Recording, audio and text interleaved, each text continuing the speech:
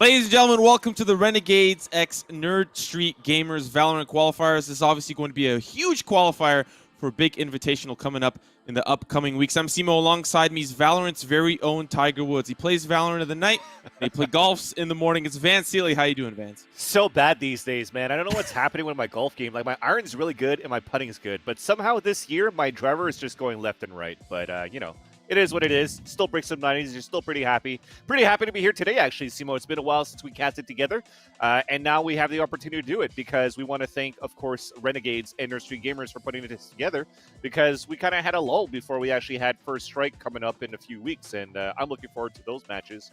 But at least now you have the Renegades Invitational, happening next week. You have a couple of qualifiers for today and tomorrow, and then we're going to see how these top teams are going to duke it before the First Strike tournament comes out. And even when First Strike comes out, there's going to be a new agent. So it's basically our last tournament. We're going to be able to see the old ways, the new old ways of Valorant. So I'm pretty excited for that one. Yeah, this is to a certain extent a litmus test for a lot of teams. You know, we look at some of the teams that are invited. There's only been a few that have been relatively announced. I'm sure more are coming along the way, but you've got teams like Space Station Gaming and Beast Coast that are involved, and they're going to be the upper finals match that we're going to be covering in just a moment. But before we do, Vance Seeley, we always have to thank our sponsors, don't we?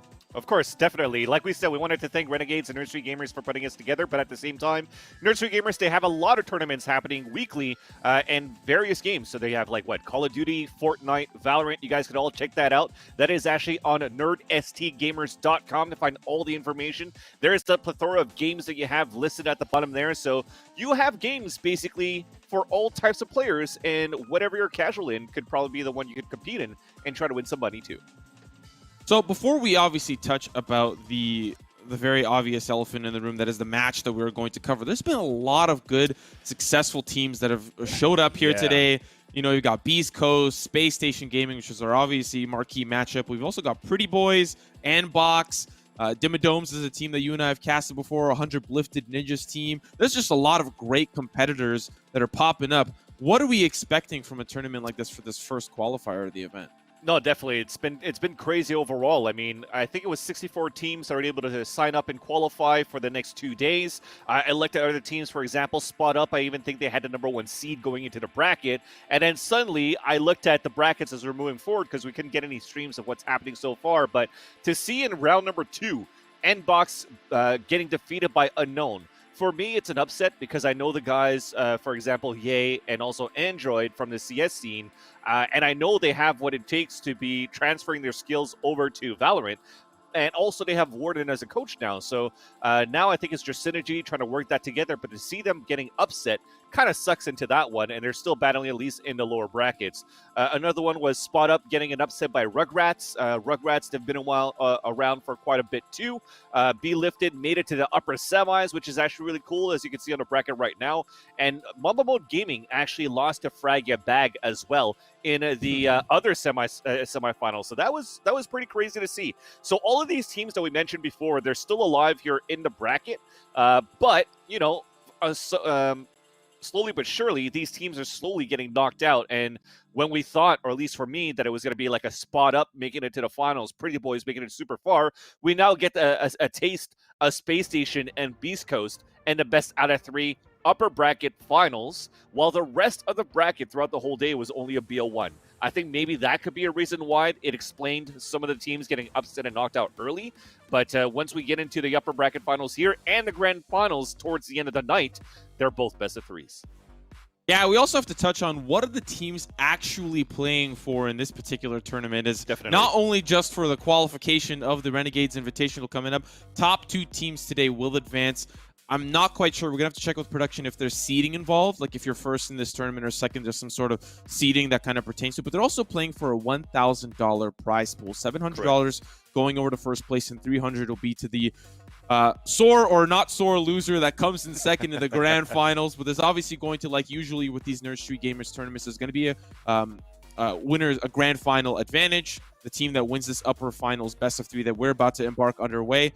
Let's actually tee that up here while we're talking about these 2 teams. One of these 2 teams, Space Station Gaming and Beast Coast, will be moving on to the grand finals. Let's have a look at what these 2 teams specifically are. Yeah, exactly. This is going to be a great matchup, I think. Not I think. I know it's going to be a good one because, Beast Coast and Space Station, they faced off against each other lastly at the Pulse Series, right? So that was basically the last biggest tournament that we saw in terms of Tier 2 events for Valorant. And these guys were in the same group, actually, where Space Station Gaming, the last time that they played, actually bombed out of the groups after losing to Beast Coast and I think losing to Rise as well in that group, while Beast Coast themselves actually made it to third place. What's interesting to look at today, and lots of proving points, for these two teams, is that Beast Coast is coming into this matchup having your boy Dre playing instead of Vegas. So I was asking around to see if it was just going to be a sub or what's happening for real, because your boy Dre recently, when he got dropped out of 100 Thieves, was still playing with everybody else under high grounds, making them come back into that era. While Space Station Gaming, as well as they just brought in Boostio for the Pulse series, bombed out of the groups, but they're still staying in that 5-man roster, right? So I want to see if there's going to be improvement coming in from Space Station Gaming since the last time that we saw them, at least the last time we got to cast them here, Simo, for the Pulse series. And, it's going to be an interesting one. They've been looking for a coach for a while. Hopefully they did at that point. But overall, if they made it to the upper finals at least, you've seen some progress. Well, I actually think there's no more waiting, no more podcasting from Vansili and I. The game is ready. The players are ready. The teams are ready. First map is going to be Ascent, picked by Space Station Gaming. I got to stretch here a little bit longer, do the classic, I don't even know what this is. I don't even know what I'm doing, but I'm stretching here a little bit more. Let's talk about the pick and ban. Yes, elongating. Yes. Why don't we talk about what we have for the map pool for this best of 3? Haven being taken away by Beast Coast. Correct. Are you surprised to see Ascent locked in first for Space Station Gaming? No, I think we've seen a lot of Space Station Gaming on Ascent before. It's a map that I like to play too. It's a map that not many teams like to pick, although they like to pick it overall over split for sure. But looking at Space Station Gaming themselves, they actually like to leverage a lot of aggressiveness from Roka, playing as a Reyna usually on that map. So if no strategies have changed, think about Roka, how explosive he's going to be trying to get the entries for the site, at least playing on the attacker side, of course, because that's Beast Coast taking a defender side first after we have the map pick here by SSG. Yeah, after Ascent, if we do have to go to, of course, we're going to have to go to map 2, but if we end up to that third map, it'll be Bind that has been selected by Beast Coast, and then obviously the Decider will end up being split. You highlighted that's not a map that there's a lot of teams that enjoy playing or like playing. I think a lot of the changes that have happened to the map make it a little bit more bearable, but who do you give the edge to if we do end up going to that third map? If it goes to a third map, I'm definitely going to have to give it to Beast Coast at this point, too. I mean, we've seen him play super well as well on that map when they played against Bomba Mode Gaming during the Pulse series, right? They got spanked the first time, but then when they had a rematch, they did a little bit better as well. I think they even won that map when they got that rematch, too. So I think I'm going to give the edge over to Beast Coast. I think it's smart for them to ban Haven so they have a deeper map pool into the best out of 3 remaining of the maps for this team.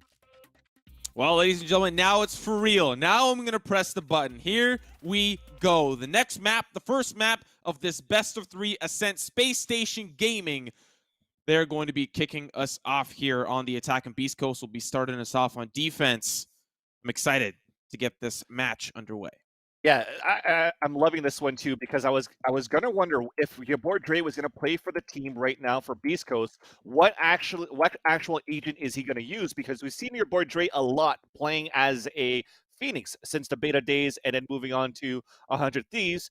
But now that he's moving into this lineup, and they already have duelists with Jammies, what is he going to play? So he's playing as a Breach. They're changing that a little bit more. Don't know if that was a role that Vegas used to play before as well with the team for Beast Coast, but I think the rest is pretty complete. I predicted, of course, Take was going to play Silva. He's a Silva main. Jammies is going to play as that Raze for sure. Elevate is actually going to change things a little bit here, playing as a Killjoy. And this is something that I like, because Killjoy, when she first came out as an agent, everybody wanted to play her because her cyber mollies were pretty much deadly and unstoppable and unfindable, of course. Now that it's been tweaked a little bit, I still like the fact that Killjoy still gets picked here in pro play. And I also thought that the debate was still going to be Cypher still the better one to use, but you could see now that the pick rate is starting to split off a little bit more.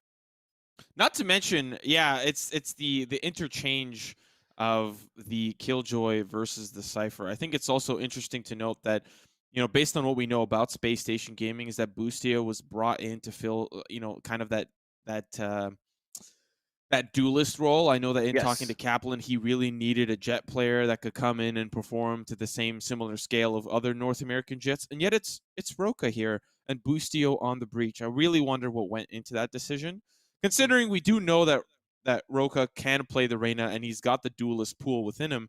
But to put Boostio on the breach, I really am curious what went into that decision, because obviously the team has been trying to find that fifth to round out the team, and become a top 10 team, right? Really compete with the others in the phase invitationals, in the pop flash tournaments, and now in the future, this next upcoming First Strike Yeah, tournament.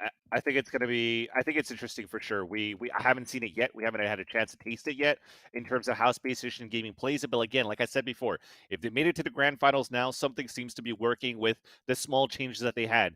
Using Roka as a jet, don't know if it's going to be a jet rifler, a jet opper, because Roka himself, yes, he could definitely op in his CS days, but he's more mainly a rifler, and mainly a rifler when we saw him play as a Reyna too. And sometimes we're stuck in our ways of saying, okay, if we have a jet, it's going to be a jet operator no matter what. But now also with the operator changes, you still have an advantage to play a jet aggressively, not only with a shotgun like a Judge, but she could still be very good with a rifle as well. Imagine if you actually had to dash into a site updraft in the air, and while you're floating down, you get to spray bullets for people that are still looking for you and doing 180s trying to find you and pick you off. So I think that's something interesting that could change in terms of the playstyle of using Jet into this lineup and putting it into the hands of somebody like Roka, who has Chris Aim. But I think for the rest, it's pretty basic right now. I think you mentioned it as well, Busio playing as a breach. I think even before the meta came out of the breach being boosted in terms of being able to carry a third flash, we've already seen teams in a past use a breach on this map anyways before that boost, before the upgrade. For Yes. example, Shazam playing it with the Sentinels, and of course a lot of the teams, if not all of the teams in Asia, thinking about, like, for example, Absolute Jupiter was a team that used breach in a lot of the maps aside from Ascent. They use it on Split as well. So having breach in this lineup for these two teams, very normal, and I think we're going to see, looking at the rest of them, you don't really even have any Phoenixes or any other type of flashes with the exception of nearsighted paranoias. So I think at that point, you definitely need that breach. Yeah, not to mention that North America's most played agent in competitive is Phoenix. We saw that graphic that came Exactly. out by Valorant themselves, and we're already seeing a little bit of an engagement go to the way of Space Station Gaming, and here's that breach once again, trying to combo that utility together. Roka gets deep, but unfortunately he's blinded by some smokes, and they will break open onto the site effectively. Elevate will try to deny that from the generator. It's B-Dog and Elevate, they just take them all down one at a time. The pistols go well here for Beast Coast, and they get round number 1 here on Ascent. That was actually pretty crazy. It looked really well for Beast Coast to start things off, but we were able to retaliate quite fast as soon as we're finally able to get through that smoke, right? So the dark cover was really well played by the defensive side of B-Dog, putting basically their opponents into running into the dark, literally, to try to get a pick into the site. After that, it comes down to a gun battle where Beast Coast wins it with one person only remaining with Take staying alive. You couldn't ask for basically a better round there for the pistol for Space Station despite them losing it. So now they're able to upgrade here with Sheriff because they know the buy is still going to be semi-low for Beast Coast. So they have a chance to turn this around right now. They'll definitely give it a shot. We are seeing at least a few assault rifles come out from the side of Beast Coast, a couple of Bulldogs or two, and we'll see if that does end up paying off. Usually on rounds like this, you want to survive with as many members as possible, because Space Station Gaming, they're going to get scrappy, and they're going to have to try to scrap things out here on the B site, which is relatively uncontested. They make their way onto the site. Kaplan's going to try to stay behind, but he gets taken out by Tig with the Spectre. But it's a quick trade. Roka going to find one. Now Tig maybe looking to try to find another opportunity using the recon bolt here. Try to set up the team. It's just down to 2 final players. And Vancilli, I don't really know that they're going to make it out alive, but they're actually doing a pretty handy job. It's down to the 2v2. Shots here from Jammies through the smoke. It's going to be crispy. And Elevate will seal the deal on that last and final frag. But I still think, Vancilli, this was relatively expensive for Beast Coast. I think it's for both teams, right? Space Coast, they lose this round here. They're going to be on another eco now. where they're going to go with the mixed buy. But yes, definitely an expensive round for the defenders too. You're going to be able to drop these bulldogs and upgrade if you want. But there's a possibility, as you can see right now, there you go, that they're still going to keep SMGs because they know the buy is still going to be low on Space Station's gaming side. So I like it. I like the attempt that they had for the attacker side for SSG. Like I said, you had the Jet dash in this time with a Sheriff trying to open up the site. But they played it super passively there for Beast Coast. I think they expected some kind of rush, so they wanted to play the retake. Get the spike down. We don't care. We just want the round, and they got it. Revealing area. Nevertheless, that's still going to be credits into the pockets of Space Station Gaming. Getting those spikes down is still going to put at least some money back in their pockets. But like you said, it is down to yet another pistol for them. A couple of Sheriffs here and there. And they're hoping to get that after this round. If they do end up losing, they'll get that third round loss bonus, which will put him at relatively even footing with Space Station Gaming. But they're going to be looking to push in here. It's Tiggy's playing close left, and as they start to funnel through, they do get a little bit of a hurdle here by some of that utility. Roka actually gets in once again, has the Blade Storm, but he's taking dangerously low, has the Sheriff, and he's going to be the deputy trying to take him all down. Jammies from the side with the Bulldogs down to 2. Kaplan with the swing shots going to be good. The Jammies with 4 on the round seals the deal on the last frag with some utility. Beast Coast are now up by 3 to kick us off. And this is where things are going to start turning around. The op is going to come in too, but you know the money is going to be super low after this buy. Yeah, there you go. They know that they can't go for the op yet for Jammies. Like, you're looking at the rest of the team. You got a couple of guys that are still pretty low, so you have to drop weapons for your teammates. I mean, Jammies could go for a rifle if he wants to. There you go. He gets the upgrade. But now it's a big gun round. So it took 4 rounds into this game until we have a real gun round, with the exception of B-Dog. He can't really afford to go up with this upgrade. So Space Station did very well so far to continue to dwindle down the economy to slowly get these rounds in on the attacker side. Ooh, I like how Jammies here is just really not caring about the drone, but it actually costs him his life. I know he was trying to fight the battle instead. Ingsky gets into a little bit of trouble. Now can be flashed. We're seeing that swing around. He actually almost takes down your boy Dre. It's the shock dart from Kaplan that'll send him down, and now it's the man advantage here for Space Station. Roka looking to try to dwindle those odds even further. Does so successfully. Cloudburst gonna help him escape. Now it's the 2v4 as things are a little bit of a standstill here for Beast Coast. Kaplan, oh, Tig. Never mind. Sorry. Kaplan takes out Tig as he was trying to lurk around. Yeah, definitely. You saw how they were playing with that raise. Jammies, like you said, didn't care. His goal at that point, because his cover was blown, was just try to get as many kills as he can before he died. He didn't even get one, but that could have helped definitely. Yeah, it was just business as usual, at least for this round. I think Space Station played it well in the sense that Beast Coast, I think, tried to force the issue in being the aggressor at the beginning of the round, but it didn't really work out, did it? Correct. That's one of the ways that you want to play Ascent these days too, is not necessarily playing Turtle back into the site. You have to push either extremities. So you saw there on the A side, with the Killjoy abilities that they had, they just turtle up into the site and watch tree. But for the rest, it was Jammy battling towards that link and had a double push towards B main. But despite that, even Jammies, if he got 1 kill out of that, I think we would have changed things over on that Beast Coast push on that B side and maybe swing that round over to their favor. But unfortunately with that, Jammies dying doesn't help at all. Jammy's gonna be using that showstopper like a shotgun. Roka gonna take it straight to the dome at really close value there. But Bustio trying to get a little bit of a fault line. Kaplan with the arrow there. Hunter's Fury will take out one. Your boy Dre swinging with the Sheriff there. It's actually not looking too bad here for Beast Coast as they find 2 picks early, especially with that showstopper. Now things are slowing down for Space Station. Yeah, early aggression again. You want to land a mark here for Beast Coast side. At least they have a 1-minute advantage. So it started off really well to take that mid control. But now it's back in favor here of Space Station, and they're kind of low on the money. So I like at the ult, try to change things over earlier on for Beast Coast. Yeah, your boy Dre was a first responder there after all the dust kind of settled and he was not able to find a pick. If he does there, I think in that instance it really opens up the round for Beast Coast. But now in a 3v3 with things, of course, being even, there's a lack of weapons here. The Killjoy also going to make things even worse for Beast Coast. They're going to try to make their way in at least the best way that they can. But Tig is maybe hoping to take it out before it even pops. The swing's going to be good. Takes it out, and he will, but no, it still gets detained. Kaplan will take out Elevate, trying to lurk through, thinking that the Killjoy ultimate was dispersed there. But B-Dog's got other plans in store. He's going to find 2 on the round, finding a Vandal on the ground, upgrading, and also upgrading his team to now lead this first half by 3. That was a great way to play it. I mean, you sacrificed yourself. Yes, you got kind of picked off, but by the or locked down basically by the Killjoy ult. But at the same time, you're still able to kill your opponent's Killjoy at the same time. So you put the numbers into your favor on a retake.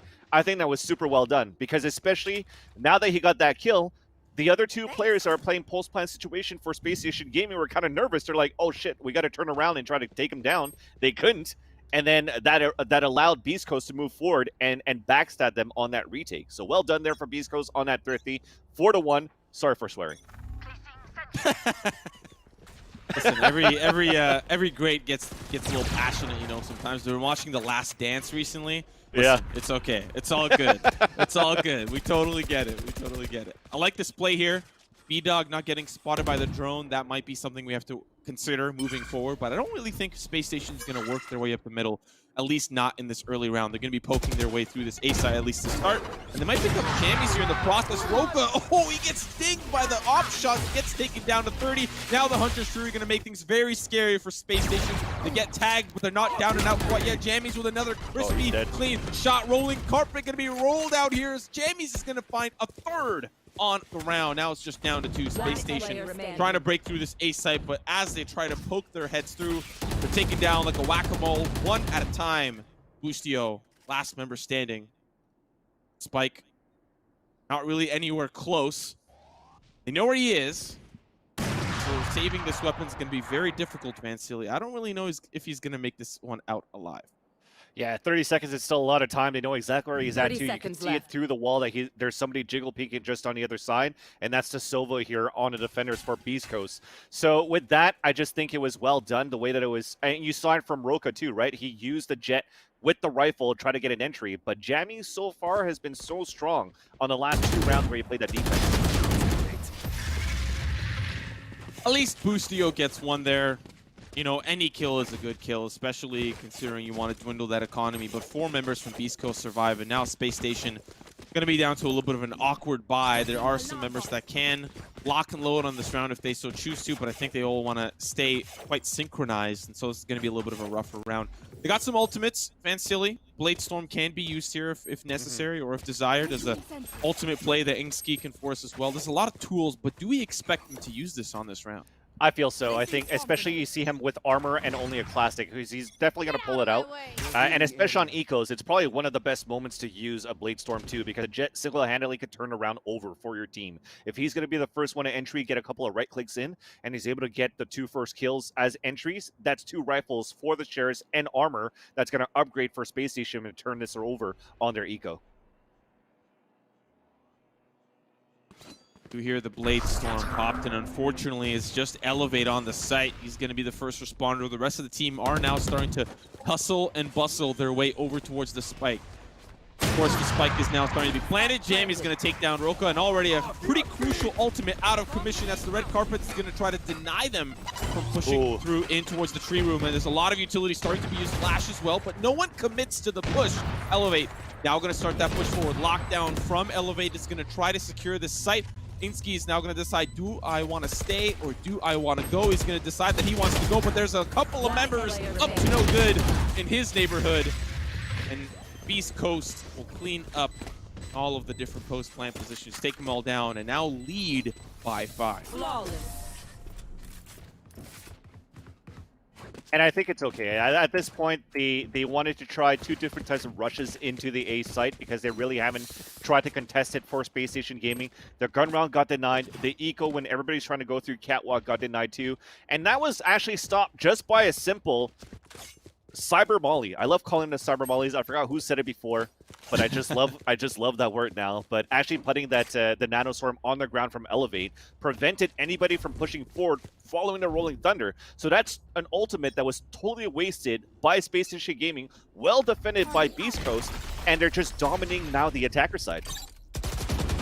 Elevate's going to try to use that turret to swing, and unfortunately pays with his life. And now this A site's going to be open for the most part. We've seen Beast Coast stack a lot of their membership towards the middle and towards the B site in anticipation for something scary.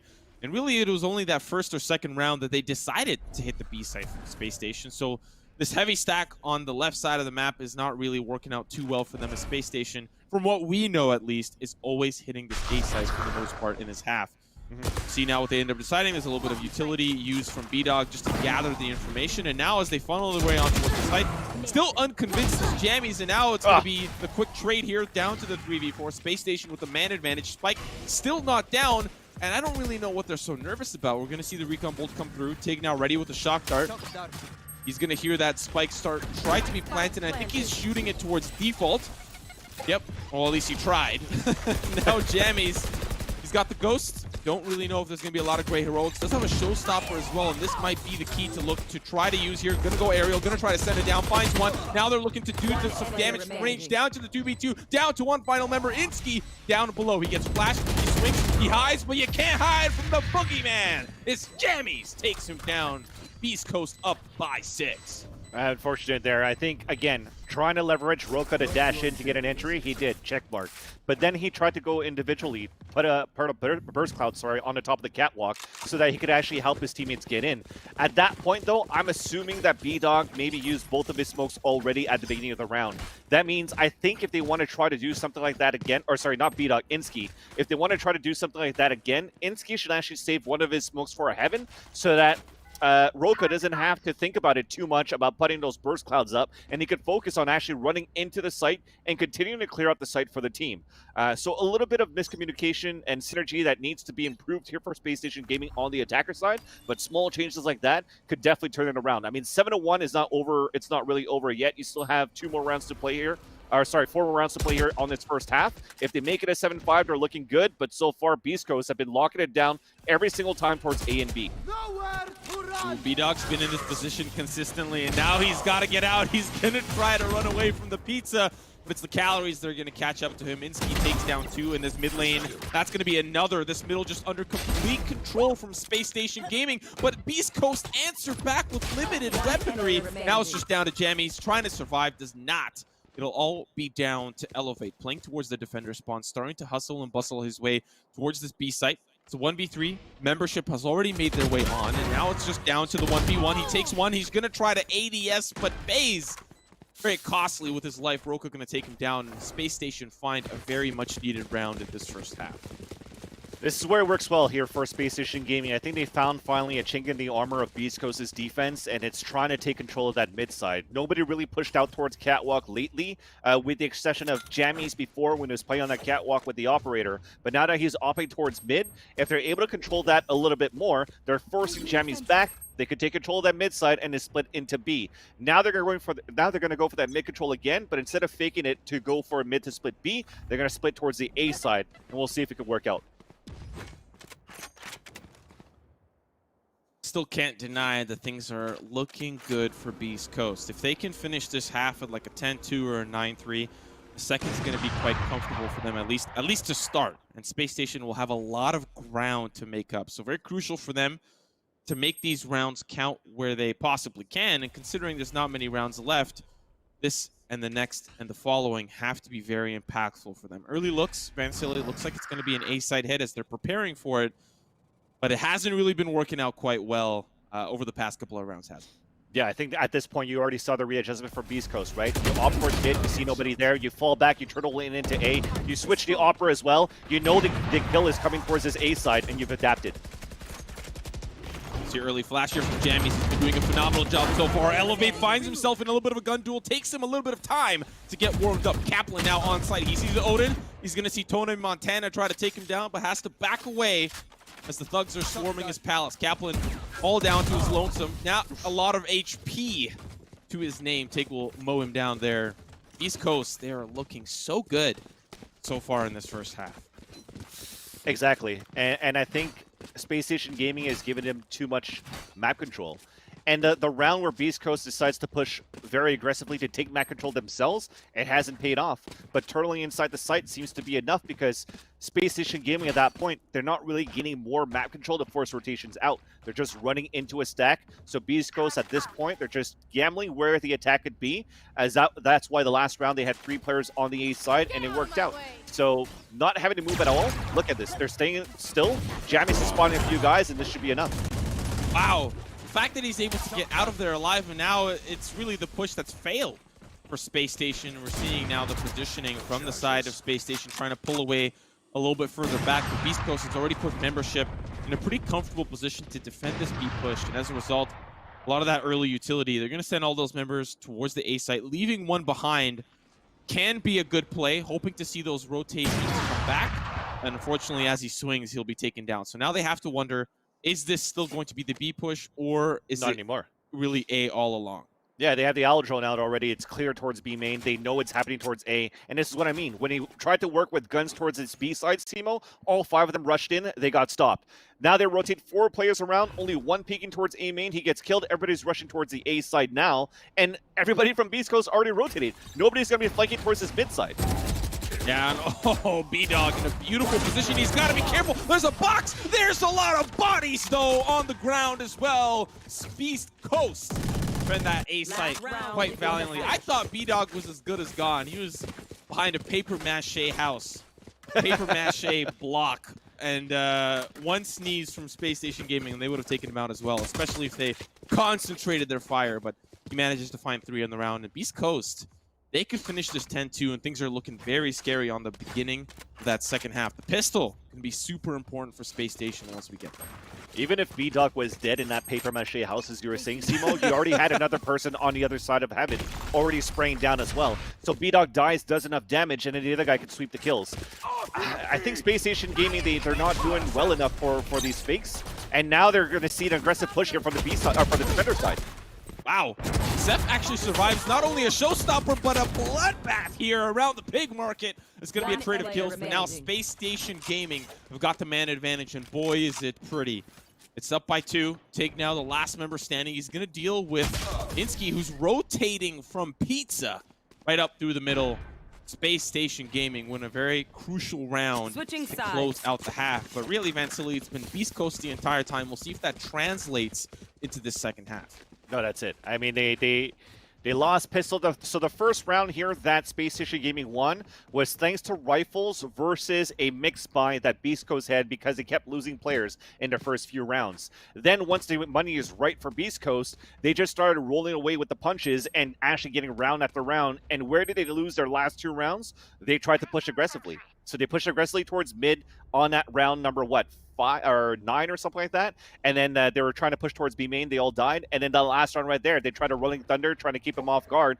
But that being said, when you see a Rolling Thunder coming from miles away, all you need to do is back up to Gelato, and it's going to be an easier pick for Seth to just get those kills. So Space Station Gaming, moment of salvation getting that last round. If they win this pistol here, and now that they have the defender side, we might finally see a game. But if Beast Coast wins this pistol right now from the way that they're setting up for a mid control, it's pretty much map 1 done here for Beast Coast in their hand. We also have to remind ourselves that this is the map picked by Space Station, and then in the next map, Beast Coast are going to take them to their home turf. We'll see if they're able to adapt on the fly and try to turn things back around, but we're not there quite yet. We're going to have to deal with the rest of this map, and the second half has just begun. Space Station, a lot of opportunities before them, and it starts with this pistol round. And as the alarm bots are dissipated, Seth is going to have to deal with this incredible push coming out from Beast Coast. He does have fellow Kaplan beside him, and he's going to try to get some shots down there. Blinded by the darkness, not by the light. It's the utility there from Jammies that will try to find him. It's quickly traded by another kill across the map. B-Dog's just doing what B-Dog does best, off the leash, and out an engagement coming up from behind. It's down to one final 30 seconds player. left. Broca in a 1v3, Spike going down. A lot of injured members and still can definitely make this work, but it's going to be difficult. He's biding his time, and he's just going to wait. There's no point, I think, in this instance to look for exits. He's got to fight. Great navigation there, dodges the recon bolt, but now they know where he is because he misses a crucial first shot, finds one, down to the 1v2, gets the second. He's right behind you in the smoke. Turn around, it's B-Dog, Beast Coast. They enter into double digits. And that's that's probably the biggest weakness that you have, having to play 2 guys back into the site in Boathouse. Just having a raise in the opposite team, throwing those paint shells into the back, you're flushing yourselves out. So that was a combination of a paint shell and a paranoia that came from Sidewalk as well from B-Dog, and Jammies was able to capitalize on a kill onto Kaplan in the back of the site. And that being after that, it's just an open site for Beast Coast to pay a pulse plant. You got to give it to Roka for trying a 3 versus 1. He can't do everything alone. He just needed his teammates to get 1 or 2 more kills, and they would have had that round. But now Beast Coast are running away with this game. Deploying drone. I'd imagine there's a world where Beast Coast can still lose this round, but it's not going to be easy. Their opportunity was in that previous pistol. And now they're going to have to deal with a lot of these weapon buys and a lot of mid-control from Space Station Gaming. If they can keep this under control, they can definitely try to secure this round back around. Inksky gets up close and personal. Teaches Jammies a lesson. Down to the 4v3. Make it a 4v2. Your boy Dre's got a Vandal in hand, and that is a scary sight this early on. Take the site easily too. I mean, at the round that you have, you're just trying to crunch towards mid side at mid and catwalk. You're able to only get 1 kill. You're trying to do more econ damage, but unfortunately the rifles are just too strong. So valiant attempt there for SSG. Inksky does upgrade to a Spectre, and now Seth is going to try it again. You know, if first you don't succeed, try again. The shots, though, not going to connect as crisply as Seth would have hoped. Beast Coast 2 away from closing out map number 1 in Space Station Gaming. Now on the gun round. Vansili, I honestly believe that this may be do or die here for Space Station Gaming.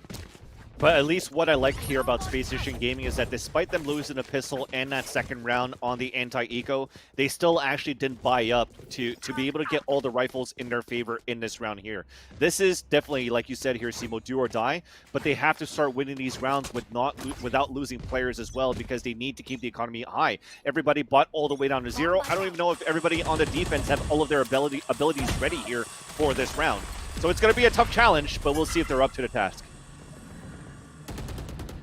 Early looks for Beast Coast. This is going to be one of their first attempts at hitting this A site, and Space Station have prepared accordingly. They've got 3 members on hand ready to defend this push. Smoke is, of course, going to obscure their vision temporarily, but now it is on the opposite side that they're sending in tools and other smokes and flashes to try to stop Space Station Gaming from looking into their own site. They're going to hide down in hell, and that's the only thing that they're going to face the wrath of T-Dog, but it's been really nullified very quickly, just like that. You blink and you miss it.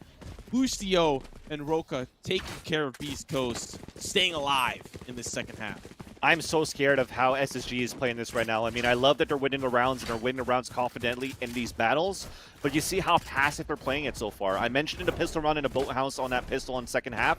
This time here, they turtle 2 players towards Hell's side to play for a bait and switch. But imagine if you actually had, you literally have a breach here on the attackers. So if you actually flash towards the Hell, or you have an Omen that's going to smoke towards that backside, you're giving the site away here for the attackers, and you're hoping to get lucky on mispositioning from the defender's side. So you're not really bringing the fight to them. You're letting it come to you, and it's tough. It's close. I like how Roka played that as well, and now it's going to open things up, but it seems like Jammies has other things in store. Showstopper denied. This has got to be a round for Space Station Gaming. They've already set up accordingly. Inksky in a lot of trouble. He's going to get mowed down by the Cyber Molly, and now things are relatively even or doable here for Beast Coast. They're trying to break through, trying to send a couple of blind sprays through. They don't find anything, nothing successful quite yet, but they still might want to hit this A site with a minute left on the clock.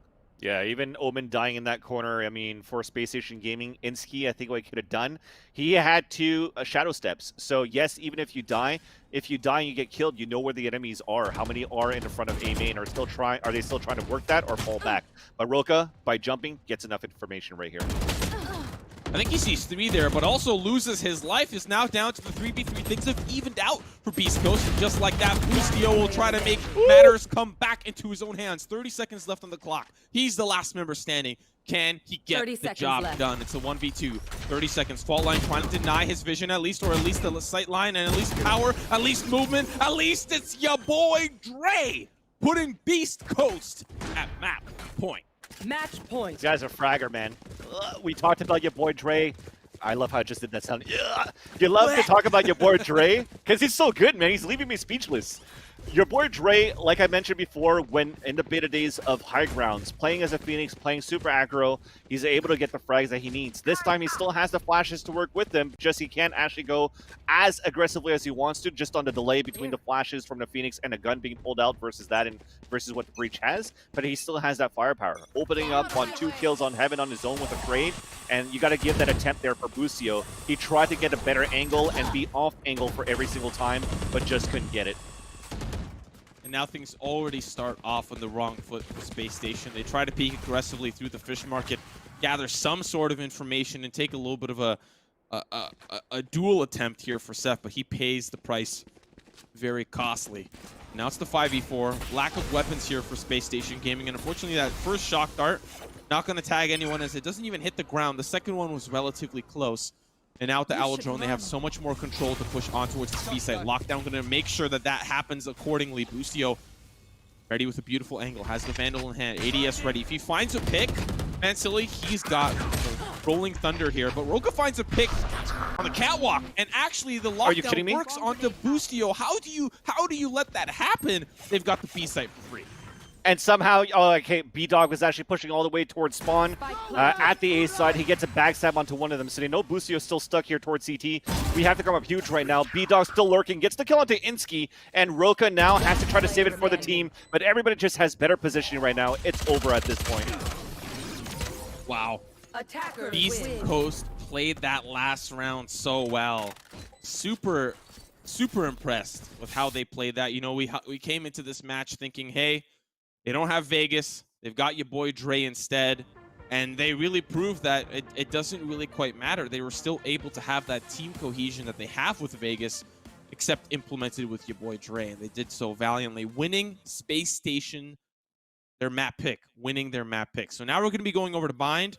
Vansili, any closing thoughts on how that specific map unfolded? You got to give it to Beast Coast, at least at that point, to definitely set that tone, set that mark into the series, and they really want to make it into the Invitational. So, like you said before here, Simo, it's $1,000 on the line pretty much. They secure at least $300 if they make it into the the grand finals, actually, winner of this series. So Beast Coast being able to win this one 13-7 against the map pick of Space Station Gaming, where I said I wanted to see Roka pop off. He tried, you know, he did what he could, but he needed more from his teammates. I think for the support, I'm not necessarily talking about frags. I'm just talking about how the communication could have been for them on the attacker side to try to entry into his site. Could have been worked out a little bit better, because for me, in Valorant, frags don't really matter unless you're like a duelist and you're not getting kills at all. But I think he needed a little bit more on his end, and Beast Coast just did such a good job to just hold him back, because they never forced their opponents to rotate for Space Station Gaming. We'll see if Space Station Gaming can bounce back. Ladies and gentlemen, we're going to throw to a quick little break, and when we come back, Beast Coast going up against Space Station Gaming on Bind for map number 2 of this best of 3. You don't want to miss it. We'll be right back.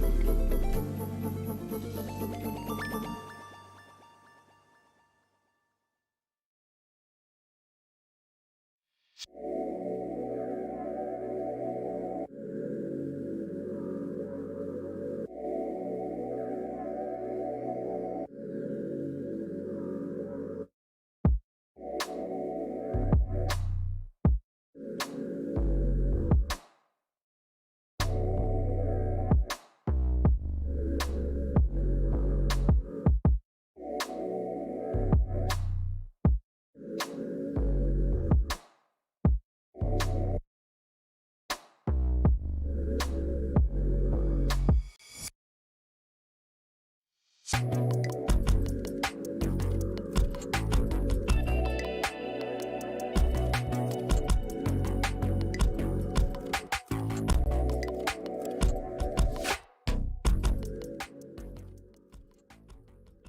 and gentlemen, welcome back to the Renegades x Nerd Street Gamers Valorant Qualifier. I'm Simo. Alongside me is the man who's good on the green and good on Ascent. It's Van Silly. We're going to be diving into Bind. Unfortunately, not Ascent. Van Silly, how are we feeling about this second map coming up next? It's a tough one, man. Like I said, it is going into a map that Beast Coast have chosen.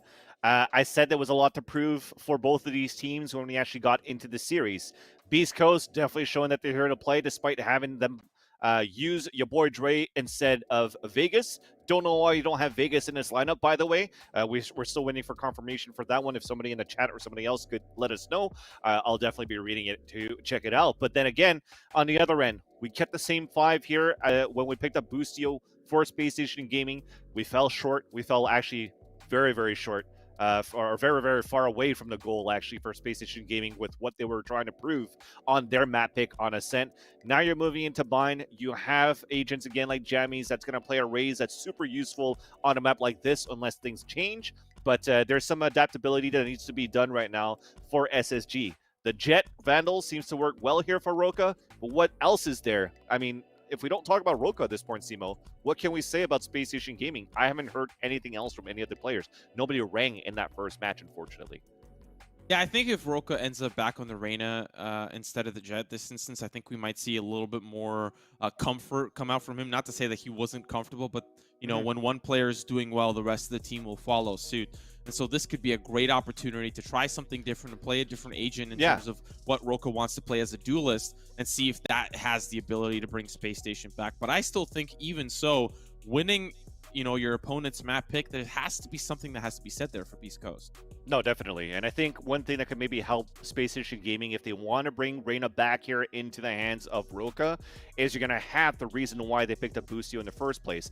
Bringing Jet back as an operator, or at least Jet back as a rifler to help out the team. Now you have 2 duelists to really help out moving into that map such as Bind. Because when you're looking at it, the composition that they had for SSG on that first map, they really only had Jet to try to open up the site. I think now you can maybe add a little bit more with a Jet and a Reyna, and if that is the case and they're able to open up more, that means that a player like NSG, for example, will have to focus less on getting the timing rights for the smokes or the paranoia, and could actually start lurking and helping the team out for the backstabs.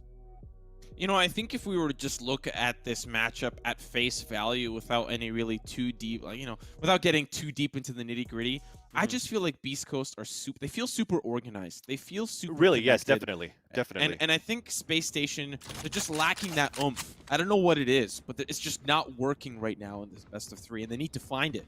And if they want to take this to map 3. No, definitely. I think we're starting the second map right now here in Beast Coast. I didn't say a lot about them because they're so concise and cohesive. And a 13-4 victory that they had on the first map, they don't really need more to be talked about, right? Everything just worked and clicked well for Beast Coast that you can't really start talking about what they could fix into the series. We do see that there is a slight little broadcast graphical error. I think Space Station's on the defense and Beast Coast is on the attack, so we'll get that sorted for you so we can follow the action accordingly. And as the action continues, it's the A site that Beast Coast want to hit. Recon Bolt comes out. Lucio from behind. He's got the raise. He's got the action. He's got the damage. Finding 3 on the round here for Space Station. Down to 2 injured players for Beast Coast. You're not going to find 1. Putting it down to the 2v3. Jammy's looking to get involved as well. Has the classic in hand, but I'd imagine the connector play is the correct call. Jammy's sticks around, leaving B-Dog by his lonesome. This is going to be a very difficult site take. He's got the spike down, but Space Station are coming. Super well held there for the defender of Boostio. And like I said, you didn't have him on the Jet, but at least you have him on a duelist. It pays off. It's more firepower, and now they have the 1-minute advantage and even health advantage on this retake. Jammies is going to try to lurk from behind, and B-Dog's job here is to try to stay alive for as long as possible, and that already goes sour. He's going to be taken down. Jammies now trying to lurk through B long, and he sees the spike in sight. He sees Roka up on the box, and he only had 10 HP, Van Silly. There was not a whole lot that I think he could have done. Space Station winning round number 1. It's an important round to win. They need that confidence boost to carry themselves into the second half. Yeah, and you see the composition change as well. Seth staying as a Sentinel too, though, but instead of playing as a Killjoy, he's playing as a Cypher, which is great actually to have for both of these teams, actually. A Cypher just adds a lot more in terms of information you can get for a team, even solo hold a site until you actually have to play a retake on either side of the map. Sometimes you see him playing towards A, towards B. They're both viable positions here for a Cypher. So I think the compositions are looking really crispy and good here for both of these teams. Actually, they're pretty much mirrored now. Yeah, not to mention there's on the side of Beast Coast, last time we saw your boy Dre on the Breach. Now he's on the Reyna, so he's going to be getting involved from the duelist perspective. Kaplan in a little bit of a tough spot, and as he tries to escape the pandemonium, the shot dart and the ghost will seal the deal on two members there from Beast Coast. They'll nullify that on the opposite side of the map, trying to provide some pressure. Boostio's got other things in store as the Bulldog is let off the leash and finds one on the round with the headshot. Still trying to lurk through. Jammy's trying to reposition in towards Lamps, and I think he does so very successfully. They have no idea that he's coming from behind. In fact, he's gonna probably get this kill for free. Your boy Dre has to survive here to win the round. He does not. Now it's just down to Jammy's 9 HP in a dream, but that dream is very slowly starting to become a nightmare. 1v3 scenario. He's got utility. He's got a classic, and the spike is currently being defused. And he's just going to save that classic into the next round, maybe trying to find NSG on the way out. And all he's got to do is correctly swing and win that gun duel. So now Beast Coast, they're on the gun round here, Vansili. Let's see what they can do. Yeah, I think he was even running towards that spawn to see, just in case if the person that he killed had a gun that he could pick up. But nothing there. It was pretty decent for an eco that they had, though, for Beast Coast here on the attack. They get 3 kills, they get a spike plant. They're even able to keep Space Station guessing on, even if they're on low HP and low economy, they could still turn rounds over onto their end. So they still want to continue that momentum that they had from that first map. But Space Station Gaming on the last 2 rounds, they've been very good. You saw Boostio that I did mention on that first map. He held it super well in the pistol. This round, a 2K here from Kaplan as that Soba is definitely enough as well to help out the team. Basically what Roka needs for them to win this and bring this to a 3rd map. East Coast very spread out here. Vansili looking for maybe a pick or two. You know, early looks on the round. They're just trying to capitalize onto something, and that's something that I think they've done before, especially on Ascent, trying to find opening picks on the round to help catapult themselves in a good position. But normally it was Space Station Gaming trying to force the issue, and Beast Coast just accepted that. They would welcome them with open arms. This time, Space Station starting off on defense. Beast Coast have to be the aggressor, and maybe that is a hurdle for them. So far, it hasn't worked out. This gun round will prove to be the first opportunity. Inski shows and sees a couple of members, so Space Station have to hightail it over. Try to anticipate. Are they going to push B? Are they going to jump through the portal? What are they going to do here? Yeah, they have to play a retake at this point. So Inski did a great job from that shoulder peek, gets enough information. Now they're going to push through from a Lear, though, and they get 3 kills out of that. Oh my goodness, beautiful stuff there from Space Station. Beast Coast now left with 2, still trying to get involved. B-Dog manages to push forward, and he's got that TP. He's got an upgraded weapon there as well, but Boostio with the Bulldog will take him down. Space Station starting us off with 3 rounds. Completely different look from map number 1.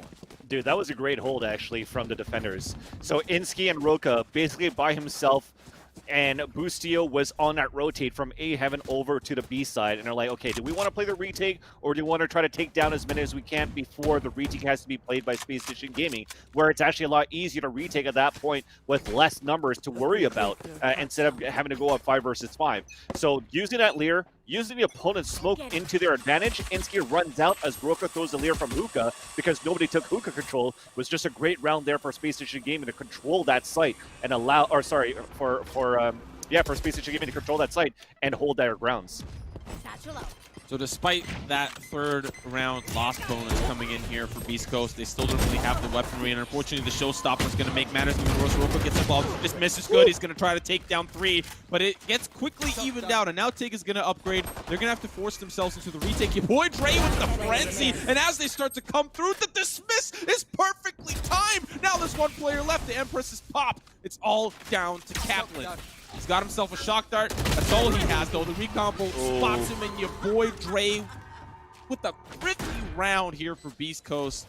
That was beautiful to watch. You just hate to see it. As much as how Roka did so well on that Octagon side, you saw where his teammate died inside B. He was inside that cubby of that B side, just what I used to like to call urinals, but it's just like the B cubby right by that site by Tin. And because of that, you allow the opponents on that hookah side to just get more control into the map, not giving enough time for your teammates to rotate over from the spawn side. So readjusting a little bit, maybe playing back left side instead, so that you force a rotation to look out towards that area instead of having to look back towards cubby and towards that spawn side, where it's an easy lineup for those kills. So greatly played by Beast Coast. Now, once again, it's Space Station Gaming in a little bit of a decent scenario. It's the shots here from Roka. Now trying to escape. Elevate's got other plans in store. It's the 3v3. And members from Space Station are scattered. B-Dog's got to deal with them. They're trying to escape the connector play here. And B-Dog is all trying to... What? Love it. What? You love it. Seth? Now he's got a 1v1. He's got a Phantom in hand. Light armor and full HP. But Tig is hightailing it over towards the other side. I have no idea how that fell apart because Space Station, they were on the eco. They didn't really have the best, weapons to deal with. And now it's boiled down to a 1v1. Is a good eco so far, and I'm just looking back at a replay on that stream of what happened, of how they lost that Thrifty on a previous round. Again, they just rotated over and allowed the left side to be taken over by Beast Coast. But on this 1v1, the spike has been planted, and it's not really planted here for where Tig is at. So he's going to play a very risky position, and we'll see if it pays off. 1v1. Here's the footsteps. Here's the tap. Here's Seth. This pesky little Cypher hat takes him down to the headshot. Pretty simple there. It was, like you said, a risky position, but nevertheless, it was even riskier for Seth to check 3 million angles on the site. True. There was a lot of different areas that, Tig could have been playing, and he played it well enough that he wins that 1v1. And so now Beast Coast, I thought for a moment we might have seen a very similar first half from Ascent, but things are even. They're going tit for tat, blow for blow, and Beast Coast are trying to catch up to even the round difference. Yeah, but Space Station still did very, very good with the Sheriff round that they had on that previous. Now they have an AWP in the hands of Kaplan, so you're changing the AWPing situation a little bit as well. And AWP actually legs Elevate down to 7 HP, so a great start actually for Space Station to start things off. They know how aggressively Kaplan has been playing these showers the whole time since the beginning of the pistol round. I think there's a way they could take advantage of that moving forward. Kaplan with the AWP here. We'll see how he ends up using it. I've heard before that he is the in-game leader for Space Station Gaming. We'll see if that changes. Usually when you're the AWP player, you want to be able to do the leading, and so does he. He's got those frags too with the AWP, and now Seth will follow up as well, just down to B-Dog, who I believe used the ultimate to get back towards the defender spawn. He finds a pick there, but now he's got to be careful. Boostio coming in with the backstab. And it's going to be not even the backstab that seals his fate. It's Inski. Space Station Gaming defend the A push. Oh yeah, he was stuck in there like an ice cream sandwich, and boy did it taste good for that kill. So 4-2, a great hold for Space Station Gaming. They needed to turn it around early and convincingly, and they did. Only losing one player due to Into the Shadows from Beast Coast's Omen, and that kill allowed them to actually take a little bit of control there for Beast Coast, but that was it. Nothing more than that for B-Dog, and it's just going to be Space Station Gaming. Still, they're going to have to face against rifles. It's rifles and small armor, and a Sheriff for Elevate with no armor at all. I'm still not writing it off. Beast Coast are that good. I think the real question becomes, Vancilis, what is your favorite ice cream sandwich? Not our Beast Coast going to win this map. And now you have to answer. It's going to be the Klondike ones. I love the Klondike sandwiches. And Beast Coast, are they going to win this one? I want to say no, because I want to see a third map. I want to see a good team. Yeah, true. Split will be where we end up going, and we'll see if Beast Coast ends up going with a round win here. It's the 4v4. Hunter's Fury from Kaplan does tag one with that last one there, but not really going to transfer into a frag. Boostio loses the 1v1. Tig swings dry, takes that down. Your boy Dre providing some firepower from Hookah. So they've got a lot of great control here on the B side. There's a player in the tuna can and one in the elbow. See if they can do the hokey pokey. Azinski's just trying to push forward, trying to get the smoke under control. Kaplan, the recon bolt there. Oh, he's tracking him. Oh, but it doesn't connect. That's so unfortunate. Tig now going to try to get that spike planted. You're seeing those shock darts come through. I don't think Kaplan's got more left in the tank. So now they're getting into post plant. They're playing towards the long side and the hookah side, and Space Station Gaming, they've got to answer here in the retake. That was so close, man. You saw it. He was hearing the footsteps just outside the smoke. He didn't want to risk the shot, though, because he was afraid somebody might push in case he lost the shot. But can they retake it? So far, the smoke works out well, but they still could just ping the spike as well. So they have to come in for kills right now. Oh, kills they will find your boy Dre and Elevate. Seth just trying to get involved, and he does so valiantly. He's going to try to escape now. And in the open arms of B-Dog and B-Short will take down Seth. Tit for tat. Beast Coast are trying to catch up there. And you know, Vansili, in the worst case scenario, if all of the different members from Beast Coast ended up falling to that retake from Space Station Gaming, Tig had a Hunter's Fury that he was ready to, you know, as you said, ping the spike, and you would have just been okay. Now he gets to keep it. Now he gets to keep it for another round like that. Yeah, and that's what I said, right? They had to commit for kills for Space Station Gaming.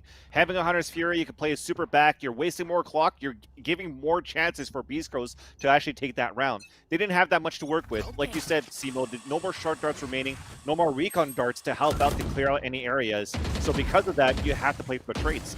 They didn't, and they paid the price. So 4-3, they're looking one round away here from tying things up for Beast Coast, where it should be some sort of a low buy, if I'm not mistaken, for SSG. I forgot to look at the scoreboard. Yeah, I don't know. It does look like they're relatively okay. Quick trade of kills, and now they're going to try to take out Roko. That's a beautiful pick found by your boy Dre. Empress now popped, which in the recent patch notes has been relatively nerfed, at least the rate of fire, but that doesn't seem to stop your boy Dre. Beast Coast. A lot of members from Space Station Gaming are split up. Pay attention to Seth, who's right near the wishbone, ready for a flank, but they don't really want the A site, so Seth is going to have to flank all the way around. There's a tripwire there waiting for him, so this flank, this lurk, we'll see if it ends up paying off. I'm just sure you're going to start to come through. He's going to find one here for Tig, and it's going to be Boostio that's taking down your boy Dre, finds Kaplan. Now it's just down to Seth. The lurk play. Now he's all by his lonesome. Probably knows how Lil Uzi Vert feels like now, and I think Beast Coast are going to tie us up 4-4. They're starting to see that B seems to be easier to take right now, as entries are kind of a little bit easier at that point. I mean, they got lucky off that wall bang that gets the headshot onto Roka as who's looking for some cover inside the fight. But the timing is, that means that the timing's perfect for Beast Coast so far on how they want to aggress inside B. So Space Station Gaming, they have to adapt to that point, but I think once they start adapting to the B side, you're going to see Beast Coast switch it over and go over to A. Now, I think they did have a rifle round, so Seth is doing the best that he can to just try to save his rifle. The rest of them are going to try to hunt down at the same time too, but this gun is much needed into the next. Yeah, he's playing this very defensively. He's got the camera set up. We see B-Dog trying to chase him down, but with not much time left. Oh, down to 4. Oh! One shot of a bullet. They could have thrown a rock at him and he would have fallen over, but he survives, carries that Phantom into the next round. You know, you talk a little bit about the duels that occur on that B site. You've got Roka, who's been, like you've called out before, he's been doing good. It's the rest of the team that can't stop the push, and I don't even know what it is. I don't even know, like, you know, in that round specifically, Roka finds a pick down long, then he rotates towards Hookah, and they just take him down, and the other team can't follow up. It's a big problem, and we'll see if Space Station are looking to solve it in the round. And it is. They're trying to take over this Hooper control, but they only have pistols to work with, right? They already saw Roka at that point. He's already low on HP. Now they have a Paranoia. They have great ways to take control of this Hooper so far, and they're still committing to it. That Rocket's going to get a kill too. They're trying to pitch in from both sides, but it's just going to be Beast Coast just too strong here. Yeah, Boostio's the last player standing. He's got the Sheriff, and he's got a frag. Now it's the 1v3. They know exactly where he is. Rather play it safe than sorry, but he upgrades to a Vandal. That might be very costly for Beast Coast. We'll see how Boostio ends up playing it. We do have positioning there from the side of Elevate. He's playing in the defender spawn, while the rest of the team are going to hold on a potential A short or showers push. So they've got all their bases covered. It's now up to Boostio to see how he wants to play the ball game. A valiant attempt there for Space Station Gaming. Like I said, they tried to pinch over from teleporter to short, something not unusual to see on eco rounds, and able to get 2 kills out of this one, and Boostio looking for some exits. I think even if he dies, this is what, 5 rounds in a row that they've lost so far here for Space Station Gaming. So they'll get $2,900 plus the 2K I think that they had saved into that previous round. Everybody could buy. So Boostio, even if he loses a gun, okay, he's trying to forward this frag, but he won't. Could try to build up the ultimate points if he could too, but he's going to build one up by dying instead. Oh, no. Man, when you die like that, you probably feel like a melted Klondike bar, don't you? Don't you, Yeah, silly? yeah. That's how it leaking feels. between the cracks of your fingers, and you're just like, crap, it's all sticky now. It's uncomfortable. They're in an uncomfortable position right now for SSG. It sucks. They started off so well here, Simo. Yeah, 3 rounds in a row, and then after that, once the economy started to pour in for Beast Coast, they couldn't quite keep up. And like you highlighted, it's those duels that have kind of gone sour. And this time, they're spread out a little bit more, maybe looking for some picks or some power or some presence towards the A site. We haven't seen a lot of showers control from Beast Coast, but this may be at least a look. Jammy's looks inside, sees that no one's showering, and backs away. So Beast Coast, I think, is going to be another B site hit as they prepare some of that utility. And they're trying to get a little bit of information, and that recon or the recon owl that went through the teleporter at least saw that Reyna. So that's a bit of information, but that's the only information that they saw here for SSG. So nobody's really rotating over, but they're also just gambling and stacking towards this B side because, like I said before, Beast Coast likes to take the advantage of this B side first, and they've had much success going towards this B side as well.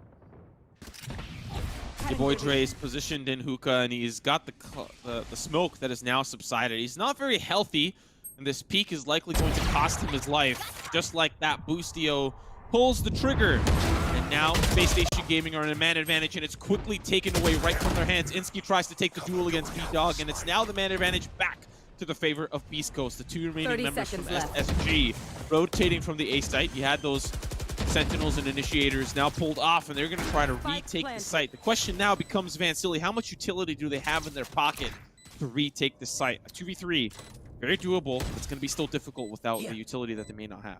I mean, 40 seconds left on the camera, so they won't have that. And they're waiting for the recon dart. That's going to be in 10 seconds. They don't have that much, so they're going to have to body it out. And Kaplan has to come up huge. So at least that's one. Oh. And he lines up the last 2. So at least he knows what the last 2 are, but that's not enough. B-Dog picks up the last kill, and it's tough at that point. I mean, you already had 3 players, Simo, stacking inside that B site, and you still couldn't do enough to at least even up on a 2 versus 2. Yeah, that's tough. You know, in that particular instance, Kaplan had a huge opportunity. They were all lined up, like you said. Like, the most beautiful lineup. 3 players, 1 in the tuna can, 1 peeking out from the tuna can, and 1 in the cubby. And he still only was able to find 1. Good reactions, though, from Jammies. I have to give credit where credit is due, finding out that was a very tricky lurk play from the elbow, as they were thinking that they were likely going to come from the defender spawn.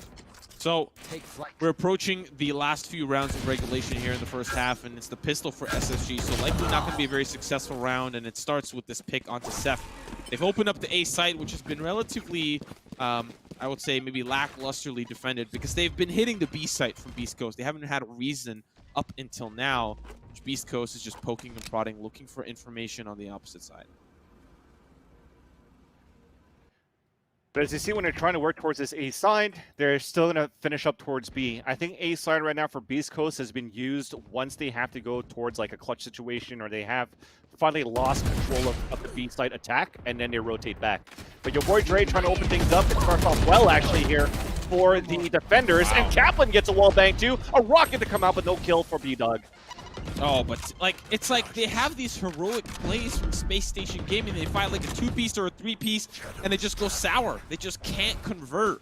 Like Tig holding down Hookah, and that was beautiful. He finds 2 picks, nullifies the damage that's already been done, and now it goes down to the 2v3 scenario, which it feels like time and time again has gone the favor of Beast Coast. Like, you know, people say just better as a meme, but it just feels like in this instance, Beast Coast are just better. I don't know what to say, and look just like that. They try to go for these heroics, and it doesn't work out. I don't know what Space Station can do. So far, it's been going well when Kaplan has been playing aggressively towards the showers, right? The op shots that he's able to get earlier on. This time they're switching over the op over to Boostio. They can even go double op if they want to. There you go, they will. So they're going to switch over probably Boostio to op towards his B side. You have Kaplan at this point, because they only have 2 players playing inside A, he's going to have to play more passively, where that's where I think they're missing the ball slightly, because Kaplan has so much success pushing towards that washrooms before, towards that showers, and that gives already so much map control for the team. Instead, they use the camera to spot things off instead, and they could get this stack towards this B side. So again, I was maybe wrong. They actually adjusted super well to look back towards the A side with less players. Last round of regulation for this first half. Space Station have got 4 ultimates available. I anticipate all of them being used, but pay attention to the Hunter's Fury on the side of Tig. If they get that spike down, it's going to be very difficult to get that spike to use. We are going to be looking at a potential engagement here. It's not potential, it's for real. Seth will take out Elevate. We'll see if that's nullified quickly. It's down to Roka. He's able to defend the hookah push, at least temporarily. Down to the 3v5. They have an Empress now on the side of Space Station Gaming. It's going to be the Hunter Shuri from both sides trying to make ends meet, and Roka is just doing what he does best. Now to Empress as well on the side of your boy Dre, and just like that, Space Station Gaming, they dismantle Beast Coast and put themselves at a 7-5, which eventually I don't think is too bad. I don't think it's that bad at all. It was a great start. It fell, the grip kind of like slipped a little bit for Space Station Gaming, but they finally got back up here into the last round. Just a different way from taking a Showers control, and they did it super well, right? Having Seth put in that camera, seeing that nobody's playing to take control of that Shower side, he took the advantage to push forward and continue to flank, and actually got the kill onto a mirrored Cypher, which was Elevate. So I think that was a super well way to play. That gave him enough information for Beast Coast, knowing that the attack was happening towards his B side, and then you just have Roka doing Roka things with his ult up with the Empress, and able to get that hold towards Hookah. So naturally, that was a really well held round. Sorry, for Space Station Gaming. Let's see how they do on the attack now. Pistol could be very important for both sides. Beast Coast potentially put up 9-5, and Space Station could tie things up. Very successful pistol, but Beast Coast are now on the defensive side, and we'll see how these early reads bode well for them. And early, I don't really know what happened to that Roomba there. I don't think anyone shot it, and it just hit a wall, and now it's gone. So Boostio maybe upset about that one. I don't think that was supposed to interact that way, but it did. Unless somebody shot it and I just missed it. If that's the case, then my apologies. But Space Station Gaming, looking back at what their philosophy here is for this first round, they're just playing it patiently. And we might see a lot of this. There's a lot of teams that play fast. There's a lot of teams that play slow. And they just might make Beast Coast antsy. And so far, that seems to be the case. We're seeing now the push start to come through here for SSG. Your boy Dre playing close towards the right, hiding behind the box, and he doesn't even need to swing. Jammy's going to take care of everything. Don't worry, Daddy's got you. But they're going to start to go onto the site. It's all down to the man I just mentioned, Jammies. Roka getting up close and personal, sending one little tea bag. After that, throw it in the trash. Your tea's ready. That one looks so dire, actually, on that pistol round for the attacker side. Just a trap wire and paint shells was enough to destroy the attack and the push from the attackers. I think that was Boostio and Seth inside the showers that got picked off. But the rest at short A did their job. Space Station Gaming were able to open it up there on that U side, and Roka able to open up the rest for the team. So, moment of salvation. Space Station Gaming, they have the advantage now with the weapons too. They have a chance to tie it up as well, but they also need to win this round with less casualties. They have 4 players buying down all the way to 0, maybe even 3, at least 3 at that point. So you want to build that economy up so that this next bonus round, if you win this one here, if you lose it, you could still get rifles 2 rounds forward. So Space Station Gaming, they still have to play it slow because Beast Coast on their eco are playing such tight corners here with the shorties. Jammy's already going to lose his life trying to push down B-Long. We've got a little bit of a human centipede in the tin can. 2 players connected by their backsides, holding down the shorty, hoping that if anyone decides to peek through, they'll take them down and disconnect. We'll see now Beast Coast commit all 4 remaining members towards this B site. Fortunately for Space Station, the spike is quite far behind. If they want to hit the A site, they can. They've got 2 members that have already worked their way towards the defender spawn. And I think that Beast Coast have no idea that they have membership from SSG coming in from behind. It's been a beautiful flank. Now we're going to start to see the swing. And they know that they've got 2 players coming in that way. Elevate is going to be the one that pays the price with his life. But now the shorties are going to come to fruition. We're going to see one come here from B-Dog, and he's going to lose his life down into your boy Dre. And, of course, Tig. But they, just as they begin to fight, they get taken down. So a good round here from SSG. Beast Coast now on the gun round. This is where we could see them re-find their lead. That was really well played there for SSG. Knowing that they have to face off against shorties, now that it's going to be tight angles as well, they moved in as a team. Instead of having one lurking around and trying to get entries where he could actually give a gun away, like you saw it, one guy died, already 3 other players peeked out to trade right away because you simply just don't have enough bullets in that shorty. So I like it. They lost, what, 1 player out of that one too? So that's 1 upgrade there needed for the attackers. And they're going to move into this bonus round and see if they could actually get another round in their favor now on the attack. Ooh, Elevate. I don't think he gets caught out there by the noise. Now he does. So they either think that he's pushed in or that he's pulled back. There's no way to tell. But now that they've obviously made it past their own cyber cage, they know that he's not there. Space Station ready with this push on towards the A site. Elevate is going to be trying to play close. Roka finds an early pick onto B-Dog, still paying attention to this angle. Elevate, 2 members already down, make it 3, down to 2. Roka getting involved. This is the Roka that we wanted to see. Jammies, unfortunately, gives Roka the 3-piece flawless round from SSG. This is what we wanted to see from Ascent, and now we're seeing it on Bind. Better late than never, and now they are leading by 1. And this is why somebody like Roka is so much better, or sorry, Reyna is so much better for a player like Roka. Opening a site single-handedly, as soon as he gets a kill, he could decide, do I go for a Devour, do I go for a Dismiss? He went for a Dismiss to try to get more information, gets another entry, he gets to heal up if he wants to, and even like just clears out the site by himself so that everybody that's behind could just worry about spike planting and post plant. And we saw the same type of play on that first map when it was on Ascent. But since he can't heal or dismiss, as soon as he dies, trying to take control into the site, that's it. Everybody else is still behind, and nobody's able to frag back. Roka is leading the charge here for SSG on this attack. Really making them feel super comfortable, and it spills over that confidence into the other members of the team.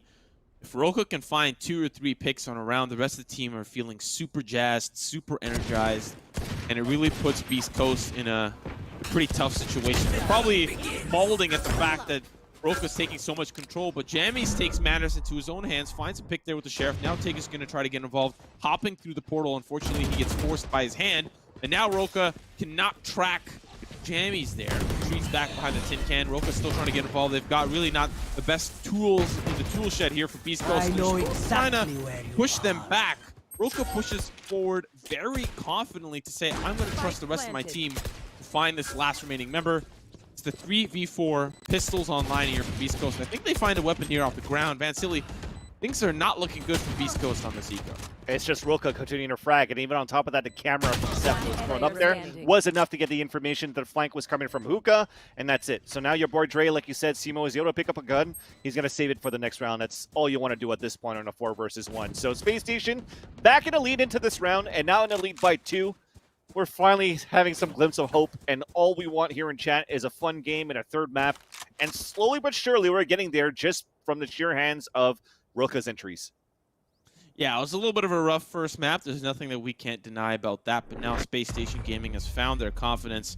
And it's in rounds like these, it's in maps like these that I think give them the confidence to put themselves in contention, you know, to be a top 10 team. Of course, we're going to have to leave it all on the maps come the Renegades Valorant Invitational if either team make it here. And I think this is a great litmus test, as I said before, for these teams to prove that they deserve to be, you know, invites and teams that are invited to such events. But, you know, at least so far on the second map, Space Station is definitely proving that they deserve to be not only in this qualifier, but in the Valorant Invitational as well. So a gun round back here for Beast Coast. It's pretty standard at this point, right? They're trying their hand of going for aggressive pushes for B or A. Doesn't work, so we want to try to play the pickoff game now. Oh, sorry, for Space Station Gaming at this point, they're just playing off for a pickoff game. Sorry, I had my whole teams mixed up, and they're just going to try to get entry into this site here. But unfortunately, it's Kaplan that's not going to be able to get it. But at least it's traded off by Insky. But still, that doesn't force any rotations out from the defense, nor any map control here for the attackers because they're smoked out on Hookah.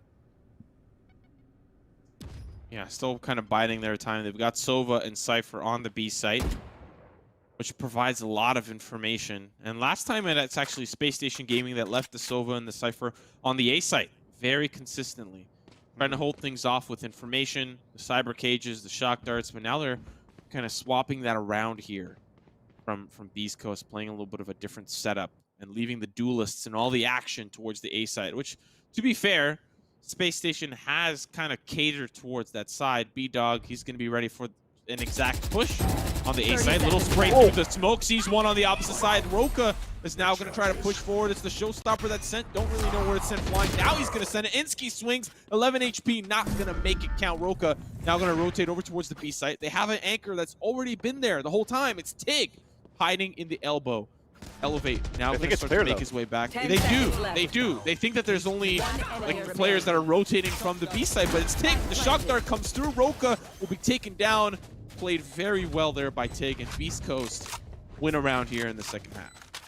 Yeah, sorry, I totally missed up at the beginning of that round thinking that it was Beast Coast still on the attack, that they're playing it slow this time, because I was just thinking of how Space Station Gaming have been doing so well with just aggressive pushes and entries from Roka. And at that point, when they tried to play it slow and it didn't leverage Roka to try to get entries, they lost. They got a good trade, at least on the shower side, but like I said, since it didn't force any other rotations into the site and they tried to have other players move in to get entries, it didn't pay off. They tried to go for a push into B. They didn't clear out the elbow. So they ran into the sites with little information that just allowed Beast Coast to get that round. So one round away from tying things up here for Beast Coast. Moving into the next one here, they want to switch things up for the defenders too. They're going to go for a triple peek toward B long control, which is something that we see often as well, but not used as much in this matchup. So we're trying it at least here for BC. That might actually lose his life because of it, and he does. We'll see how fast Space Station react. They are going to start to teleport back towards the elbow. Roka going to find a pick, and they've got to worry about Insky. They have no idea where he teleported to. So far, it's relatively good for Space Station. They do take out that lurking play, and now Roka just trying to salvage the round the best that he can. The boom bot takes him down to 40. The swing, your boy Dre will take him down, and the Empress is used very well to dismiss his way into invisibility. Now it's just down to two final players, Boostio and Kaplan. So they're going to have to plant this spike. It's going to be tough, Ansel. They're split off at this point. At least he could focus towards spawn side for Boostio, but he needed a kill. He didn't. So now it's even harder for Kaplan, especially against the fire rate of your boy Dre. Even if Kaplan got the first shot, he had to land it directly on the face of his opponent, giving that split second of reaction time with Arena. You're giving that matchup to Reina pretty much most of the time. So well done there. 9-9 would tie things up. Still, the last round, pretty much last resort here for Space Station Gaming before they have to go into some sort of a mix buy should they lose this round here. So they have to turn it around right now, but we have a very good back and forth game overall on this map of buying here. So having a look at Boostio, he's got the operator here. It's not something that we tend to see on the attack, so we'll see how it does end up getting put to use here. There's a peek towards B long from the side of Jammies. I don't know if he spots them because we are looking at your boy Dre's perspective. But having an op here on the attack, we'll have to see how it's ended up being used, because it can be good, but it's not always necessarily going to be the case. Taking to find a long-range shot onto Roka. That's a crucial member down. Things could really open up here for Beast Coast. Yeah, I think another one's about to die right here. There you go. Insky falls. That's the smokes down as well. It's going to be so hard for Space Station Gaming to regain control of this map. I think now you want to save. Try to save the last 3 guns, because like you said, Simo, they invested into an operator at the same time too. You don't get a kill right now until long B and give your position away. You're falling back for the rest of the half. Still 5 members strong here for Beast Coast, and while they did find a little bit of information, they'll call the play over towards the portal. Guess who's on the opposite side? It's Elevate. There's an up there, and it does manage to find its mark. Boostio taking him down. Space Station still want to get the spike planted here, but B-Dog's already in a beautiful position. He's going to get himself into the cranny, into the little nook, finds Kaplan. There's still one more player in the showers. The big swing, and that's unfortunate. Does not find the pick there with an operator. They are going to hunt him down. They want to get this operator out of the hands of Space Station Gaming. He's blinded. He's running away. He's trying to survive, and the swing is beautiful there from Tig as it follows up after the paranoia. Beast Coast regain a lead, and now it is dangerously close to finishing off here. We've got 5 more rounds, including this one. We could see an overtime, or we could see either team just close things out in the second half.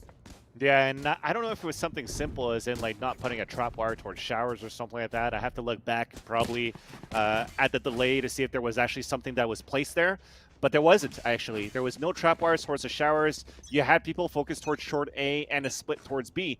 Because you lost Roka at the beginning of the round from a Hunter's Fury, so that's your entry fragger, then losing your smokes on top of that, you lose so much map control, and now you're trying to gamble towards the A side, you just picked off.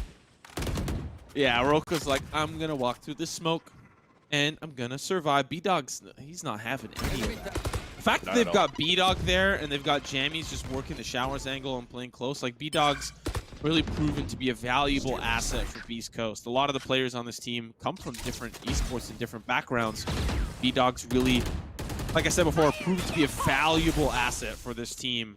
We're seeing now the preparation from Space Station. Showstopper pop is going to be used on the short side and does not connect with any players. Jammy's playing super close. They know that he's there as a quick trade of kills. Your boy Dre for the side of Inskeep, but Boostio and Kaplan doing what they do best. I know exactly the defense. Now it's down to the 2v2. B-Dog in a pretty decent position, but there's a player close towards the truck side, and Kaplan takes him down with the Hunter's Fury. Tig has the op in hand. One peek here from Kaplan will maybe seal the deal on the round, but it does not. Tig has to reposition as he's now starting to escape. 1v2. Very difficult position for Boostio. He's got to stay close to the spike. He cannot really escape. The recon bolt comes through. They know that he's playing towards the lamp side. As now the rotation comes through from Kaplan. Tig does not expect it. Very well done here from Space Station Gaming. Big round for Kaplan. Getting a 4K on top of that. He's as good as he is on defense than he is on offense here, taking showers control. Probably used to playing that in ranked and just plugging it and being comfortable of the field. Sometimes when you just have a good player, you're just comfortable on certain routes and situations on a map, and Shower seems to be the best pick, and that's why you see him on that mini-map, making his way slowly towards that side again. So they're going to double it up to take that side, take that advantage, and try to get those openings if he could. Boostio did a great job, too, with a showstopper getting into U-Control. That split off the defense for Beast Coast as well, that allowed them to get a nice rotation and a 2v2 play. 10-10, tied up. Whoever gains the economic advantage here can really secure the rest of this half. Roka finds an early pick onto your boy Dre. Now Roka's just trying to escape. He's going to have to deal with Jammies. Throws a paint shell his way. Actually gets chipped down to 18. Still in the fight somehow, some way. If he can find a pick here, he can heal back up to 4. Showstopper comes through, does end up finding Roka. What a dunk there from Jammies. Now we're even back out 4v4. We do have the teleport coming in to be short. Scouts out 2 members. And now Space Station Gaming, where are they going to decide to go next? Is Jammy positioning in a beautiful hookah corner, trying to see if they walk through, don't check the 50. So far, it's just Space Station Gaming huddled around this B short site and maybe going to be rotating over towards the A site instead. The thing is, Roka, despite him losing that fight, you saw how much utility was already wasted there from that raise inside the hookah. So Jammies had to throw his paint shells, had to use his showstopper to try to win the fight, and one of his satchels. So that means that they still have opportunity to take control of this hookah side, but they're still walking towards the A side. That should have been something communicated to the team. It's like, he's no utilities inside hookah. Let's see what happens. Oh, beautiful paranoia, though. B-Dog's going to find 2. They're blind. They can't see. Now it's just down to 2 for Space Station Gaming. Seth down to 43. He's going to be the body back that walks forward. If he can find a picture, things might open up, but he gets taken down by Elevate. Boostio with the op. Trying to play close with it, use it as a shotgun, but the only shotgun he's going to feel is the wrath of B-Dog. Taking him down at close range. Beast Coast up by 1. Things are down to the wire here, Vansili. Anyone's game, and economy's not looking so great for Space Station. Maybe it has something to do with how that gun sounds when it's actually being shot with the operator upgrade of a laser beam. It doesn't sound as like strong and like I got that kill as if it was like an Elder Flame or even a regular operator. Just a little pew pew and like, oh, I missed. You know, it's like you're shooting a Star Trek weapon as a stormtrooper at that point. Unfortunate there for Boostio, but 11-10. Like I said, they should have taken that hookah control, but they walked in with the time remaining against the paranoia. Just very hard to do at that point. Yeah, if Beast Coast win this next upcoming round, I don't think Space Station can win the rest of this map. Their economy is relatively low. Beast Coast, I believe, just reset the loss bonus for Space Station Gaming off of that round, and now they've already lost Boostio. Things are not going to be very good in this upcoming round, so Space Station need to find a strategy, need to find an attack plan to win this round, to keep things competitive. We'll see how they end up doing it, but look at the information gathered from Beast Coast. Your boy Dre deep down near the attacker spawn, maybe going to be walking through the market there. And if he can really make his way all the way around and flank him from behind, it's going to be very dangerous. They start to push through. Space Station, they're on the site. Paranoia, Elevate can't really do a whole lot. If Roka does end up falling, he's playing close around the Tetris. B-Dog going to take him down, running to him the round. Maybe not need to flank after all. Elevate with another. It's down to Insky and your boy Dre. Gonna take him down. Beast Coast at map and series point. Now they're playing around, toying around with their food too. Back in the lead, back at series point. I mean, thankfully you have a spike plan going on here for the attacker side. It's a split, like a little bit of hope. You're buying whatever you can. Probably going to be small shields and rifles for some. But it's so grim right now for Space Station. It's so low of a buy. I don't even know if they're going to have all utilities either into this buy round here. You need somebody like Roka to step up. Like I'm talking about step up. He already is rather being a top fragger in the server. But I mean to step up to try to get kills to entry for the team to try to make it 12 to 11. I thought he was even going to go like a Vandal no armor so he could heal up after a kill, but smart move here for a Sheriff, still as good with it. You're praying right now to survive in this series. You can hear that Empress popped as well by your boy Dre. He's going to try to swing out for the portal. A very aggressive play. Does kind of bode well for them. They've found so many picks already. It's just down to one. Roka, the last remaining player. Lots of weapons on the ground. If he can pick one up, he can really start to do some damage, but he's up against 3. Sheriff's gonna have to be good, and it's not enough. Your boy Dre, a very aggressive round finish. They hop 2 through the portal and then 1 through the showers. They're managing and capable of squishing through their opposition. Space Station Gaming will fall down to the losers bracket and await their opponent, as we will cover now the rest of the losers bracket. But Beast Coast, they will sit nice and pretty, guaranteed now to go towards the Renegades Valorant Invitational. They can either finish first or second, so they have to be pretty happy about that. Congratulations, but the job's not done yet. We'll have to now cover the losers bracket. Vansili, closing thoughts on that match. It was a lot closer than Ascent, and I think Space Station showed some strengths, but they had a lot of weaknesses that I think need to be shaped up. Definitely. I think now you got to think that it's not over yet. You still have a chance now moving into the lower finals, and even into the lower finals, it's another best out of 3, right? So they still have a chance to not have to play a cutthroat BO1 where they might not play a map that they're not comfortable in. So they could reassess, try to look back of how it didn't go well on a map like Ascent. Sorry, actually, they're still in BO1s in the lower finals, so it's still going to be cutthroat at that point. So hopefully they'll have a chance to maybe play a map like Bind again, because they showed up good. They had good success versus Beast Coast on that map. And if it has to go back to Ascent, if they're comfortable with that map, there's definitely going to have to be some studying to do. They got some time to do it at that point. But Beast Coast, got to tip my hat off to them. Making it right now into the qualifiers, one of the 2 teams, as you mentioned, Simo. So they're joining the likes of what so far? We have FaZe, we have Immortals, we have Cloud9. And who's our 4th guy, or 4th team that's actually invited so far? I have it right here. It is going to be Renegades, of course. I'm so dumb. It is, of course, the Nursery Gamers Renegades tournament, right? So we got to have Renegades in there. Yeah, that's hilarious. I was like, come on, you're missing the most obvious. It's literally right there as I'm looking at the screen too. Yeah, how could you forget the Cowboy? See, but at the same time, you're like, oh, come on, how come you can? You didn't even look at it yourself. You could have said it on the spot, Simo. So you're as lost as I am. So don't try to fucking throw me under the bus. Damn, I swear again. Sorry, guys. I'm just passionate about. I'm passionate about this. About jamming with my guys. So that's it. I'm gonna pass it back to you, Simo, because I've spoken enough. Yeah, I think we're going to, before Vansili drops any more bombs, we're going to try to get out of here, get to the shelter. Ladies and gentlemen, when we come back, I'm not quite sure where we're going to start things off in the losers bracket, but expect us to dive right and straight in to whatever matchup is coming up next. Ladies and gentlemen, we'll be right back after a little bit, maybe a long break, maybe a short break, we'll see. But when we come back, some more action for the Renegades x Nursery Gamers Valorant Qualifier.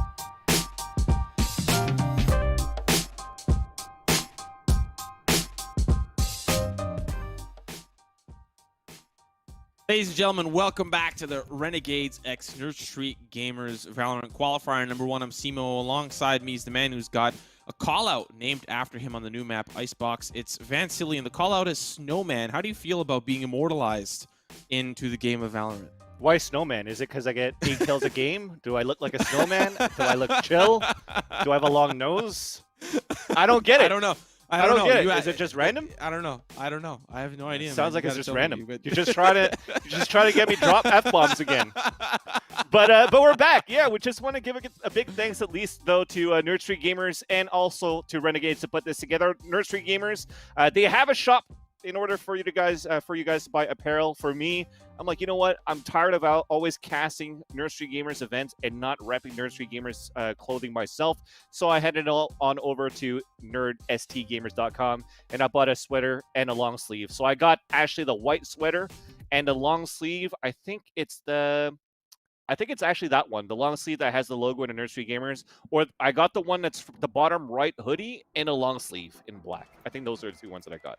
I can't remember. But I did buy them. I'm not lying. The next time I'm going to be on a Nerd Street Gamers stream and it's actually delivered to my place, I'll wear it for you guys and you'll see.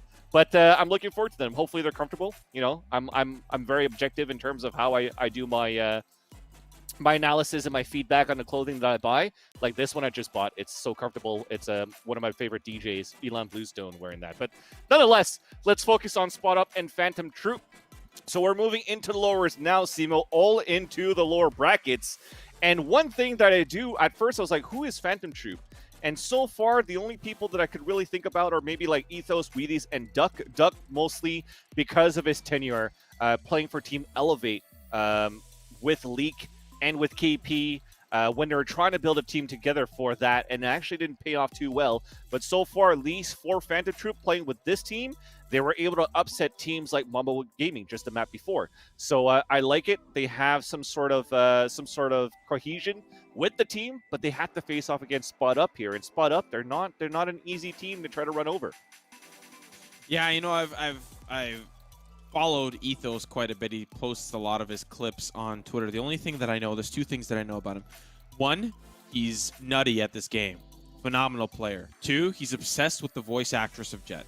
So there's two kind of things that hang in the balance here for Ethos. I think if he wins this, he can definitely go back to the voice actress and be like, look at me, I'm a champion, I'm a winner.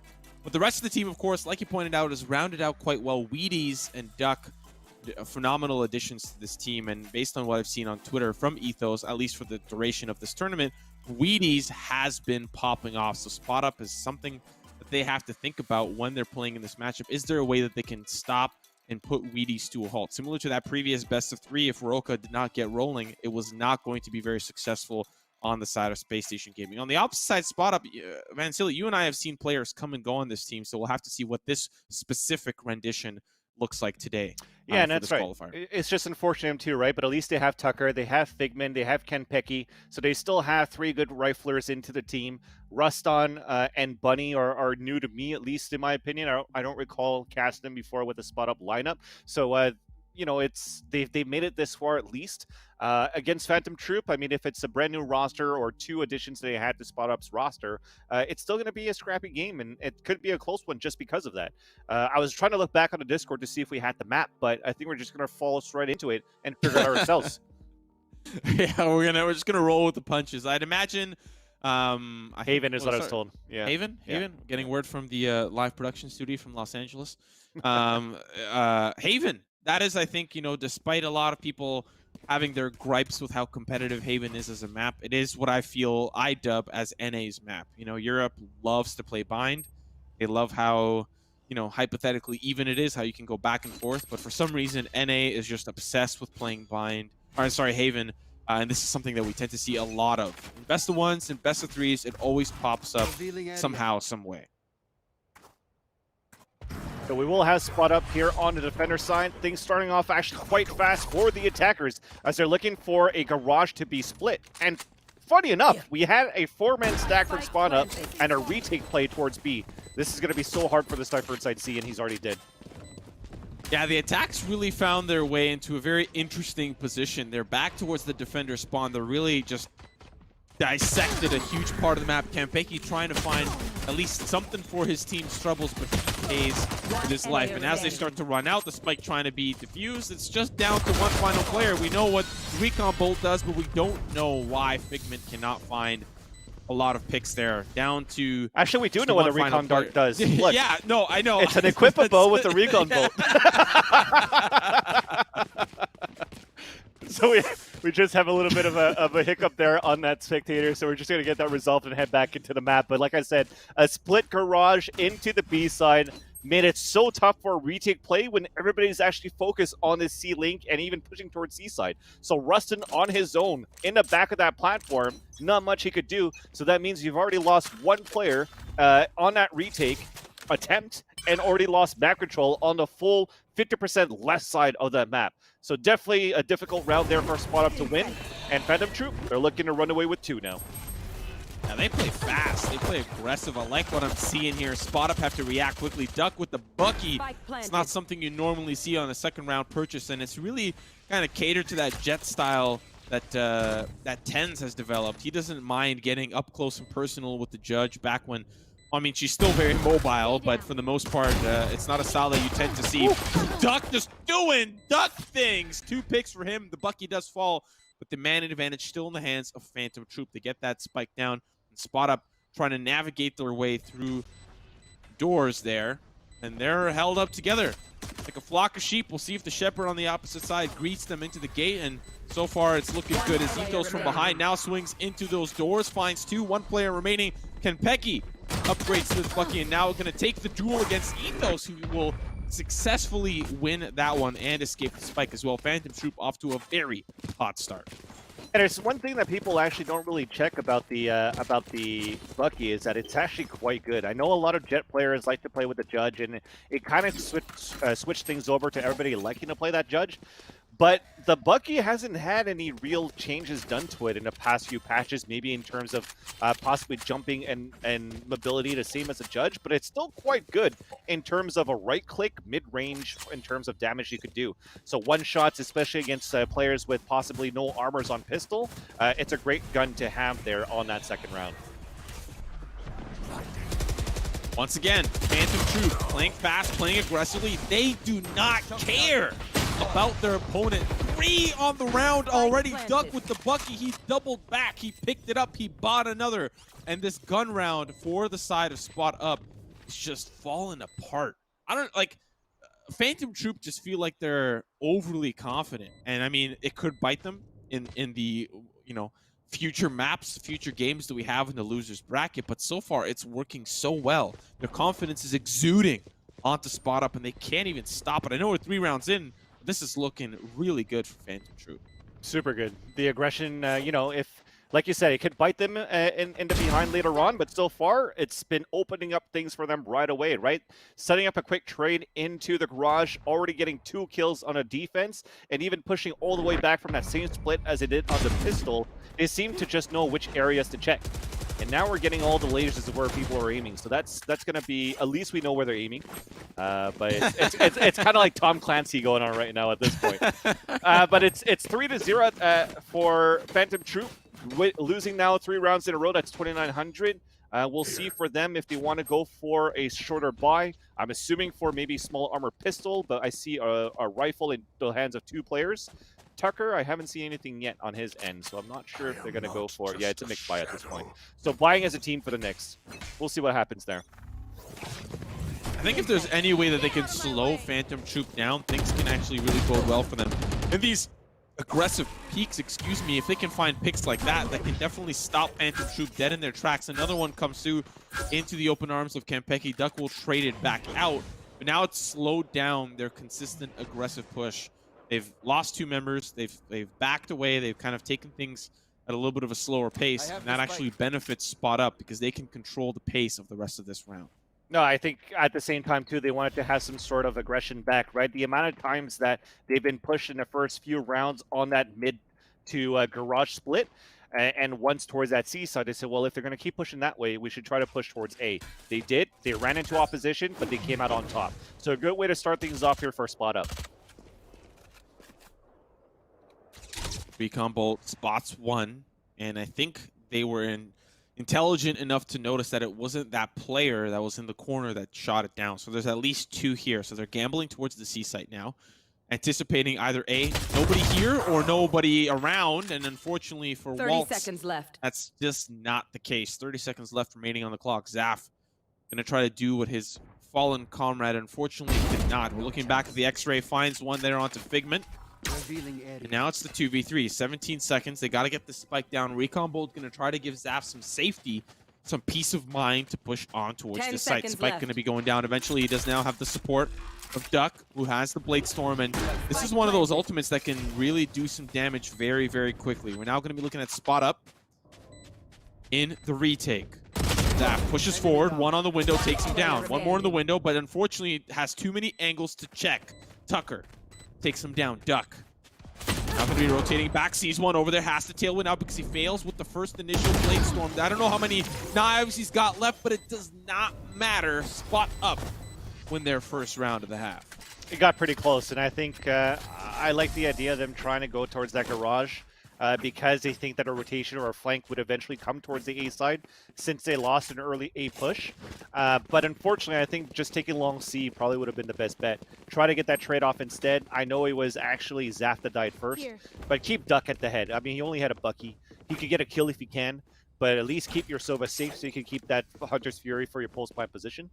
But nonetheless, though, Spot Up after that early aggression and getting those 2-man advantage, sorry, at the beginning of the round is good enough for them to secure that round at least and put the first one on the board. This round, though, they still might be in a tough rut because they only have one player with money. So if they lose this round here, they're back on the save. Yeah, it's going to be very tough. They do have an operator as well in the hands of Duck. We'll see how that ends up boding well for him. So far, he's just looking towards the door side. No aggressive angles towards A or C long. It's the rest of the team that are doing that dirty work, leading with the Vandals. So far, information not really quite gathered yet. They don't find anything as they split up the positioning. Duck now going to be looking towards that C side, while the rest of the team are very aggressively pushing on towards the A side. Rustin will find Ethos, an important pick down. The Reyna can no longer duel. And it's all down to one duelist, Duck, with the operator who's relatively far from this A site. Teleport in. Commits to it. Oh, no. Doubles back. Spot Up, I think, are able to still hold down this, whatever this is, this positioning that they have. Phantom Trooper just can't poke the bear quite yet. Yeah, because of a one-man advantage, you're just playing the tight corners on your end, too. I think it's well done so far here from the patience of Spot Up. And now we're going to get the first shot coming through. It's Kempeki that's going to get one onto Duck, so that's already the upper down two. With 30 seconds left on the clock now, you're going to try to make a play towards C. If you can't, you save your weapon from the Killjoy last person lurking. Well, they're still committed to it. They think they can win the duels, and now it's going to be Weedy. Swings the corner, finds the headshot. There's one more player that might try to take the duel, and does. Tucker take out Weedy. It's the 2v4. Zaf does have a Hunter's Fury. He wants to double back towards, you know, the little dragon statue there. He can. Now going to try to swing into C short. He's going to get taken down. Rustin as well. We'll also find Waltz. And that early aggression from Phantom Troop has really just slowed down all the way. I think they knew that they had the advantage in the pistols being very volatile, the rounds that come to be also very explosive. But now that there's guns in the pocket of Spot Up, there's control, there's order in how this map is being played, and Phantom Troop are finding it very difficult to coincide with that order, with that patience from Spot Up. And you like the fact that the only person that they lost for Spot Up was Kempeki, the one that was on the top of the scoreboard in terms of money. So here he comes into this round with 9K because he get 3,000 credits for winning that previous round on the Defenders. I still find it iffy that Zaf tried to go through the garage, knowing, yes, there was one flanking towards the grass side, but because the rotation's coming in from B and A as well, you have to look at two corners trying to retake the site.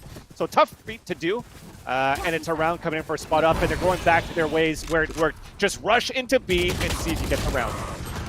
So far, it's not working out so well. They find 3 picks here for Spot Up. Defending that push is very costly, but now it's the 2v3. I think odds that Phantom Troop are a little bit more comfortable with, considering the circumstances of the previous rounds. Weedy's going to be getting in deep back, while Duck will rotate all the way back around. They see one spot the shoulder. Now going to try to play it a little safe. Paranoia going to put him into the blind zone. As Duck trying to flank from behind. Unfortunately, Weedy's cannot survive long enough. Finds 2. Duck 3 on the round. Now the 1v1. Bunny, unfortunate that the alarm bot will detect him, make him vulnerable. Now here comes the swing, here comes the fight, here comes the win, here comes the 4K for Duck. Phantom Troop now up by 2.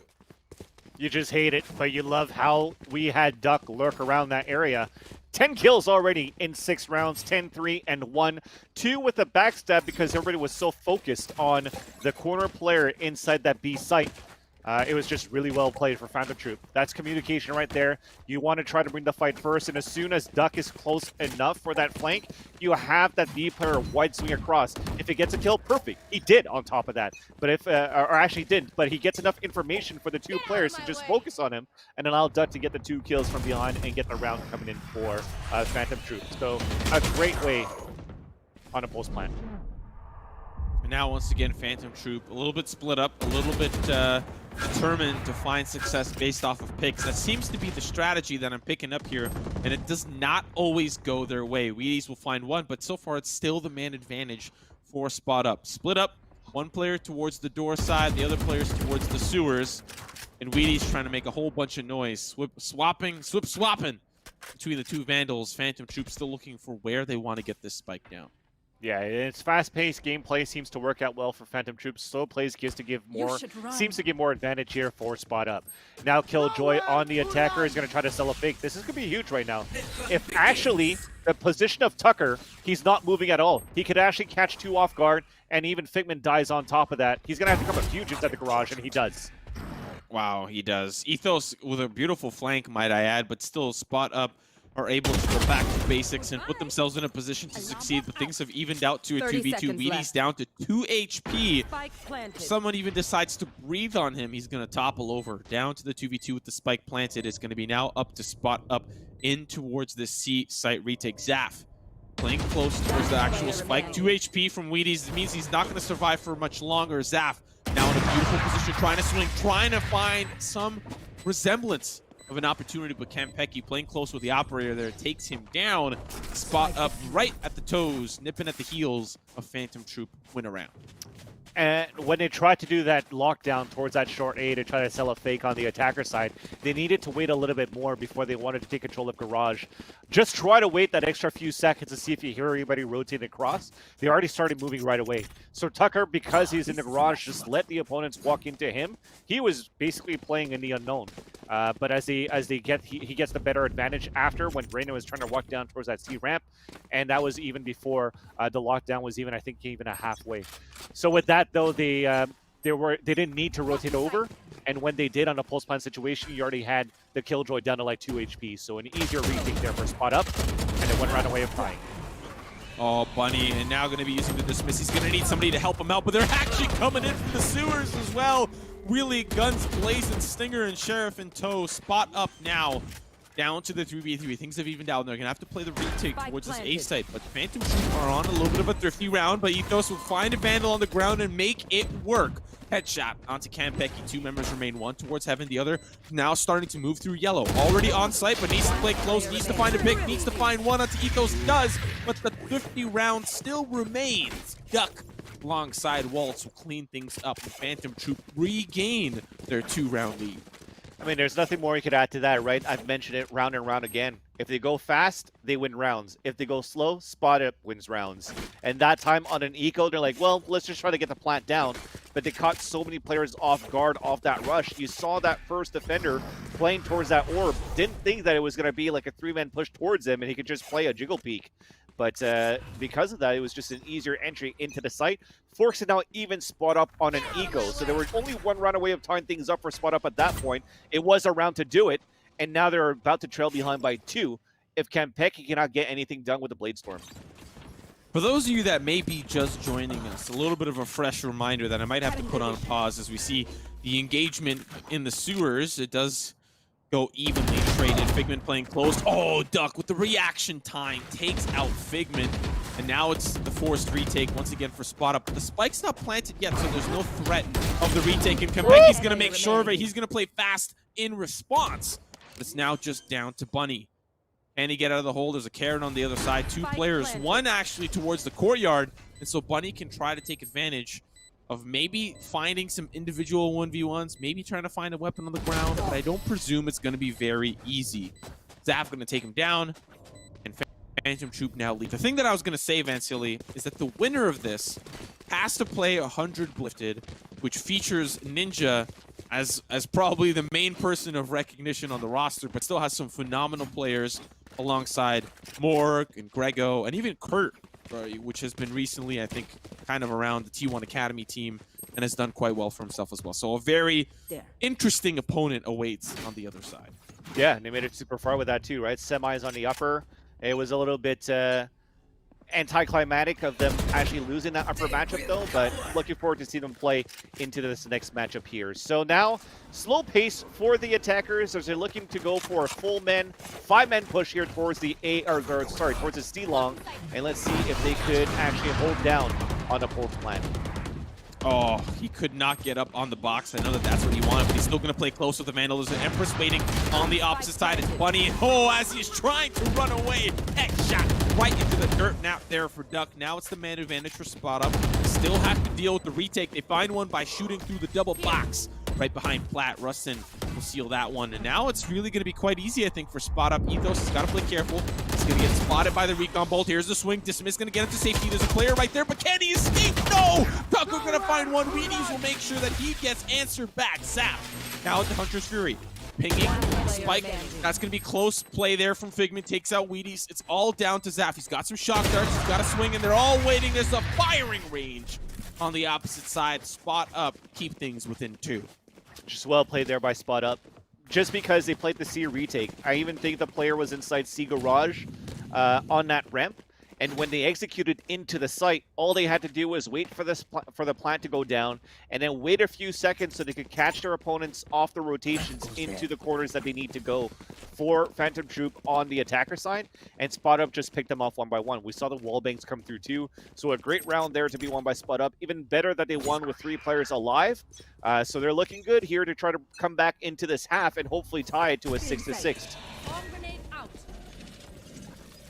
Once again, Phantom Troop dotting their I's and crossing their T's, checking these angles very quickly. But Campeki sees a lot of that utility. There's an owl drone and a turret. He's going to try again, take out the turret there, and the third shot will take out the drone. He's the only person that's been spotted so far by some of that utility. There's 3 members, now 4, potentially joining Tucker, but he will dissipate. Now Bunny will be taken down. Man advantage for Phantom Troop. Another shot, another swing. Campeki will even those odds, and they're still going to try to play close in the sewers. He's going to try to escape and does so successfully with the Tailwind. Phantom Troop still interested and still determined to get this A site under control. Lockdown going down, but Vansili, this is once again their classic standard A site fake. And they're walking back towards this one too after even breaking the trip. It's enough, but now the jig has been sold. A pre-fired shot through the garage doors. So we're rotating back here towards C. There's already a 2-man stack. Yeah, we'll see how they end up dealing with it. A good paranoia right down long. Campeki will deal with Wheaties, who's lurking around after that lockdown. Now it's up to the rest of Spot Up to deny this spike being planted. That's going to be one that's taken down right at close range. Figment, he's going to feel that one in the morning. Zaf going to take him down. 2v3. Empress popped. Spike is down. This retake, Rustin already in a pretty great position. Going to maybe deny post-plant position, but it's really nothing creative. They're just right on the spike. Unfortunately, too many angles to check. He finds himself in a very precarious situation. Campeki from the side, going to find one. There's still one more player that is around and trying to lurk all the way back through the garage. Ethos, he's been spotted out by the neural theft. We'll see if they spray him down. He's going to try to get some Qualifiers. The spike's being diffused, and right through the smoke, Rustin take down Ethos. Spot Up could even this one up 6-6. That was so close. The first thing is the fact that they actually tried to go into C through the smoke and then losing the fights when they had a 1-minute advantage was a mistake there for Spot Up. And the timing to look back towards the platform side and then being wall-banged pretty much from the front of the site and not dying, surviving with 7 HP. I think that was a Cypher on top of that, so Rustin stayed alive. And then just from that, there was a paranoia that was thrown from the front of the site that got him blinded, but nobody swung out to kill him, which gave him a chance to win that 3 versus 2 with Campeki. So very well played for them. Luck on their side. Just mistakes that weren't capitalized on the attackers for Phantom Troop. So now it's 6-5. They also have a 1-minute advantage. You are looking very close to a 6-6. Man, Silly, I'm going to ask you a question that I expect a quick answer. How many times has Bunny peeked long and found a pick? Is it like, I think it's like 2 or 3. Yeah, but he lost maybe about once or twice as well. So it's a high risk, high reward. So it's going well for him, at least for that, at least for this round.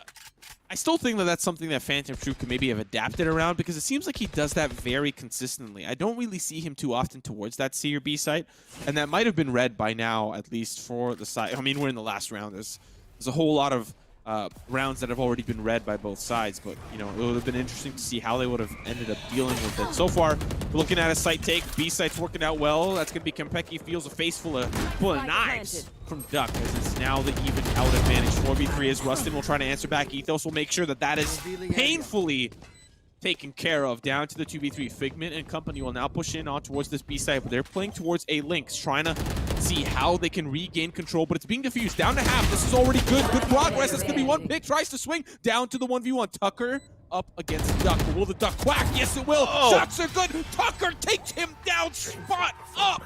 Will even up the half. 6-6. Another luck right there, this time for Tucker, because he cleared his 50, but half cleared it. He was just like, I'm just going to peek. Hopefully he's not there.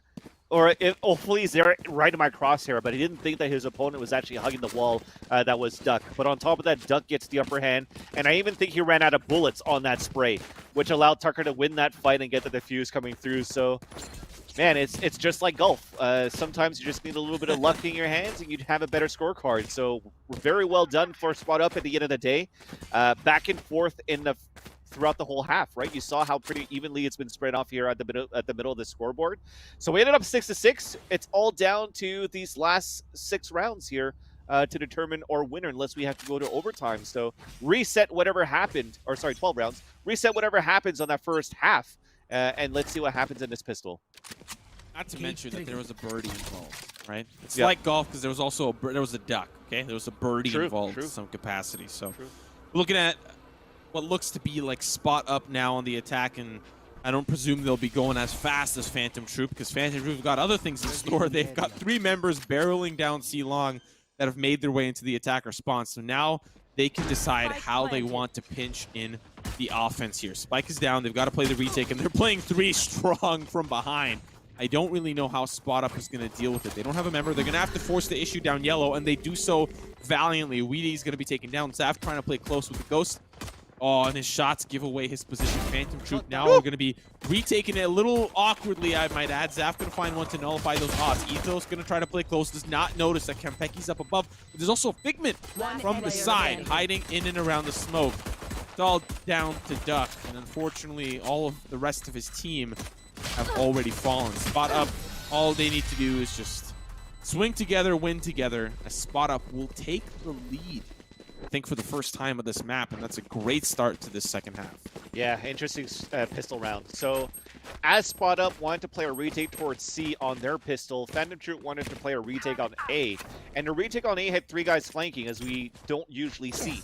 But at the same time, what we also weren't used to seeing was Spot Up deciding to push through the spawn site connector to go up towards Heaven as well, just to clear out much more of the A side and even get better post-plant positioning out of that. So Spot Up did very well to readapt and gamble on a continuous push, where there was only 1 player that they had to face off against towards that A link. The rest was just easy pickings as soon as they had their easier positioning, or better positioning. Phantom Troop now stacking their pistols together, gambling that the site hit is going to be towards this C site. They do spot one out with the Owl Drone, but Spot Up are smart to be very careful about this attack plan. There's 2 players just waiting on the opposite side with shorties. I mean, they can smoke, flash, push through all they want, but it's still going to hurt on the opposite side. They're actually, Kempeki's actually just crouch. He's crab walking into the site. I don't know if that's really going to work out so well. We are now seeing the Crossfire find 1, but the rest of the team is going to fall apart one at a time. Ethos, the last player standing. And they've actually spotted him out by the Owl Drone earlier on. I don't presume he's going to make it out alive. It's how different it is, right? When you're playing a game like Valorant, on how you want to take a site. Sometimes you want to go to the basic of other tactical shooters and how you want to attack a site, but just holding corners isn't enough sometimes. You need those utilities to try to counter back if you want to. That was a Lear and I think a Paranoia that was thrown from long C that it allowed Spot Up to get 4 immediate kills, on a 4-man Crossfire setup on the defender side. So They did it very well to try to execute into the site to make sure that they were able to fight against the close range shorties, and now even take the lead by 2. Listen, it's okay. You can mispronounce words. Just don't swear. That's all we ask, man. You know what? I'd rather swear than mispronounce words, because at least I don't screw those words up, you know? Yeah.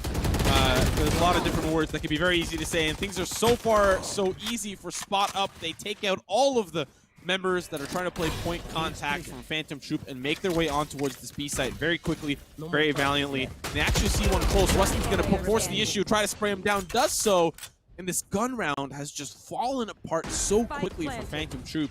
It seems like Spot Up have really found their momentum. They weren't really phased by the early aggression from Phantom Troop, and now things are not looking so great for them as they're going to be looking down 9-6 after losing this gun round. And they decide to add actually a simple strategy that Phantom Troop was doing out of their books. Just push aggressively because you have basically a bonus round to come through. You haven't really upgraded from the submachine guns to ARs. So let's just run as a team and do what we do. And now on top of that, they're able to get around. Possibly here. Possibly, I say, because Zaf is now getting 2 kills. One guy's super low, and there's not enough time. Okay, so at least they get the round on top of that too. Zaf is actually building up now. After losing this round as well, he's going to be able to get the ultimate into the next round if he gets another frag. So well done here for Spot Up at this point. I don't think they mind losing those weapons on that post plant. Yeah, considering now they'll just buy up anyways. They've won 3 in a row, 3,000 continuously coming through. But I think the silver lining, at least for Phantom Troop for the time being, is that they're at max loss bonus. So they'll be right behind Spot Up for the most part. But the one downside is obviously to that is that they're losing rounds. If Spot Up win this one, they'll be in double digits and really close to closing this one out. So far, their attack plan has been working out round after round. But as we get into potentially another gun round after this one for Phantom Troop, I imagine things are going to be a little bit more competitive. So far, standard defense from Phantom Troop a little bit spread out. Even then, like, they're actually stacking them more towards this B side so they can have faster rotates. They have a Killjoy sentry that's up on the top of A, but I think from that position, it usually looks towards short A. So what he's trying to do right now for Wheaties is trying to spot one with the turret, bring up the molly so that he doesn't think that anybody's going to clear to 50, and then he can play close range. But there's going to be no action there because everybody's working towards C. And they found 2 picks already. Zaf and Duck out of commission for the rest of the round. They'll have to sit this one out. Etho's going to try to help and does so, finds the stinger from range. That's not something you get to see every day, and Ethos probably going to at least hype up the rest of his team. We can win this. We still have the power to do so. We're going to see Wheaties. Hopefully he's had some this morning. Let's see if the succession now starts to funnel through in his serial choice. No, it's not. Kampeki going to take him down. Ethos once again, the stinger from range. What a mad lad. Now it's down to the 2v3. Advantage for Spot Up. Looking towards this A site, but there's still a nano swarm. That's not going to get activated, but there's a turret here that'll spot them out. We do have Waltz ready with the Sheriff, just trying to spray through what he can, but this retakes can be very tough that the smokes now have dropped down. Exactly. The one at the spawn is about to dissipate, but at least the one on Heaven just got popped down, so they're going to look good so far here for the defenders on the pulse plant. No, I think he teleported towards Hell. Yeah, I was like, what? Like, what the? Let's see this setup. Waltz, paranoia down below. He's getting shot as he drops down. Ethos still finds one more with the stinger. That might be his weapon of choice. We have no idea, but Spot Up win 4 in a row in this second half. They're in double digits. The gun round here for Phantom Troop. Going to see Duck with the operator. Position around the B site, try to take control of the courtyard, but Van Silly, things are not looking good in this second half for Phantom Troop.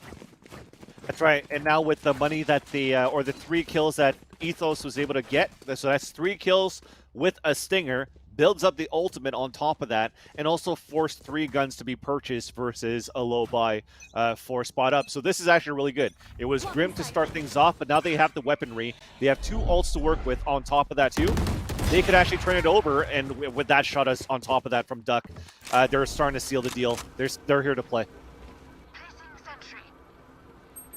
See if Spot Up still are capable of bouncing back. They have the man advantage on this push towards the A side, but Phantom Troop may send Ethos flank through the courtyard. Still undecided, still trying to just hold down control in the courtyard.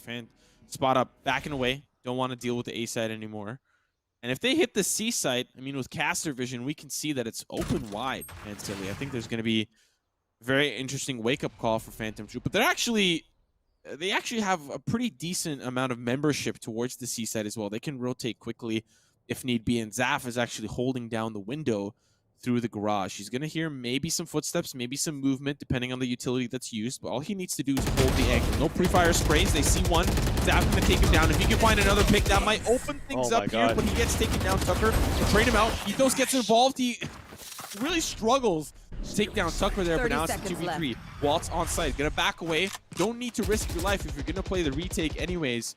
Rustin gonna push forward, get the spike down. He's really biding his time to make sure that they check all the possible angles and make sure that they have site secure. He's gonna plant towards spawn, the defender spawn. I'm not really sure what was the choice in that. Konpeki takes out Duck. That's a crucial pick now that the operator's out of commission. Waltz will take Rustin down from distance. Now it's the 1v2, and Konpeki, unfortunately, does not anticipate Wheaties' movement forward. Phantom Troop find their first round in this second half. I think everybody was struggling in that battle in Garage, actually. So, I think that was like 4 players that were just spraying back and forth, including a Reyna ult there from Ethos. But thankfully, at least there, because of that questionable plant that you said on the plant in the back of the site, I mean, Rustin and Konpeki, they had the op in the hands of Konpeki. It was too late for him to run back towards Long C because he's already committed towards that spawn side. So versus who you have that was still alive, I think you had a better chance to just bring that fight towards them. So you saw them going back and forth to get those kills. So Rustin should have won that fight on that Garage pick. But because of that, Konpeki had to fight inside Garage, which put himself out of position versus Wheaties that pushed along the wall. So Crosshair placement was off. You're able to come back here for the retake for Phantom Troop. And you're actually able to make it 10-7. So you win that round here. You still have a gun round coming in for a spot up. I thought they were going to be on an eco into this round, but the economy should be fairly low moving into this one. Oh, you hate to see that. Did he do that by accident or on purpose? Because he tailwinded forward. Maybe he wants to play close to the op because it's working out well. Blade Storm now popped. Going to throw down some smokes. Maybe try to get away safely. Konpeki, maybe if he blindly shot through there, he might have been able to find a pick, maybe 2, or at least do some damage. But that's going to be Duck. Re-peak. Smoke subsided. 3 on the round. Spot up. Being taken apart piece by piece. Bunny, the last member standing.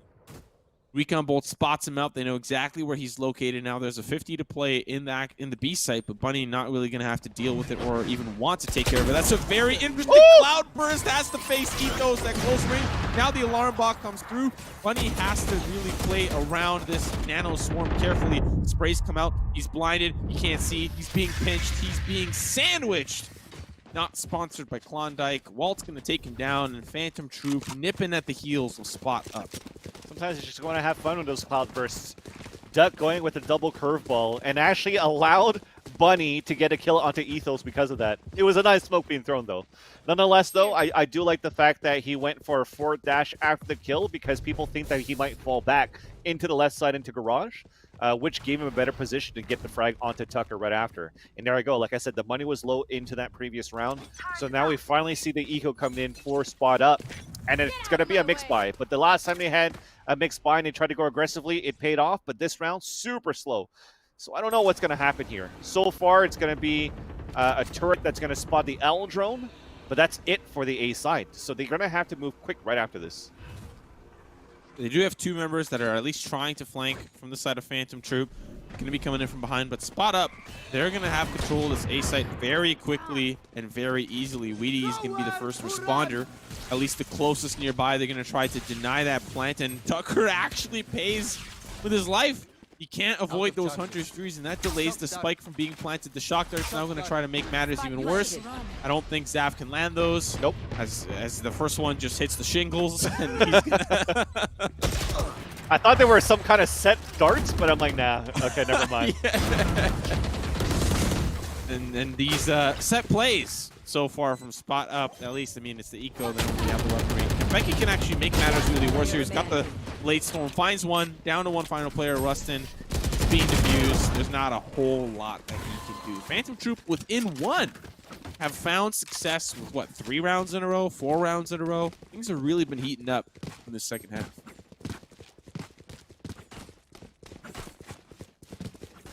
Well, now it's going to be Konpeki with a small shield and operator. The money is finally right here for the attacker side, but they need to start acting a little bit more here. I think they finally see a weakness towards the A side, but how do they hold on to that, right? I mean, a couple of times, I think it's been 2 rounds so far, whether you put a turret and then you push back towards this B side, C side, and play a retake A. They did it on the pistol round as well, so now I think it's even 3 rounds for Phantom Troop playing very weakly on the A side. But now it's a little bit more basic. We're pushing in towards this mid side instead for spot up, and it's still not paying off. Wow, Duck finds Kanpeki from distance. I don't really know what that angle was, but it was, I can imagine, a small, slight sliver. And now we're seeing the engagement here. Wheaty's able to actually find one, survives the onslaught from Bunny's Empress, and they're going to start to fall like flies in favor of spot up. Spike taking 2 members, playing towards the ceiling side. That's going to be one that tailwinds forward. Does not expect one behind the gong, and he's going to ring it. Just play ring around the rosy. He does pay the price with his life down to the 1v2. Rustin, 38 HP, 1 player with an op, the other player flanking around the box. Now that's going to be the smokes that subside. Cages are down. Duck takes him down. You hate to see how that round unfolds. I mean, the camera tagged Duck, and Duck never took the dart off. He just wanted to make sure that he pushed forward and actually got the kill. Well, I think if we had the person in the back of the gong, it was Figment, right? It was Figment or Tucker. Either or. If he just kept spraying through that wall, he was actually hitting Duck at the beginning. Of course, in our point of view, it's obvious, but in his point of view, it's very difficult. But I'm just saying that if he only kept on spraying because he already had the right tracing before he even got tagged against Duck, that would have been a 2 versus 1 in the end versus Zaf, where maybe they could have won it right after. But unfortunate there, we've tied things up on a 10-10. We have more money still on the clock here for, or at least in the wallet rather, for spot up because we did get a plant, but there's one with a low buy. Oh, Duck times that perfectly. And now Kanpeki will have to sit this one out. Figment trying to tag whoever, whenever, however with the Hunter's Fury, but Duck and company have to pull away, find a great pick. They've lost control of the C-site, but that's okay. They take out a very crucial player, a very crucial duelist in Kanpeki, and now they can pinch the offense in. Rustin manages to find his way behind enemy lines, but unfortunately cannot decide which cherry he wants to pick. Zap going to take him down. Now it's down to the 3v5. Spike is ticking. They're going to try to push in. They want control of C-Link here. Zap playing close, finds one. There's another that comes through. It's Bunny, and now it's just down to Bunny. Finds 2. Going to use the Devour there to heal up, and he's going to reposition to try to stop the defuse. There's one player already on. There's the swing, and there's Wheaties, giving us a friendly reminder to make sure to eat some cereal in the morning. Phantom Troop now up by 1. A huge comeback in this second half. Yeah, it's a nice try. I think what Spot Up did there was basically a mirror of what they did the previous round. Of course, in a different site, but what they want to do is as soon as they finish planning, they want to keep pushing. They did that as well on the A side too, so they just want to take as much map control and push the defense back as much as they can, knowing that the remaining players, are going to have to play a flank. So that being said, is what happens is when you're pushing everybody back towards spawn, you have post-plant situation right after and even killed defenders that are usually rotating back. So the people that are flanking have to play the bomb, right? They have to play the spike. So you're moving in, you're trying to go for a spike defuse, but no, you already have guys on the post-plant situation that could swing out and get the kill. But this time it doesn't pay off. They're able to get around here for Phantom Troop, and it's still Duck. How many entry kills does he have so far? Oh, Duck. He does end up falling to Tucker, but what a valiant play coming out from him. I can now understand why Elevate would decide to pick him up. Great play coming out from him. Now it's just down to Tucker and Figment, and they've got a tall task. Maybe less than ideal weaponry, but weaponry nonetheless. And Phantom Troop can definitely secure this into a 12-10. Put themselves at match and series point, considering it's a best of 1. Tucker gonna try to provide some firepower from the side, and he will unfortunately be taken down. Phantom Troop now at map point, and it seems like a very anticlimactic way to get there, but they've really fought long and hard. 6 rounds in a row, Vansili. What's changed? I think it's just the way that they're able to hold back the pushes that are moving forward, right, from spot up. Or actually, it's the retake plays. When it comes down to those clutch plays where they have to play the retakes, it's paying off in their favor. And I think the biggest one is Duck, always able to get an entry frag. That's one in the previous one, and I think even 3, if we're counting on the last 5 rounds they've won, 6 rounds in a row. He's gotten 3 opening kills, 1 along C, maybe 2 along C, and 2 on A side. So this guy's crazy right now, being all over the map. So they're just reading where Spot Up is going so far, and Spot Up has no way of retaliating of how to take down Duck. And just because of that, they always have to play with a one-man disadvantage to overtake a site. So it's just unfortunate for them, but they have to figure out a way that they can nullify Duck early into the round. Not to mention, but there's a lot of other players on the side of Phantom Troop that have really been pulling up their socks. Great performances out of Ethos and Wheaties to help support Duck and put him in a position to succeed. Currently, his positioning located towards that C-long side, and I think Spot Up are quite tired of playing from distance. They want to play from range, from close. And that's why you're seeing them push through the garage here. You did see Ethos. You tried to spray through Hunter through. You're now going to try to stop their push. Unfortunately, the operator there not going to do some damage. Has to go for the second. The blades will be the thing that seals the deal onto Bunny's fate. Now the paranoia comes through. Konpeki in a very tough position. Has to retreat. All the rest of his team members are going to try to push him from the long side. Pulse gets close. Konpeki will take him down. Now it's the 3v3. Things are a lot more evened out. But the lockdown pushes them back. They can't get the spike down. They can't get the C site until this lockdown dissipates. And Phantom Troop gets the call, gets the read. We got to pull off. Now that the smokes come through, are you sure you want to do that? Are you sure you want to pull back? They never left. They want the C site all along. 10 seconds left. Well, Reyna, if he doesn't get a kill right now, there you go. Things are looking good for Spot Up. So that's a 3 versus 2. They don't know where the last 2 players are coming from. They have 2 players that are low on HP, but they still have a Silva alive with a dart. So this could give a lot of information for the retake for these last 2 players that have been on point for Zap and Wheaties. Zap and Wheaties, like you pointed out, the last 2 players remaining now starting to push through. There's a player close towards the box. He's going to be taken down by Wheaties. Now it's down to the 1v2. Zap has to deal with Figment and does so valiantly. Spike is ticking, and he needs to get involved. It's now going to start to be diffused, at least attempted. Konpeki, 31 HP in a Vandal and a Dream, and that Dream has been taken down! But does he have enough time to defuse? Definitely yes, does. He sure does. Phantom Troop move on and eliminate Spot Up from Qualifier #1. That's crazy. Very well played by Phantom Troop overall. I was wondering who this team was as a whole, and it definitely shows that they got what it takes. I think when it comes down to just sheer firing power that they have, Phantom Troop looks really, really good. Especially on the attacker side, when they moved as a ball of 5 players just trying to run into a site and go for trades, they always took the upper hand. And I think from Phantom Troop, just from that, it's enough for them to get these type of upsets. And like I said, it was going to be a lot of scrappy rounds, a scrappy matchup between these 2 teams because Spot Up probably was still trying to figure out what to do or how to play it well with maybe a shift that they had in a roster previously. But Phantom Troop bugging it into this one, in my opinion, and they showed great result. I still think that there's something there from the side of Spot Up. There's something that they can definitely work on. For sure. Because they were able to bring the heat up against a team that was just playing quite intensely, just constantly playing slow, playing fast. I mean, mind you, the slow didn't always work out, but they had some raw talent that can be refined by a good coach or by good support from a team. But nevertheless, man, silly, we're going to throw to a quick little break, and when we come back, continuing on through the losers bracket, we have a really special treat in store for you. It's going to be Phantom Troop up against 100 lifted. We're going to see Ninja, how he could perform alongside the rest of his team. When we come back, that's what you're going to expect. So don't go anywhere. We'll be right back.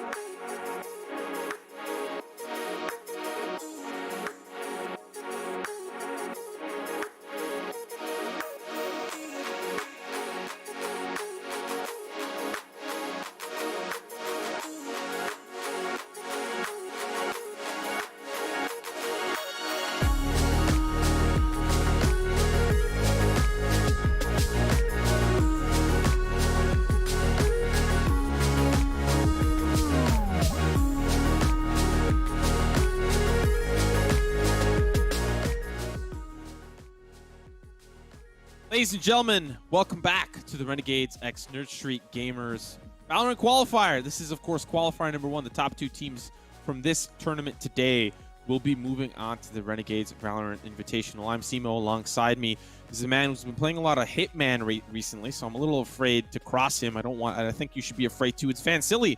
What have you learned from the bald-headed Hitman, and what skills are you going to take that into Valorant? Well, so far, I'm one of those guys that like to actually 100% every single thing that I play, usually on solo games, and I get super bored and I stopped. So then I tried to do the second mission. I killed him the first way. I have to kill him the second way, and I was like, it's too long. So I went over back to Valorant just to grind it up, go up and down in the rankings of Valorant 2, going up to Plat 3, back to Plat 1. Now I'm back on the grind to try to get back to Plat 2 at least before the end. And speaking of Valorant, though, you got to give a quick shout out to Nerd Street Gamers Valorant's tournament that they're actually hosting every single week. And that's usually on Sundays, if I'm not mistaken. But if not, you guys can find all those details on nerdstgamers.com/Valorant. And there you go. It's every Sunday. There's $1,000 plus on the line. They even have monthlies with more money. So it's a great place to see some Tier 2 and Tier 3 teams actually come in and compete. I'm actually fond of watching those myself.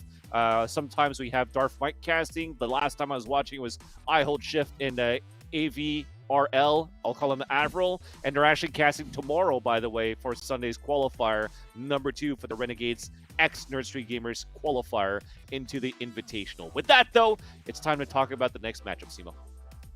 And I've been waiting for a moment like this for quite some time. It's been a while since 100 Blifted have competed, at least to this scale, and that's going to be the matchup that we are now going to experience. Phantom Troop up against 100 Blifted. But why don't we have a look at who's actually on the roster? Because we've seen a little bit of a shakeup, might I say, at least for 100 Blifted. We know who Phantom Troop are, but we've got Ninja, Danny, Kurt, Rego, and Morg. So we are missing at least Lex.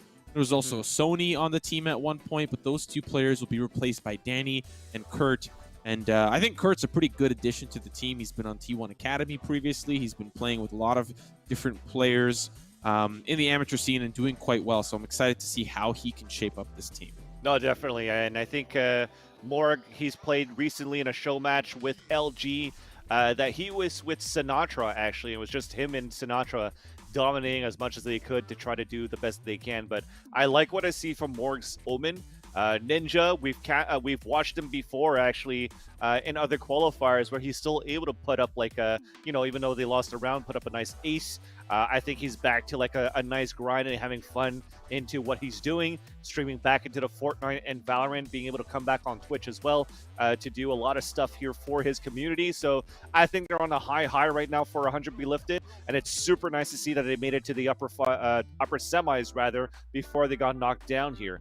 But again, we just saw Phantom Troop before. We know what they have to come up against. We don't really need to do any type of real introduction to Phantom Troop at that point because we've seen how dominant they are.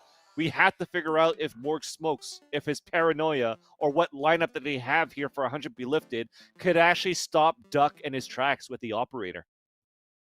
Yeah, looking back at who actually was able to send down 100 Blifted, it was Beast Coast, who are now your grand finalists. So the fact that they weren't able to take it to them makes a whole lot of sense to me because they're a pretty darn good team. But now the question becomes if they can make it out of this here for 100 Blifted. Be lifted, blifted, whatever. They've got to play in the losers final up against potentially Frag Your Bag or Pretty Boys. And Pretty Boys are a pretty scary team to play against if they're the ones that end up making it through. So first, we'll take care of this David and Goliath story first, and we'll see how 100 Blifted do. There's a lot of question marks, which is why we're not teeing it up as an automatic winner, automatic loss. We just don't know. We haven't seen this team in a long time, and we're about to see them. Haven going to be the map that we're going to see in this best of 1, and the match is ready. No more talking. Now we're going to leave it all on the map. Well, we're going to talk during the map too. Yes, yeah. We're not going to leave that part out. We're not going to leave that part out. You're right. Just yanking your chain here, Simo, of course. But we are moving into Haven, so at least one thing that we're sure for 100 be lifted on this attacker side to start things off is that they know how the defense is played for Phantom Troop. We've seen enough rounds here on the defender side from Phantom Troop in their previous round, in their previous matchup versus Spot Up. So be lifted, deciding to go the A side, exactly how Phantom Troop played their pistol on that previous round. Only have a turret on the A side, have a couple of players or all their players on that second 50 half of Haven, and then play the retake. Let's see if it pays off for the attackers. Yeah, Spike now going down here for Ninja while the rest of Phantom Troop are Spike forced into the planted. retake. I think Phantom Troop would have. I mean, I'd argue in my mind that they would prefer the attack, but they actually chose defense first, which means that they want to get cooking in that second half. They really want to play the aggressor. So we'll see how this first half pays out for them. So far, we're still in the setup stage of this retake, and now they actually drop down. Greg and Org are going to take down a couple of these members. Now it's just down to one. It's down to Duck, and he's all by his lonesome. He's going to have to try to push through. It's a 1v3. There's a lot of dangerously close, low HP members on the side of 100 Blizzard, but they win that first round off the back. Kurt here sealing the deal on the last one. Good start here for 100 Blizzard. Yeah, and I was reading the chat before, and they were like, yo, we're looking forward to see this matchup between Phantom Troop and 100 Lifted, because we want to see Ethos on Arena versus Grego as Arena. And Grego already started things off super well here on the hold at Graffiti on the A side with the Ghost, getting 2 big Ks with the Ghost, and then now building up the economy to even buy up on a Spectre too. So these guys are not joking around. Already upgrading to 2 Phantoms rather, and then a couple of SMGs, and they're just depicting this push on the split on the A side, and they're all dying. Wow, great picks, and mind you, the weapons that they've got in hand from 100 Lifted really are proving to pack a punch. Zaf, the last member standing, 21 HP, and he's not going to take any of that covering fire to escape. Spike is going to go down on the C side. Pretty clear cut that this is going to be around in the hands of 100 Lifted. And despite some members falling dangerously low, it's business as usual. But Vansili, the real question now becomes, the big 2 questions that I have is, how does the second half look?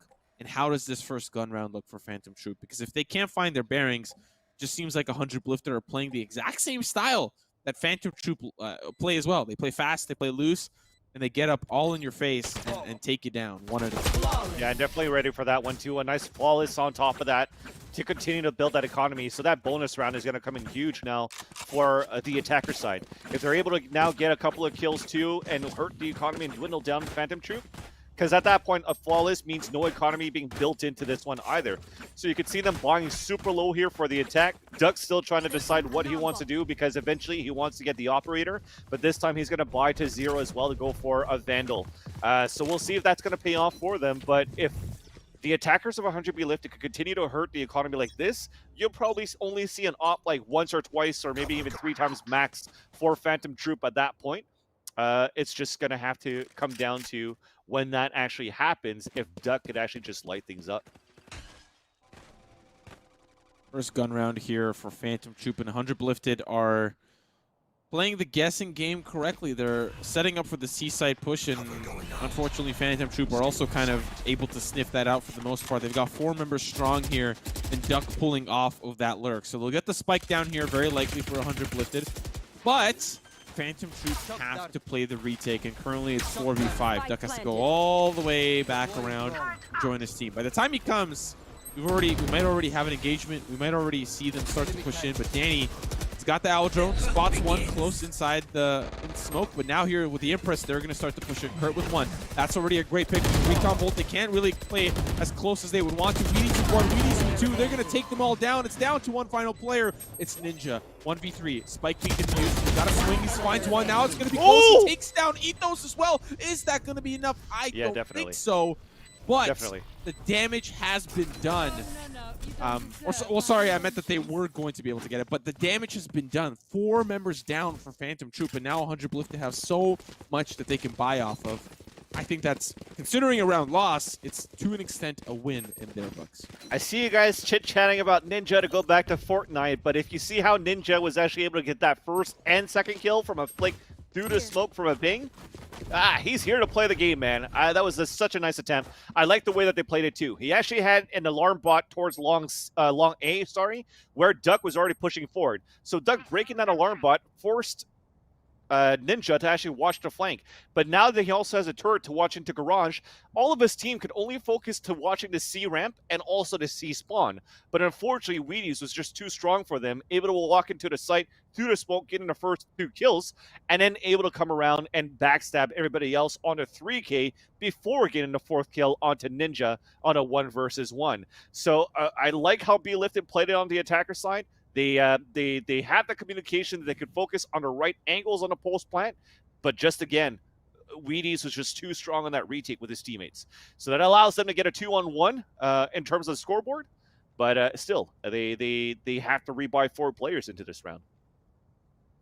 Yeah, that was kind of the big victory there for 100 Lifted. We already knew that their economy was going was really well put in that second round. They had a flawless second, which meant that the 2 assault rifles that were coming into that second round were able to not only, if they were able to carry it through, then that would have been the absolute juiciest round. But of course, with Phantom Troop on the gun round, things were obviously going to be a little difficult, just a little bit. Now, it doesn't seem like they're doing too bad. They're still able to buy up, but the economy's really tough. They need to win this round on the side of Phantom Troop. And so if 100 Lifted can just break through, get onto a site, find some early picks, they can really snowball this first half. And there you go. You see, they have to force up 4 weapons on the defenders, and it's 2 Bulldogs and a Spectre and a Judge. So they really didn't know what to work out with in terms of the buy that they have for Phantom Troop. And they're going back to resulting to playing that pistol round, is basically stack up as much as they can for this B side crossfire and a rotate fast towards C, and just leave a turret to watch the A side. So we'll see what Blifted will try to do. I think that they're going to try to recon first. I mean, they have a lot of information that they could play with from Sova being played by Danny. And Danny is currently playing towards the garage side. So far, the turret's been shot down from the garage doors. But that's it. They only know 1 player was playing towards garage, and that's it for the attackers. They have to do a little bit more to try to figure out where the defenders are playing first before they could commit. So far, that information game has really come up empty-handed. They'll take out that recon bolt, maybe only giving information that at least 1 player is there for the time being. As that shot will obviously give away the position, but it doesn't pulse. It doesn't tell who is there on the opposite side. It's going to be the Owl Drone. Gets in quite deep and does not find anyone in the garage. And so now that's relative control. Grego going to try to at least maybe cause a ruckus, cause some problems, and back away. As this A side is really open for 100 Lifted. So they make a lot of noise down long. They make a lot of noise in garage. And now when this turret eventually spots out the players in A side, you just have Morg that teleports over towards the A side. They've got complete control, and they can get in a beautiful post plant. And Grego himself is just going to play upset, take out a player, catch them in rotations. 1 more player is trying to take him down, and does, but already the damage has been done. Yeah, so well played at that point. I mean, Morg did a great job to throw his smokes, but now we have an ult coming through, a lockdown, but that doesn't cover enough. They could actually take so much control towards this Hell and towards the A side cubby that they don't have to push out of the site. There's only going to be Ninja that might get locked up from this, and he's going to just throw his mollies before. So he's going to wait for his teammates to try to get that first. Even we're going to let more on the attack to come through, and now they're playing that retake. Oh, paranoia as well is huge. More going to find Wheaties. There's still 2 players that are on the site, but they've been paranoid, and now they're all by themselves. Zap. It'll be the 3K there for more of the 100 Lifted. Oh, and really close to the spike. 2 members actually falling. You can imagine they're laughing about that, but still a round 1 here for 100 Lifted. That's it. They get the round, they get the economy on top of that too. They have to play against pistols, so upgrading so far is not going to be a big deal for the attackers. But again, just to add a little bit more of how I like that strategy is just to continue to sell that fake from that Reyna being played by Grego and by Morg. After they think that it's going to be a Sova drone that goes into the garage and then throw it in smokes towards C, you have the ultimate of Morg that goes into the Heaven side that's going to be able to cut anybody that's going to rotate from spawn into Heaven, while Grego is already cutting rotations at garage in B mid. So greatly played, but this time it's going to be Phantom Troop, a 5-man push through this smoke. Let's see what happens out of that, because everybody's so spread out. Ninja, if he dies here, you know his stream is going to start yelling. He's going to yell, "What the hell is going on?" I mean, he's got a turret, and the spike is there, of course, as well. So it will spot this 5-stack. I don't know what they know. I don't know what they hear. They're just trying to spray through the doors, and the quick action to go towards the C side. Phantom Troop completely unaware, and unfortunately, this play that they had set up comes up with nothing. They're going to have to rotate all the way around. They hear that the spike's been planted. And I don't really know how they're going to play out the rest of this round. They're going to obviously funnel in towards C-Long. They're going to go as a group. Might as well. That's what you're going to do. Ninja's going to be the first responder. He's ready. He's got the Phantom. Finds one early. Backing away to the cubby. Playing it close. The rest of the team now going to provide some additional firepower from a distance. Ninja trying to get the spray under control. Switches to the Classic. It's down to 1 final member. Ethos in a 1v1 against Ninja, both down to very low HP, but the Classic now he's going to be surrounded in a flawless round here by 100 lifted. Very well done, very strange, but they're in the lead by 3 rounds. You got to be so lucky out of that one, right? You were hoping, if you were a Phantom Troop, that someone is going to walk back inside the window and try to take control towards this B side and spot for some information. That's why they had a lineup of 5 Classics inside that window to at least get 1 kill. Now you're on the board with 2 players, including your best player from that previous matchup versus Spot Up at 0-5 so far. But like I said, here's finally the first time you see the op come into this game, but it's a low buy. If they lose this run here, he can't buy another op. And it starts off super well as Ethos dies from an aggressive push outside garage.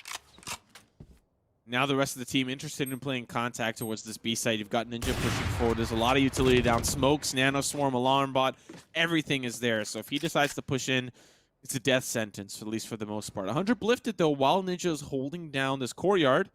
The rest of the team are going to funnel in towards the A side. And they've done a great job of causing a lot of noise and a lot of ruckus in the courtyard, in towards C. And sometimes I think they even mind game Phantom Troop to commit members to the C site or towards the B site. But at least for the most part, at least for the time being, Waltz is there. Waltz will be the first contact point on the A site when they decide to push in.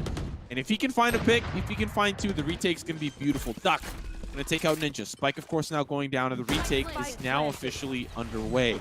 Waltz hasn't moved. Still committed to waiting for the rest of the team. And now they're here. Blade Storm by Duck, and he's going to be on the ground while there's going to be a member up in heaven. Sees the smoke come through. Kurt playing towards sewers. There's a lot of 50s to check. Duck going to check the first one. Wins, but Morg will take him out from behind. Morg with the second. Kurt with the third. Down to 1 final player. It's Zaf. And the spike's ticking. Odds are stacked against him. Finds a pick, but still has to find 2 more. And the recon bolt going to pulse him out, but he avoids it. Now going to start the defuse. Headshot's going to be good. 1 player up above. He saw him from the corner of his eye, but Kurt still gets the better. And 100 lifted up by 4. Yeah, and his strategy really doesn't change for the defense right now. I think now, once the money comes back, it's going to change a little bit more of how they want to set up on the defensive side here for Phantom Troop rather, because Lifted are doing just a great job abusing towards this A weakness and just playing an even better post-plan situation. When Phantom Troop is confident that they could actually retake the site, they aren't right now. And now they're going to force up so they could buy on to the next, and Duck is not buying anything at all just to make sure he can get an op if he can into that next round. So you got to give it to Lifted, man. They're playing this super well on the attacker side so far. Yeah, the addition of Kurt and Danny has been proven to be very handy. I wonder what the comms are like on the side of 100 lifted. But for Phantom Troop, I'd imagine once we get to that second half, that's where we're going to start to pick up steam. But the bigger question, Vancilli, becomes, if 100 lifted get this miracle run and finish 11-1 or 10-2, they're in a really good spot to close out this map. This is a best of 1. You can't play around with something like this. So for Phantom Troop, they need as many rounds as they can get if they want to keep things competitive, or else 100 lifted, they're more than comfortable with just steamrolling the rest of this map. Wow, Grego seems to know that somebody's hiding inside that cubby. He's doing close checks, but I think he's going to recheck a second time. There you go. What a pick. That's game sense right there, but Wheaties trades it off. Oh, but Kurt follows up right behind the communication from 100 lifted. Morg unfortunately loses his life, and Waltz will upgrade to a new weapon. Spike going down. There's a 2v2. Kurt alongside Ninja will set up. Oh, Duck is going to swing here. Headshot's going to be good. Good crosshair placement there from Kurt. Now it's all down to Waltz. He's got all of his utility.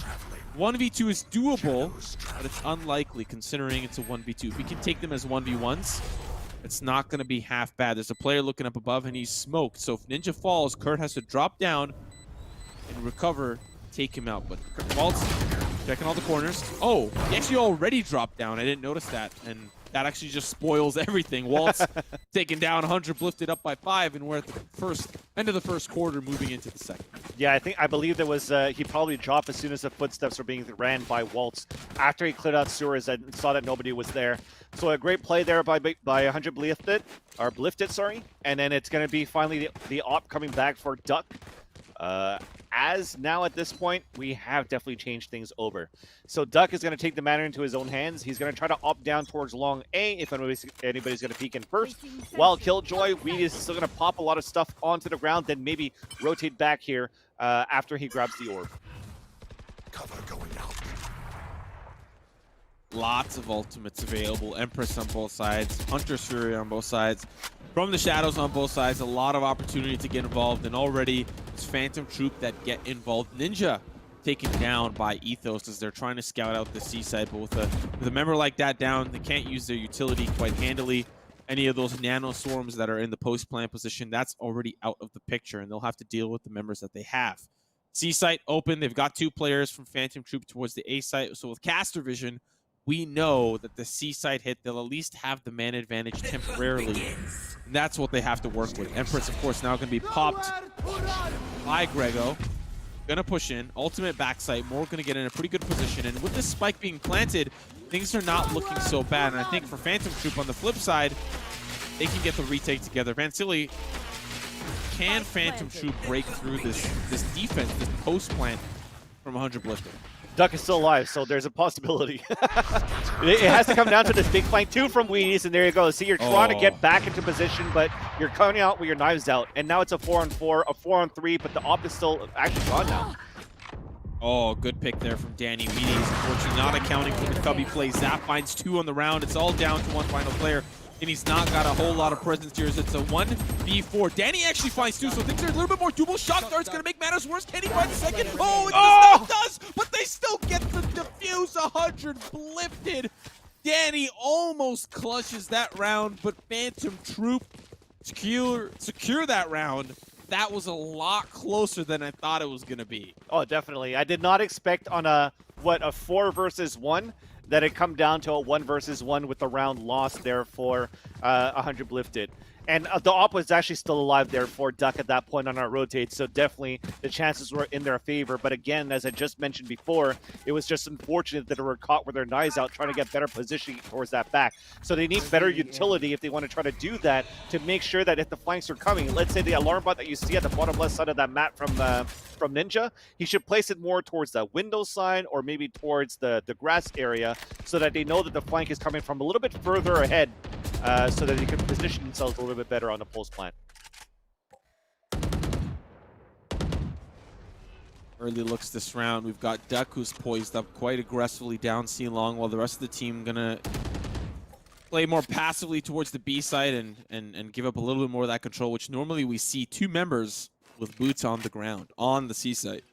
Wheaties gonna play close with the Bulldog. He gets smoked off, so now he can't really be a part of the fight. But Zaf will stop Morg from getting involved, who I think was trying to teleport onto the box, so that'll be dealt with. Now it's the 4v5. They're still going to be taking out all those flashes. Danny will refrag, at least to even those odds in the 4v4. The Nano Swarm won't allow them to walk through the smoke. The lockdown changed the issue here if they decide to put it down, but they do not. So they pull back, and now they actually think that they can win this fight, and so far, it's working out. Waltz with 2, down to Ninja, and he's blinded. He can't see a darn thing. Duck from up above on the box. Find that, and Phantom Troop now keep things within 3. It looks so well there for the attackers too, because on that round that they won here for Phantom Troop, on that previous round, they still had a low buy. They had they had 1 Spectre, they had 1 Bulldog. They had great positioning for the attackers as soon as they moved in and got the plant. Played retake here for Phantom Troop, but I guess they weren't able to get out of the site after on the pulse plant, have somebody play towards that grass, because the turret that's spotted up there, he's going to see anybody that's going to come forward, unless of course it's smoke towards that front, but you need somebody to fall back if they can to try to look back towards that garage. And I'm trying to see if anybody did here after that pulse plant from this delay that we have on the regular stream, but it seems as though not. So it was just unfortunate for Belifted. Better for Phantom Troop on that retake play, actually, to make it 6-3 right now. And we're starting to finally see a closer game. It looked very one-sided to start things off here, Simo, but Phantom Troop are finally starting to find their footing. Well, I mean, we saw that in the second half of the game previous. They really started to slip away, spot up, managed to find themselves a humongous lead. And at the time, Phantom Troop was looking kind of down and out, and they were able to just bring it all the way back. And I anticipate that is the resilience that they're showing here as well. Keeping things within 3 around here as well will put things within 2 and make the case for a second half much more in their favor. 100 Blifted can definitely turn things around. We've seen how phenomenal their level of play can be. Ninja going to be leading the charge with the spike, going to likely get it down here as no one's really on the site, so they don't have a whole lot to worry about, and Phantom Troop are forced to retake. Plan is going to go down, another retake attempt, but the last time, as I just saw before, what was a key play there for the defenders on a retake was actually a Silva arrow, the recon dart that spotted the opponent. Let's see if he's going to be able to do the same thing this time here for Zaf. Just tag one, but there's still a lockdown that they have to worry about from the side of Walls. Paranoia down below. They want to get involved before that lockdown even ticks out. It's now officially down. 3 players detained. They want to get involved as a result, picking him off. Kurt with 4 on the round. They want to knife him. Now Duck trying to escape. Danny steals the ace. What a round from 100 Lifted. Ninja's lockdown really paying off in dividends. That is the juiciest lockdown I think I've ever seen. Yeah, you just saw Morg. As soon as that happened, I'm pretty sure the comments were like, yo, let's knife him. So you saw like 2 players just run out with their knives trying to get some style points here into the team for 100 Lifted. But there was definitely one player that doesn't give a damn and just wants to win. It's Danny. He's got the rifle out. He's getting a couple of kills. But that was definitely a great way to play the lockdown, because you just force the opponents to come towards you on a post-plan situation. You want to make sure that the clock is into your favor. So as the defenders, you're trying to fight back and try to destroy the ultimate. And it was just well played for 100 Lifted to hold it. It's looking so far so good for 100 Lifted. And it seems like they always get the spike down. Phantom Troop maybe super comfortable in playing the retake, maybe just not anticipating or not setting up. Like, you know, their defenses are like, oh, we don't really want to pay too close attention to the C site this time around. And we're seeing that here firsthand as Daf trying to find some success there with the Hunter's Fury. Morg down from behind is going to be really catching the rest of this team off guard, while it's now just down to Zaf. Right as he was trying to take that duel to Morg, the rest of the team will fall apart in the garage. It's all down to him, and 100 Lifted are looking to get this round in the bag, putting us at 8-3. We'll see if Zaf may be looking for some exits. They do hear, he does hear that they are now starting to come his way. Has a recon bolt as well if he wants to try to gather information. The swing from Kurt does end up going sour for him, and they'll just back away relatively safely. So Phantom Troop down by 5. We don't have many rounds left here in this half. In fact, there's 2. Last round. Oh, one. Sorry, one. So this could be a 9-3 half, and I think for 100 Lifted, that would be a pretty solid finish. But if you're Phantom Troop, you obviously want the 8-4 to really kick things off on the attack. Yeah, so the only moment of salvation there for the defenders here, Phantom Troop, was that Zaf was able to upgrade from a Spectre to a Phantom into this round. The rest, Ghosts, now up to a Bucky, Spectres, and a Stinger to try to salvage this round back here for Phantom Troop. And I just saw as well in that previous round, it was also Duck that just had his guns out trying to get kills. And look at that, just a Cloudburst. Hey, let's spray through it because we heard that orb being picked up. They knew that Duck tried to bring the ult up in his favor, so they just wanted to contest it back, and they're able to get that round. So reading that perfectly here for 100 Lifted, they're 1 round or 1 kill closer to make it now a 9-3. Not a lot of ultimates as well available. Grego, if he finds an orb, if he finds a kill, he can have the Empress, and I know that that would definitely make matters even worse for Phantom Troop's current situation. Looking at, I wish we could see some of the other ultimates that are available or not available, because this could be a make or break round. We are now seeing Ninja, not even close. He did use the lockdown not too long ago, but instead he's just going to lead the charge, and he's already in a pretty aggressive position, giving the spike over to his teammates, because he's going to play the aggressor in this specific round. He does have some utility that he's ready to plant down. Wheaty's in a very tough position. We're going to catch him by surprise. Waltz wins the duel against Ninja. Now it's the 4v3. He is relatively injured. No heals available. Has no Sage and no Sky in this lobby, so he's just going to have to try to tough this one out. It's the 3v4 for Phantom Troop. Owl Drone will spot one out, tag one out as well, and now they're going to have to try to fight this retake. They're gathered together down the ramp. Now here they come. They're unfortunately blinded. That's going to be one here from Kurt. That's going to be Zap that swings forward. He's taken down as well, and it's business as usual for 100 Lifted. Solid round from them. Puts us at a 9-3 half. So when we talk about fragging power, I was talking about Morg before, Morgazi. Hopefully I say it correctly, chat. Correct me if I'm wrong, but he's fragging. I also talked about Grego being able to play as a Reyna, still able to frag for the team. But the thing is, Grego isn't able to find that much action because Kurt, as a Jet, is also getting all the kills. So Morg is pretty much playing a duelist as this controller smoker. And they basically have 3 guys that can just fire it up all cylinders, while Danny is the great person that could find some information and almost, you saw it earlier on, almost winning a clutch situation on a 4 versus 1. So you have a composed team right now, a complete team, to do some damage in this bracket, and they need only 4 more rounds to be able to move forward. 100 lifted. If winning this round, it'll put him in a really nice position. Ninja gonna have to try to take that contact point. Tries to get the duel to favor him with the classic, but it's Zaf with the ghost. And I'll seal the deal there. Now it's the 4v5 spike down retake here for 100 lifted, but this is what Phantom Troop are known for. Their attack here on Haven. So deadly, so quick. And 100 lifted have to react accordingly. So far, it's working out quite well. They trade out here for Ethos, and now it's the 4v4 with the odds relatively in their favor. They've got a turret that they can't really contest, and so as a result, they'll be pushed back. They're on the site, boots on the ground, but they need to defend this push that is now starting to come through. Grego with 1. Will it be traded? Oh my god, it's Kurt. He finds 2. There's 1 more. He has no idea. Are you kidding me? There's several members behind him. Give him the pants down, and 100 lifted in double digits.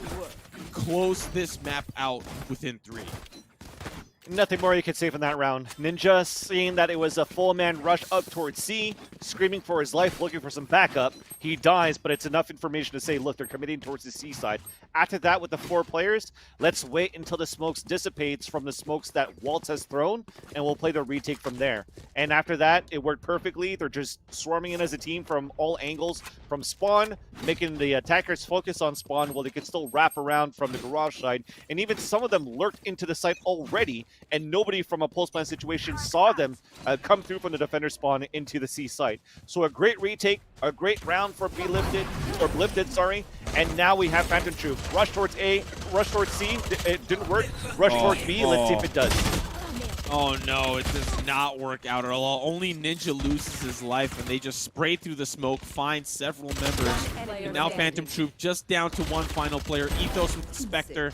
He does find 1 onto Danny. He's in a 1v3 scenario up against an Empress from Grego. They're just going to rush him down. He's going to try to survive. Dismiss will keep him alive for at least for now, but Moore gets style points. Jumps through the window to the wall. And Phantom Troop now, they've got a lot of rounds to cover, and that force up did not work out. They're going to force up again. If they... I mean, I understand they're just trying to find some sort of success, some sort of value, but yeah, I think selling all of that is the right way to go. You want to at least have a gun round to your name in the second half.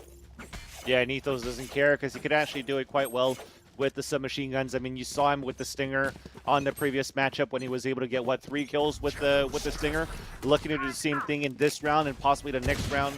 If he has to go for a small shield and big rifle, he can as well. Because if he gets a kill, he gets an overheal, and that's good enough as a full armor anyways. And at least for the time being, there's a little bit of a breath of fresh air from 100 lifted. They find 2 picks already on the round. Ninja playing close with the judge. They've got the spike down in the retake, of course, now forced for the side of 100 lifted, but they're very comfortable in the position that they're in. Walt's going to try to lurk from behind and try to chase them down, but if they get involved very quickly, they can defuse it as quick as they come. Weedy's going to take down Danny. Now it's the 3v3. Things are looking a little bit more even down here, but they're coming in from all angles. That's going to be Kurt with 1, the judge from range, Morg with the 2nd, and now it's just down to that lurk play all the way from behind. Walt's coming in hot. And as he comes in, he ends up cold. Morg's going to drop him down, and 100 lifted. Map point, 12-3. Vansili, I don't think I could have anticipated this. I mean, we had no idea. No. Yeah, I mean, we had no idea how 100 lifted was going to come out the gate, but this is not what I expected from Phantom Troop. And I wasn't expecting how a judge that far could actually be so effective too. From Kurt just running forward and killing Wheaties at Graffiti inside A. But yes, definitely 100 lifted came out to play, and they came out to play strong. We saw such a strong performance from Phantom Troop versus Spot Up just previously. We're like, well, this is going to be a bash, and it's going to be maybe a close match or one-sided affair for Phantom Troop, but it's definitely be lifted at this point. They're just dominating here. Oh, Ninja, he's playing with fire, and as a result, Duck will give him that fire. Knives to the dome. Duck just trying to find some place to be, and Kurt will actually find Wheaties, who pushes in as Duck was up, over, and under. Now it's once again that push forward. Duck will find him with the knives. As Danny went from the above, and it's just trade after trade. They've made this really valuable for themselves on the side of 100 lifted, but it's all down to Grego. there's anyone that can win a 1v3, especially as Reyna, I imagine it would be Grego. But with that spike down, A site secure, it'll be a very tall task. Spike planted. Duck wasn't done yet, right? He tried to bring the matter into his own hands with the low buy that they have. At least, thankfully, he had the daggers. Good enough for 2 kills. And also allowing his team to get a spike plant on top of that. Now that Grego's been spotted, yes, he was spotted here by the turret on top of that. I think now you can just save your stinger into the next. So you live to fight another round here, Phantom Troop. And you'll also survive with 3 players alive, so the economy can definitely be there for the team. Okay, check that out. You only have 2 players alive now on a post-plant situation. Continue to hurt the econ is what Grego wants to do, while the last 2 guys are still hunting him. Wow. No way. No way he would have gotten that. That was really close for 100 lifted. And considering that was a buy round, that's what I'm saying, Phantom man. Troop, Look at their tough. money. Look at their money moving into this round. They had to save those weapons before. There's going to be Wheaties with no money. And it's going to be small shields for 2 of the players. Not to mention, Vansily, that they need to win, what is it, 8 in a row to tie it up, to bring it to OT. That is a tall task, especially for a team that has struggled to find success in some of these rounds. And I imagine that the attack is where they feel the most comfortable.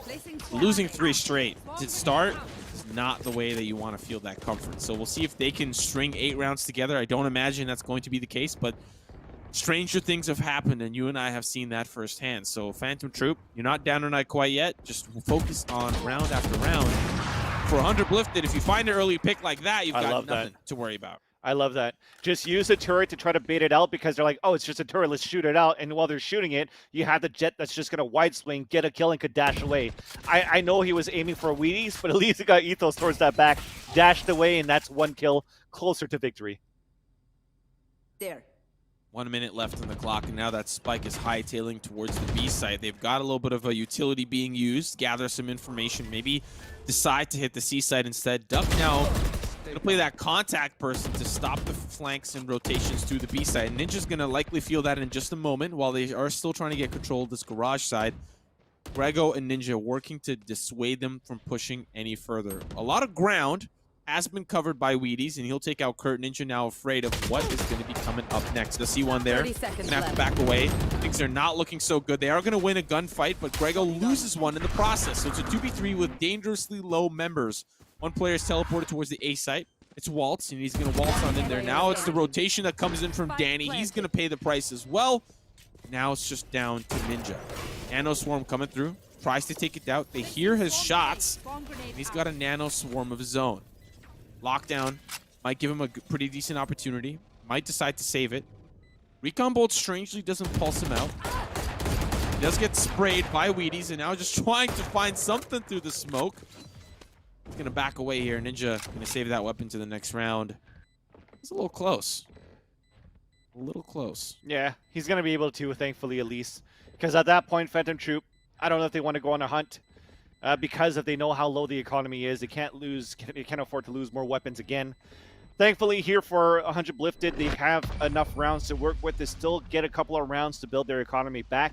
I'm not sure what happened there after that initial kill because you got a nice pick from Heaven's side, and then Kurt decided to rotate back to opt from spawn to watch just towards Link. So you're basically giving the site away, and then you want to play the retake towards A site later.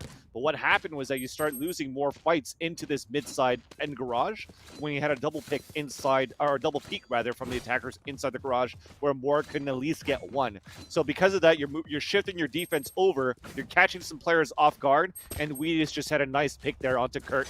A Vandal versus an Op at the A-Link, and you still win that fight.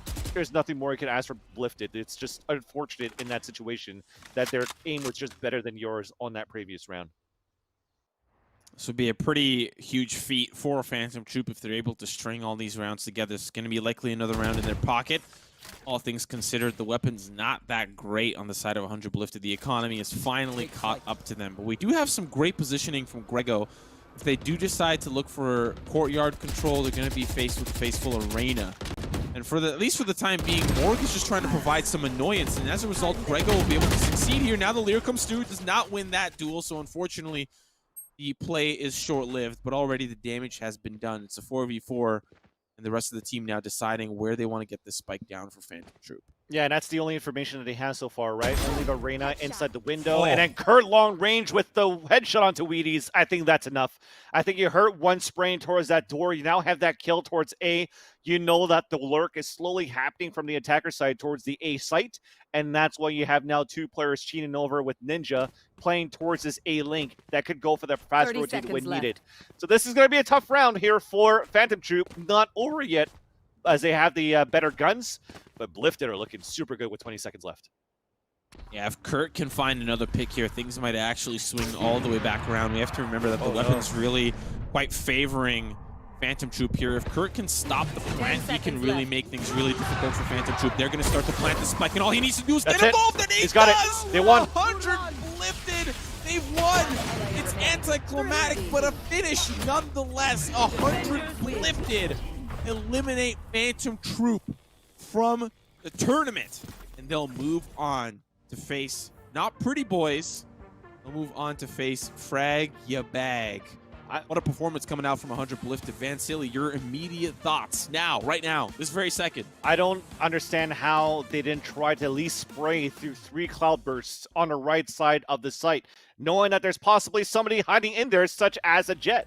And thank God that Kurt was there, at least for 100 Blifted, to be able to come forward, go for a right click with a kill, and dash away no matter what. 100 Sphere on top of it too. They had that side on lock. So I was going to be like, oh my God, Danny actually left him towards the A side, but he had his 100's Fury, which was definitely enough there to help the team to actually win that one. And I don't even know if this is going to be an upset that they actually won here versus a Phantom Troop, because they look so good that I think that if they lost, that was going to be the upset into that matchup. So a great job here for this lineup to be able to win that, what, 13-3? 13-5? Yeah, 13-5. Yeah, first I just want to say it is absolutely cool as heck to see Ninja playing this game and also doing well and trying to compete on such a competitive level such as this, trying to qualify for tournaments. Not to mention, the second thing that is super exciting is to see how far this team is going. There's actually a world, and we might see it today, where 100 Blifted make it all the way through. That would they be face so up sick. against Beast Coast, and then they get their rematch, but still they get to qualify. Like, we still have to wait to see if we get to that point. Ladies and gentlemen, we're going to throw it to a quick little break. When we come back, Frag Ya Bag up against 100 Blifted. The victor will face off against Space Station Gaming in the losers finals. You don't want to miss it. We'll be right back.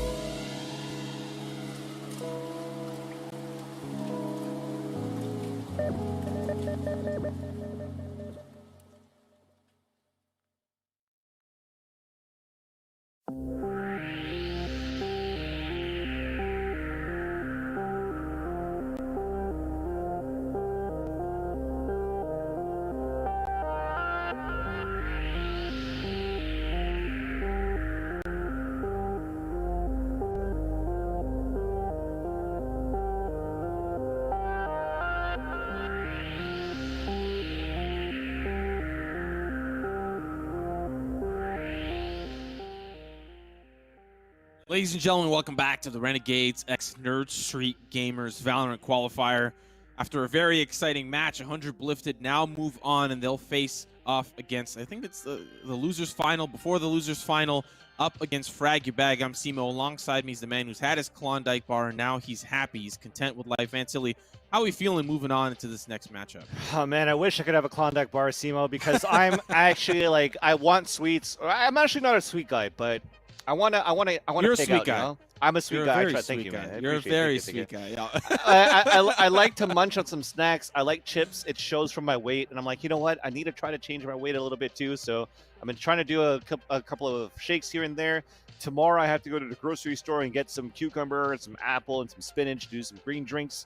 We're gonna try to switch things around once again. And I also got the Ring Fit Adventure, so I can play it on my Switch. So we're Nice. on the track to get back to where we were before. But before we actually talk about this next game, got to talk about, again, one of our sponsors. Got to give a quick shout out again to Nerd Street Gamers because they actually run a weekly Valorant show called Press 4 to Defuse. And that is actually produced and also hosted by Darth Mike, Mizuki, and also Ryan Central, that are our three hosts that bring that action and bring the talk show to you guys every Wednesday at 1 p.m. Eastern Standard Time. So you guys could check that out and tune in. And if you missed it, you guys can finally find it on YouTube as well, and Spotify and everything else where you find your podcasts. With that, now it's time to talk about this next matchup. It is going to be 100 Blifted versus Frag Your Bag. And this one, I don't know. It's going to be another scrappy one, I think, in my opinion. Frag Your Bag, for me, Simo, is a team that I haven't seen yet actually being able to compete. But looking at some of the players, for example, Zeno, Whitmer, I'm assuming Whitmer at this point too, and Harmful, being Counter-Strike players as they are. They actually pugged it out before on different events, but this time they bring in a different fifth. And I don't know how that is going to go for them. But Whitmer, I remember him tweeting it before, like, hey, it shows how, you know, if we just pug it out as CSers, we could still do very well. I could expect that in terms of firepower, but with the way that Blift has been playing on that previous game, I think they need a little bit more than that. Yeah, and you know, there's also something to be said about their I don't know how convincing it was, but their win against Pretty Boys, which I assume is the developments of future XSET Gaming, Thwifo being the captain of the XSET Gaming Valorant roster. I'm assuming they're still trying out to find out what those last members and pieces are. So I'm assuming Pretty Boys is the beginning of that, and for Frag Your Bag to knock them out. So I would consider it, to be honest, a little early in the tournament. We're already down to our last and few teams, but to be out now at this point, that's got to be impactful for Frag Your Bag. And they're going to have to be going up against 100 Blifted, which we just saw can really go toe-to-toe with some of the best Tier 2 teams that Valorant has to offer in North America. But can they take it up against Frag Your Bag?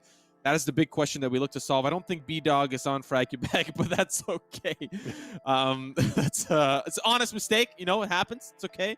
But, you know, talk to me a little bit about Mario. You know, I saw that name in the bracket. I was really thinking about it. I know that he's there's a guy in the Canadian CS community. In the Canadian CS community named Mario with a 1.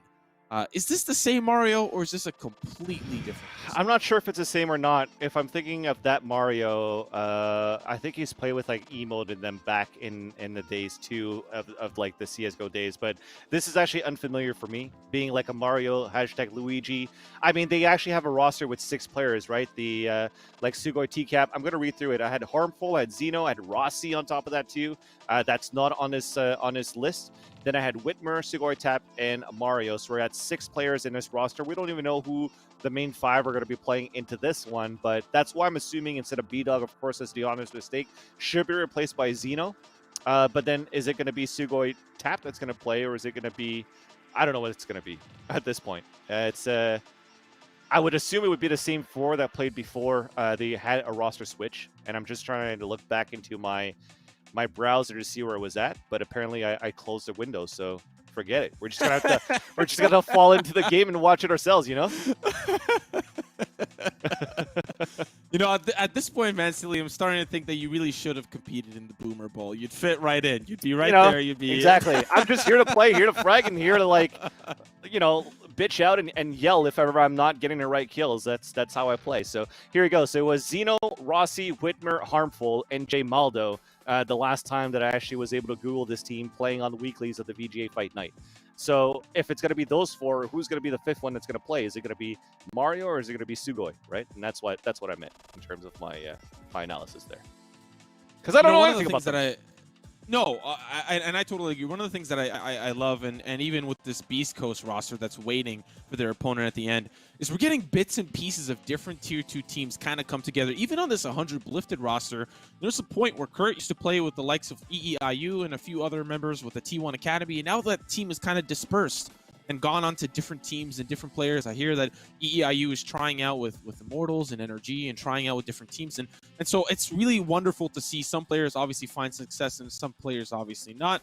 And this is, I think, one of those cases for Fragubag, different bits and pieces of players that have been around the bend in Tier 2 Valorant. So really want to see how this ends up turning out. 100 Lifted have a lot that they are trying to prove that they are still a team that you can not just push around. And I know in the early days, you know, looking back at, let's say, like the PAX Arena, when they were invited to compete, they obviously didn't have the most success, and the games were just kind of, unfortunately, a little one-sided. I'm seeing a different 100 Lifted today, and I think it might be something to do with the players that they've now instituted into their roster. Well, I think we have the map as well, right, for the next one. I'm just going to look into this one. And roster, thank you, Griffin, confirmed to me that it's Mario, Rossi, Whitmer, Harmful, and Sugoi. So that's going to be the roster playing in the one today. And the map that we're going to have into this one is going to be split, interesting enough, with Fragubag going to be playing on defensive side first. And I think that's going to be pretty standard, taking the defender side first, but it could still be tit for tat. Whoever is better on that map or comfortable on that map, you could definitely see a very strong attacker side too. But usually, again, when you're plugging it out, you want to play that defensive side first. And I'm excited to see what's going to happen between this matchup, because I've seen 100 Lifted on this map before. I've seen how Grego could be good. I've seen the ace. I think the ace that we were talking about was literally on this map when Ninja was able to get that versus some pro players. So it's going to be a tough one for Fragubag, but more power to you. More power to you. Famous last words. Famous last words for Fragubag. We'll see. Obviously, early looks. Control of the orb towards the garage here. And Grego just going to try to dissuade that Boombot from moving any further, and nobody will get control of that orb. Now 100 Lifted. Work their way up the middle. Harmful ready with the contact point there. But does not push through the smoke. A very interesting setup from 100 Lifted. They're about to hit this A site and hard. And it's going to be difficult for Fragubag to react. And they have the ropes controlled, right? So it's going to be a split, but they already have 3 players from the defenders up towards the A side. So it's going to be the first contact, probably going to be that jet towards that heaven, which is going to be Harmful. And then after that, when they're trying to swing out towards that site, you also still have the Omen on the top of the balcony. So it's still going to be hard for the attackers to take, but it starts off well with Morgausi winning that first kill. Oh, and he's still going to try to defend here. Rossi with 3. Rossi takes down 100 Lifted, but it's still down to the 2v2. We're not down and out quite yet. Spike going down, and Wit will have to lead the charge in the retake. He does check the 50 and wins. He doubles checks it too, but now it's down to the 1v1. Raze v Raze, the man in the mirror, but the elbow control is what we're looking for. Grego with the swing, and he sneezes on him. 100 Lifted win round number 1. Yeah, and, you know, it started off super well for the attackers to take over that site from those entries from Morg. But then after Rossi, you got to give it to him. The way that he was able to just hold that from the screens on his own, getting 3 kills right away and swing it back into their favor. After that, when it comes down to a 1 versus 1, it only comes down to skill. And it definitely was at that point Grego taking the upper hand. Of course, not only does he have that skill, but he also had a serious health advantage, though, versus Whitmer, which actually didn't help them in their cause in that retake. So, great pistol there for the attackers. Oh, Ninja finding an early pick onto Wit. That Phantom as well coming into that second round. Very interesting purchase, at least to the start. And with a member down, Fragubag have got to worry about where the spike is headed. They've committed resources of membership towards this B site. Early looks Harmful, tries to get a pick with the Sheriff and has to tailwind out. Ninja pays the price with a little bit of chip damage to his HP, but Sugoi trying to walk through the smoke. Morg just blindly firing through. This should be around here for 100 Lifted, as Fragubag don't really have the firepower to take it back over to them. Yeah, and I'm just looking at the composition now as we have that lull moment going through. And we have a breach being played from both of these teams, which I like, actually, because that could give a lot of map control, especially of Rolling Thunders into B Heaven, that allows teams to take control of that side for splits, even counter Rolling Thunders from the site if you're having that player playing towards that B side. But Harmful, he's trying to do as much as he can, but he only gets one kill with that, with the Sheriff. The plan's going to come across, and the last one is going to be Mario. Even with a shorty on top of that, it's going to be impossible for him to get something done, so he switches over to the Ghost. But it should still be a round coming in for the attackers of 100 lifted. It's got the Ghost, Donut on the side. They're all just spraying him down. They're just spraying random. At random. Trying to get control of the Heaven side for this B site. Kurt will seal the fate on Mario there. And now it's going to be the gun round for Frag Your Bag. You know, we talk about this map maybe being... in fact, I don't even know. I think there was a point in time where Split was attacker-sided for like a moment, like a small moment in time. And then they were like, no, it's defender-sided. So I think it's been very interesting to see the growth and how this map has evolved, especially with the Demolition crew breaking down some of those walls in the middle. But, you know, if we're going to paint the picture that this map is a little bit more defender-sided, Frag Your Bag aren't off to the greatest start. And now the changes as well is that we don't have a Sova for Lifted. So Danny's going to play as that breach, as I talked about the previous round, and I think it's totally fine too, due to the fact that you don't really need Sova arrows into this site. They're already tight corners. You kind of know what the positions are. They're pretty one-dimensional. So you're just trying to get more into your favor, including the flashes, and they're rushing right into the A side. Or B side, sorry. Rossi. Yes, Rossi can't really convert on that same success that he had last time. Blast pack thrown down, and now Rossi, he's going to drop down, and he's still going to be looking to try to cook up there. Both flash, so they just, like two ships in the night, pass each other, and it's now going to be Frag Your Bag coming alive. Guns in their pockets. It's down to Morg, who's got to escape this tripwire, and unfortunately, he's not even bothered to take it down. He's going to have a really tall task here, maybe looking to at least get the spike down, maybe looking to at least try to get a pick or two. But regardless, he wants to get money in the pocket of 100 lifted, but that spike, of course, will not be sent or spiked down. Frag Your Bag answer back, and pretty convincingly. 4 members still alive. So a big shout out here to Valorantix.gg as I was trying to look up map reports as we are looking at stats before. I know it's like a huge sample size that counts in ranked as well, so it doesn't really just look at pro matches, but out of 32,000 matches that have been played, the attack win rate is 46%, while the defense win rate is 54%.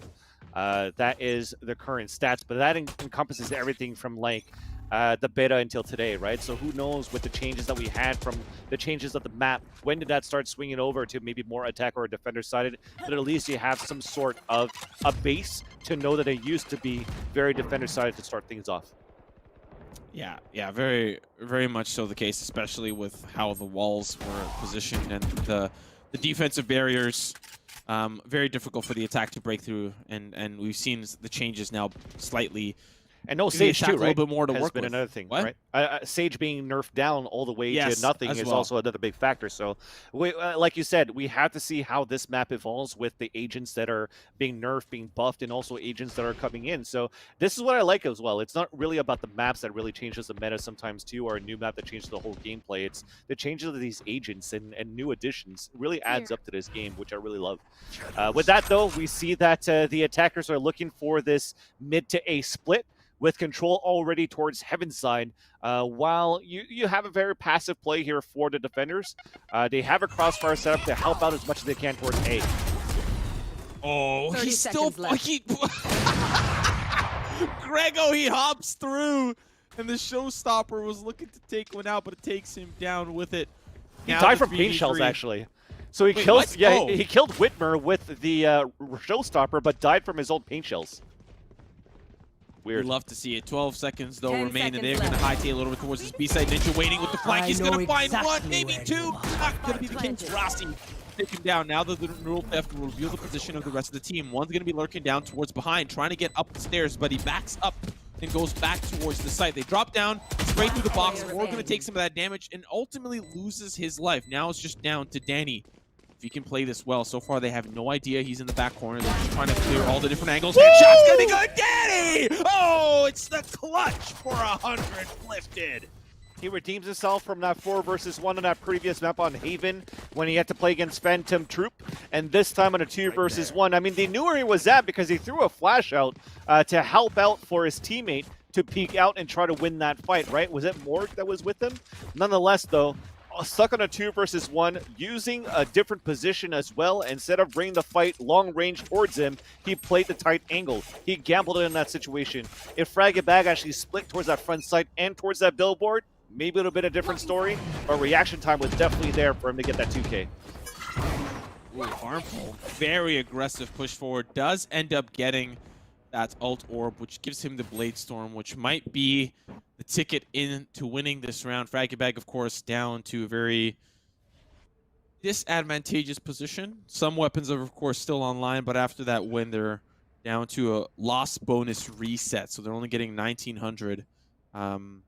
Or I think it's going to be 2,400 in the round to follow, or whatever, what have you. Point being is that it's been reset. Rossi take down Grego, and that lurk, that attempt to find information on the B site does not go his way. Yeah, they already have one dead. They put the Killjoy ult as well, but that doesn't really force out, actually it does force out a rotation. So we are going to hear the footsteps towards A Heaven, but he's running back because the execution is coming through. But the thing is, the Spike was already down towards long B, so they have to move in quick. They have to take this control. If not, Ninja's done. Yeah, it's still the 3v3. Spike still has to go down. They've got temporary control, but there is a player lurking and poking their head through. Harmful, who still has the knives and can really do some damage. Spike going down. They're going to try to get into their post-plant positions. They've got a player, Morg, who's playing down below the ledge there, and if he gets taken down, if they're able to find him, oh, it doesn't work! The Blade Storm doesn't take him out. He will still end up falling by Rossi.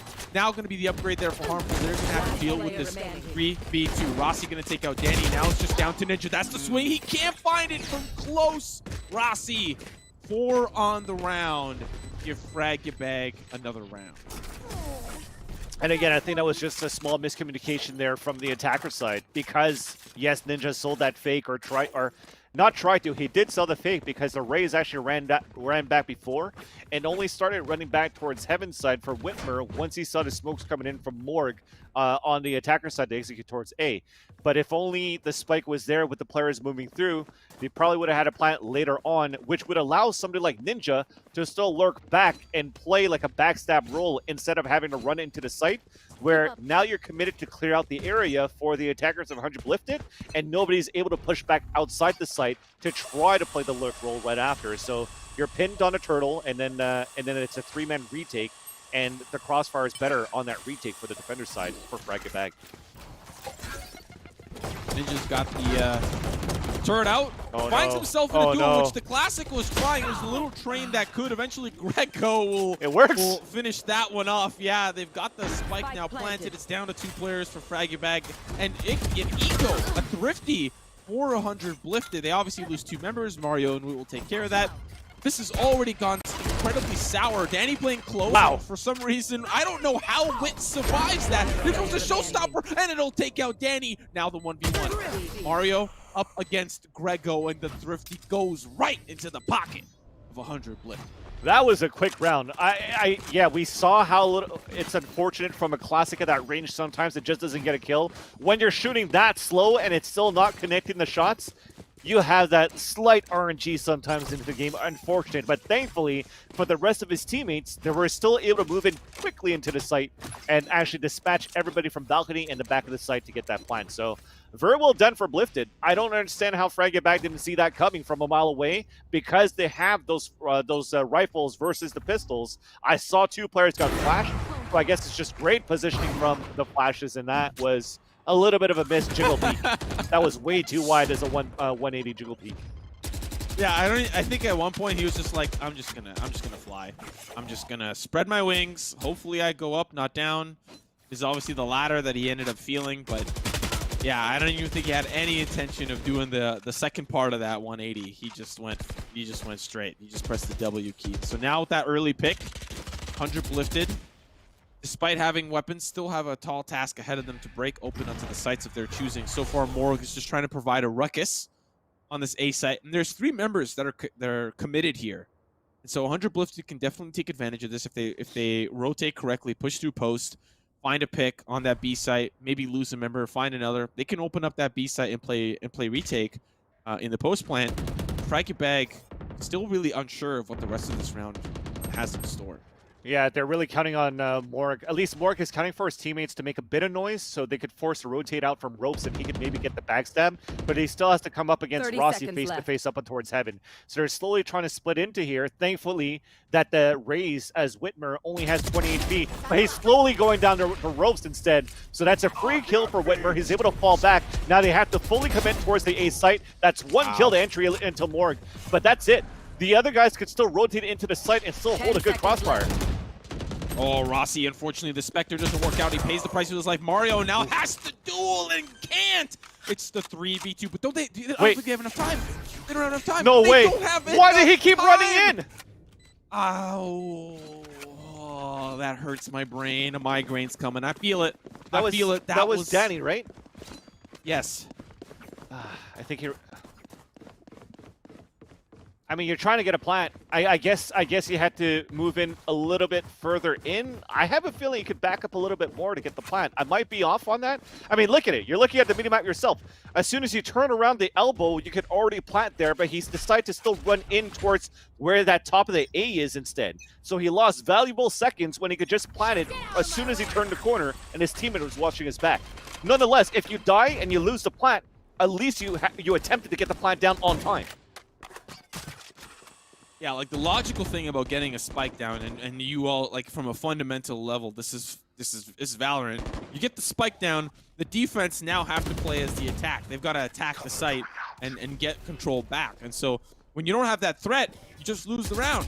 You just let the time tick away, and that's it. It's out of your hands. And so Frag Bag win off of what feels to be like a technicality, but still fought for that round very valiantly. Kurt dives right in, knives to the dome, but Whip from above, making it rain, providing that firepower. Things are now down to a 4v3 with just non-stop action.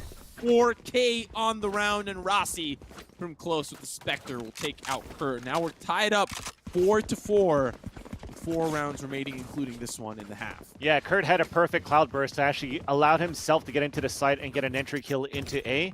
But the thing is, it was only good for himself. The rest of the cloudburst still left an opening inside that window, which allowed Whitmer to just go open season from the left side corner of that cloudburst into the site. So it wasn't only until Morg actually put that smoke down that they finally had control of lower site, but they still had players committing towards that top, where it's just 1 versus 1 against lower gun. Whitmer wins that for sure. It was just unfortunate there. Unfortunate there as well for Harmful. I don't think they know that Morg's back here, and as a result, he can punish them accordingly. He's trying to survive for as long as he can, but he's got to worry about them coming from all possible angles. Now going to reposition and make things even worse. It's fortunate, at least for Frag Bag, that the showstopper will take him down. Now it's going to be up to Ninja. Gets the shot there onto Wit. And the spike, I think, I don't know if we'll get the credit for it. Yep, you do. But nevertheless, oh, they will. Nice. Nice plant there as well, and 100 lifted regain their lost lead. That was well done. Actually, at that point, they were just like, okay, well, let's just rush in and try to bring a fight. Slow pace. Yes, we're able to get into the site. But that was like 2 situations where it was like one player, which is Rossi, that's just able to hold them back at the A side somehow with all these rotations that he's playing. So Rossi, definitely a key player for Frag Back right now that's keeping the team alive on their end. If it wasn't for Rossi and Whitmer so far, I think we would have definitely seen a more one-sided map for 100 lifted. But this time the aggression did pay off for the attackers, and I think they should still continue to do that into this round. We also have to remind ourselves that if we're hypothetically sticking with the story that this is a defender-sided map, this is not the way that you want to finish this half if you're Frag Bag. Of course, you're going to try to push the issue in that second half, but you at least want the round lead moving into the second, and so far, you still have a lot to do. You've got to win 3 in a row, at least 2 to start, to get and regain that lead. So 100 lifted are sitting in a pretty good position for the time being. We'll see if that happens to change in that second half. Grego trying to peek through, unfortunately loses his life, and now a lot of ultimates used, and for that, they will lose their lives, drop like flies one at a time. Ninja will at least try to nullify that, but it's a 2v4 difficult scenario for 100 lifted. You're not breaking the camera. Despite all that, it doesn't even matter about the kill threat ultimate. Oh, wait. Oh, that was spicy. That's close. Ninja tried to throw that nano swarm down and was hoping that it would have done a little bit more damage to help him spray through. But nevertheless, that was a little bit of a fumbled round, I think, from 100 Lifted. They expended a lot of ultimates, but as they went in, to be honest, relatively dry, despite the use of the ultimates, they couldn't find anything. Yeah, and Rossi, when he ran away, so he got the first pick. That was huge for him. Fall back into the back of the spawn, but it had the camera towards the front red wall, right on the top of the gray pillar, and he could look towards that front of the site, so he could see towards heaven, he could see towards ropes, he could see towards red wall, towards the front of the site, basically. And because nobody broke it down, he had so much information to give for his teammates for a retake. Right there, exactly that position from that camera. So 100 Lifted, they have to pay attention to that. That's going to be a pistol round for them. They want that gun round in the rounds to follow. Rossi survives the paranoia and will take out Danny. They only find one. Ninja finds the pick onto Wit, but that was in the middle. That wasn't even on the site. Jump peek from Harmful. The operator, pretty simple, pretty standard round. But here's the last gun round of the half. 100 Lifted going to buy up. I don't presume they've got a whole lot in their pockets because it's only the second round lost bonus that they've got. They'll be fine. They'll be okay. So 100 Lifted, going to be a gun round. They can put this to 6-6, even if it's 7-5 on a defensive side with Killjoy. I think you're gonna be just fine.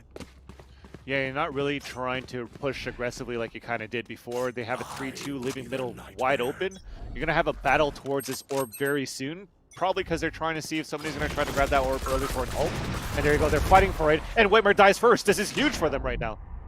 Yeah, they grab the spike, and now they might decide to hightail it out of there, just provide the nuisance and energy that they constantly do now. Ninja in a little bit of a fight with Rossi, gets some much-needed revenge for the rest of the team. Rossi's been a thorn in the side. Yeah, a nuisance, a thorn in the side of 100 Lifted, just stopping them at every turn. And now it's just Sugoi, who's maybe not feeling so cute as he's all by his lonesome on this B side. And as he swings through, as he's going to look through the garage, he's going to check all his different little corners, and now gets into a fight. Grego will take him down, and now it's 2v5. Things not looking good for this last round of the half for Fraggerbag. Definitely not. I mean, they killed the two biggest players for the team of Fraggerbag early in the round, including Whitmer, that was looking for the ult from picking up the orb, and then also getting the frag on the lurk onto Rossi, that's able to be the one that's just killing him everywhere, mid A, B. And this is basically going to be, technically, the round coming in for Blifted. I don't think there's any way that they're going to lose this. I almost argue there's a world where there's no perfect time to put the lockdown, but regardless, that's still just going to be another issue, another problem to deal with. They do find a pick, but it's a 2v4. Blade Storm's popped, but what are you going to hope to accomplish when the spike's ticking down very quickly? You've got Crossfire set up across the entire site. Mario finds one onto Ninja, but you've got 3 more players left, and they also get a red carpet that's rolled out right for him, saying, hey, I'll see you in the next half. 6-6, 100 Lifted. Switching sides. Really keep it close, keep things competitive. Now we're on a side where they're going to have the favorable edge. We'll see how they end up using it, because there's still the possibility that Fraggerbag are capable of going toe-to-toe on this attack side. Yeah, you're super happy right now for 100 Lifted with the results that she had so far, but I think you'd also be happy with Fraggerbag as it looked so grim. Losing the first round and the second round or winning them so convincingly. And then now it turns out that it's going to be a 6-6 in the end when you start to see a comeback coming in from Blifted. Like I said, it was going to be scrappy back and forth here on this whole map. And now, as they have the easier side, though, for the defenders, that's where I hope they could start running away here with Lifted. But if not, the fragging power that you have from Whitmer and from Rossi is going to be so fun to watch.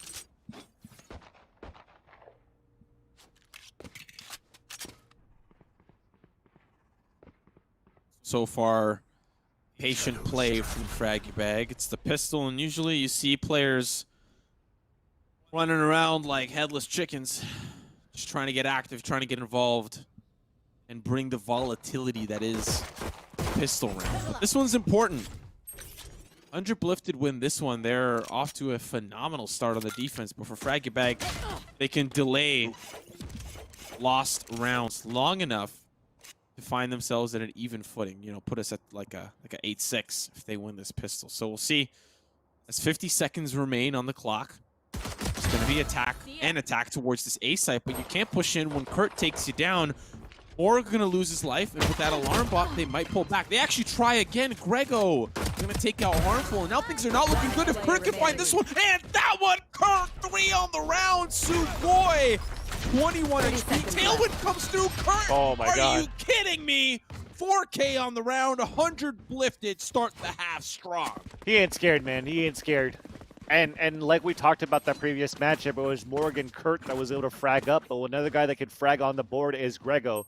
And he's currently sitting at 12-7-0, doing his job here on the attacker side with the entries that he needed as that raise. But now definitely the defender side to see how good Kurt has been playing so far from all the matches that we casted from 100 lifted this today, actually, in his qualifier. It's looking difficult here if I'm in the shoes of Fragabag. You have to maintain your composure at this point.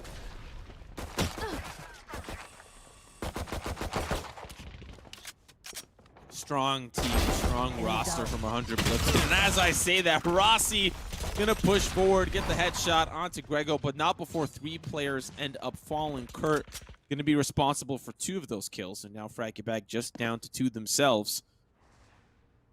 Have to work their way up. Of course, they've got less than ideal hardware. Bringing knives to a gunfight, it's not really going to be a whole lot that they hope that they can accomplish, especially with Kurt here playing close. Yeah, and Danny playing with the cross, there's not a whole lot. But, you know, I have to say for 100 lifted, that's the best case scenario. You survive with a lot of members, which carries your economy forward.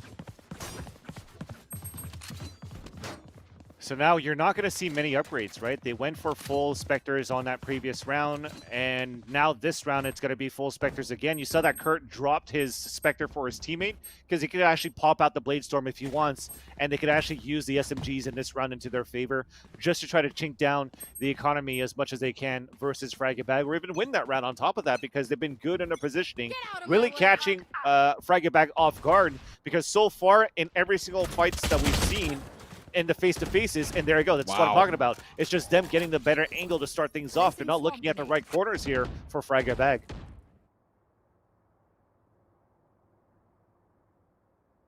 Might be the nerves.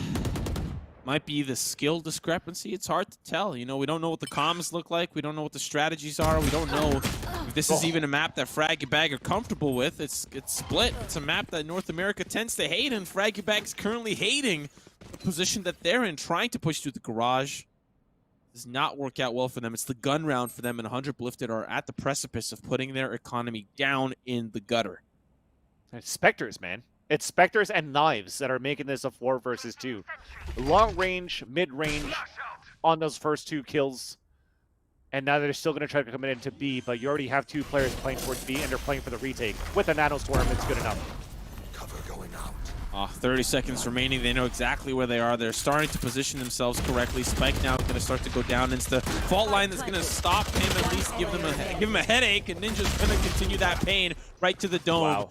He will end up falling, but Grego will avenge his fallen comrade, and now 100 lifted up by 3 rounds in this second half, really kicking us off strong. Vansili, they just beat the gun round with Spectres. Things are not looking good for Fragabag. Yeah, and I think this is where, like, including myself, we actually have to start believing that this team is actually like a really good team. Because looking from the point of view of Morg or from Ninja, for example, they're always like these big time streamers from like Fortnite or variety streams, and even these days Ninja is probably like one of the top Among Us players right now in the world. And everybody's always like, going to be like, oh, they're coming into Valorant, lol, they're just streamers, like screw these guys. But you see how good they are. You see the chemistry is there, and you see the firepower is there for that team too. These guys are nothing to be messed with, right? They have what it takes to be out there. And if they're actually able to win this matchup, and even for me, the next matchup here would be an upset versus SSG and qualify. Holy crap, man. This is... Somebody signed this team, too. Yes. Yeah, Ninja's going to just start his own team. He was on Luminosity at some point. I don't know if he still is. He just signed... no, actually, it was XQC that just signed to LG, yeah. Yes, yeah. But regardless, it's still going to be a pretty impressive feat, like you said. We're going to have to take it 1 round at a time, though. Space Station's definitely a team not to be scoffed at either for the most part, but 100 lifted for the first time this half are starting to face a little bit of a struggling scenario, but that's going to be quickly nullified by some paint shells Grego gonna find that one onto Rossi. Now as they're held up here in the post room, they still want to push on towards this B side. This is where they want to go, but with all this utility from Grego, it's tough. It's difficult. Hit them the blow. Oh, Grego. Then the flash. They gotta escape. He's still trying to spray through. Finds another Grego. Who are you? Who? That's the question that I want to ask. Oh, Grego 4 on the round. 100 lifted. 10-6. Holy crap. That is a single man hold. I mean, what else can you do? He's battling through a freaking smoke. Thank God I'm so good and so hyped that I can't swear this time, but holy crap. That was so good. Grego, man. That's 2 or 3 or 2 kills through the smoke, and a third one that was just like, hey, I'm feeling it. I'm just gonna push through. But he had great backup as well from Danny playing towards that back of the site to flash into heaven whenever he needed to too. So you're talking about that chemistry before. And because of that, you see this pause coming through. I don't know if with the Renegades qualifier or the Renegades tournament, you actually do have pauses allowed. I'm assuming you would. And if you do, take it into your favor, man, because 100 lifted their crack so far. Oh, you're telling me. You're telling me. And now, I also just want to say on record that you and I, both big fans of Lex, good friend of ours. Yeah, definitely. He's still a phenomenal player. Like, the fact that he's not playing and different players are, he's still a good addition to the team. He's a fragger. He's a former competitor. Like, he's also a player that is just not in the team right now at the moment, but can still go toe-to-toe. So I'm just very impressed with how 100 lifted have grown. I think Fragabag, based on how far they've made it personally, have obviously had to go through some difficult teams. Andbox, not here. You don't see Andbox here. You know, Mendo had competed in this tournament. He's not here. There's a lot of good teams that didn't make it to this point, and Fragabag is here. Mama's not here. Destin's not here. There's a lot of teams that just couldn't get here, and the fact that 100 lifted is beating Fragabag, that is an important statement. Yeah, big shout out to Lex for sure. He was the one that started up with this team too. But now he's venturing into the worlds of Diabolical, which is an arena FPS that's really fun to watch. That being said, though, we're back from this pause, and it's still 10-6 in favor of 100 lifted, and lots of health damage from both of these teams, and even one kill ahead now as Kurt gets a frag onto Harmful at B main. So you still have another player that's low on HP, that's Rossi. That's one of the key players against from Fragabag, but at least Kurt is also low on HP as well, where they can hopefully even things up here for the attackers. What's got the operator here hoping that Kurt re-peaks? Fingers crossed. That's definitely how he's feeling. Mario, that turret has just constantly been the old bait and switch, you know? Putting it out there, having to get rid of it.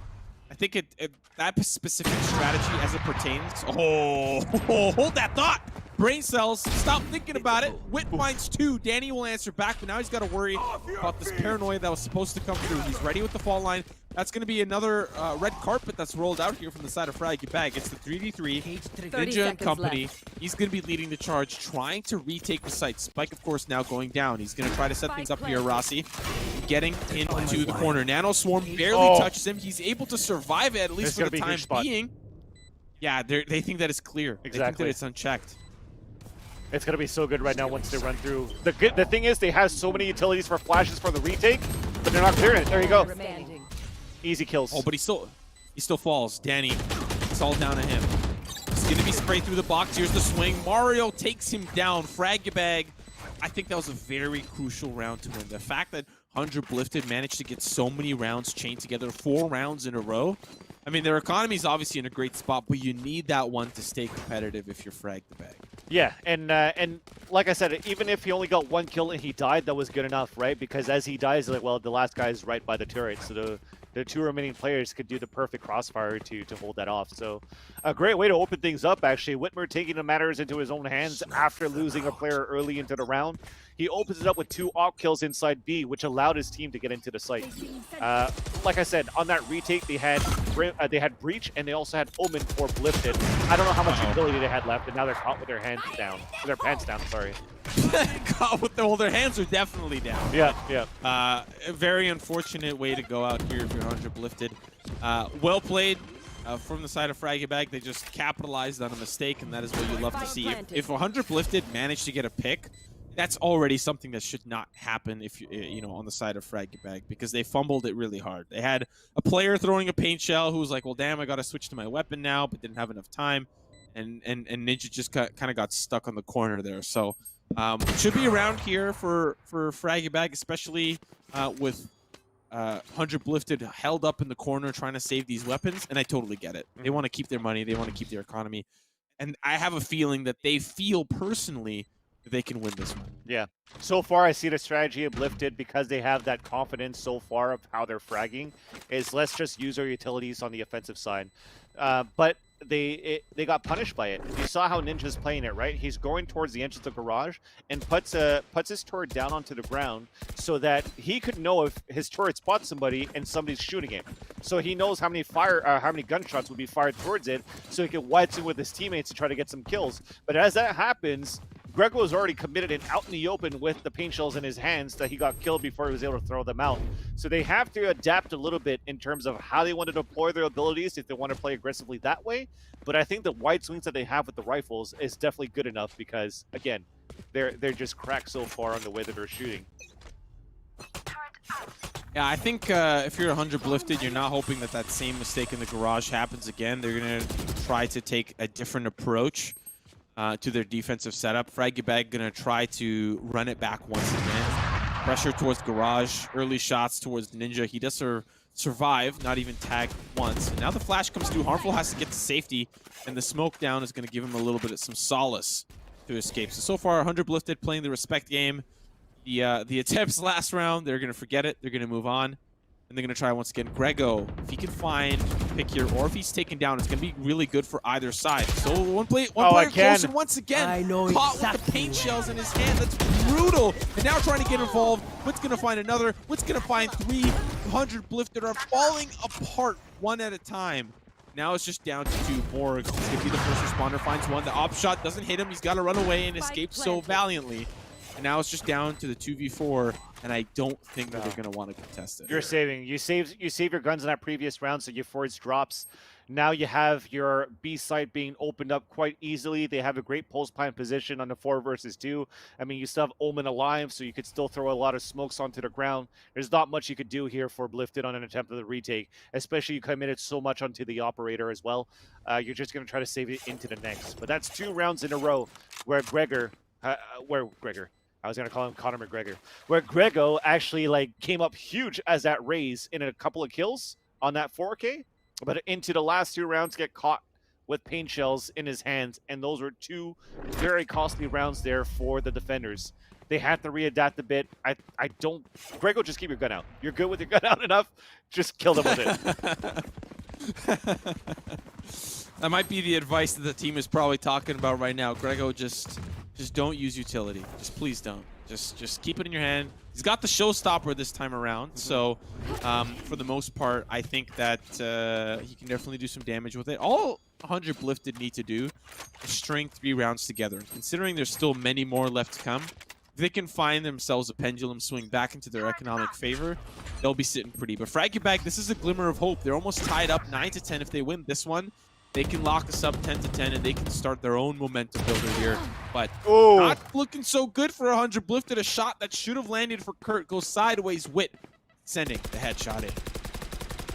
That is another big kill. And it started off with Harmful that was walking across with the operator. I guess he wanted to walk one across just so he could get a surprise kill onto the second one walking through. But Whitmer just saw that coming from a mile away, went from the wide swing pre-fired shot, and still got that kill. So now as you have the Killjoy ult that comes down, you're trying to push your opponents back and just reassess your positioning because you know that the attack is always coming towards his B side. This is where they had the most success. But finally this time they have a 2-man crossfire inside the site and a 3rd at heaven. Oh, well, they're pushing in. Ninja's going to play the first contact point. They still got to get the spike down.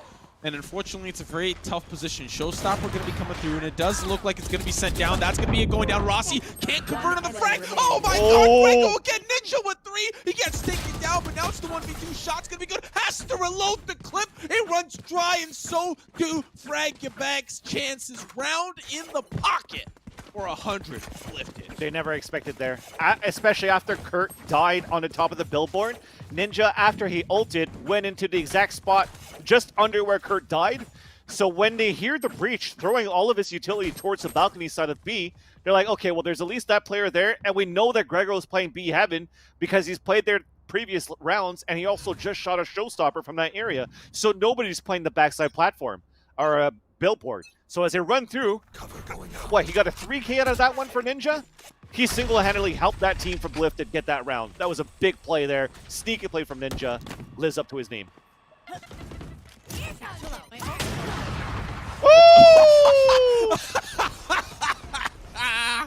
Oh, Wit's trying to get a showstopper cooking, and unfortunately, the only thing's cooking is a beautiful collateral from Kurt as he's still held up here behind the billboard. Shot's going to be good from Sugoi. That'll at least even those odds temporarily. Rossi pushing up in heaven. There's a turret there. Doesn't spot him, so the smoke there works out beautifully. Rossi now has the ability to flank from behind. 100 Blifted have no idea that that's where he is. Lots of time still remaining, Vansili. 50 seconds left on the clock. Rossi can find one. Oh, this is huge. That's a headshot. They know that he's down. Shot's going to be good. Oh, Grego falls too. That's huge. Now it's a 2v2. He's teleporting backside. Mario, he's in the corner. Nobody puts Mario in the corner. 100 Blifted now have to play retake, and they're really struggling after figuring out how did Rossi do that? Where did he come from? And that's because he 30 plays the seconds turret left. so many rounds in a row on that spot. It's just easy to now smoke it off, right?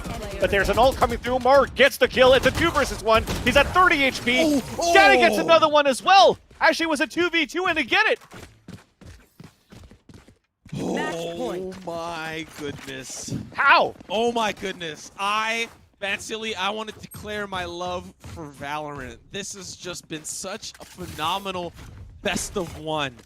From 100 Blifted, from Fragabag, both going tit for tat, and 100 Blifted coming out with some sneaky victories, Vansili.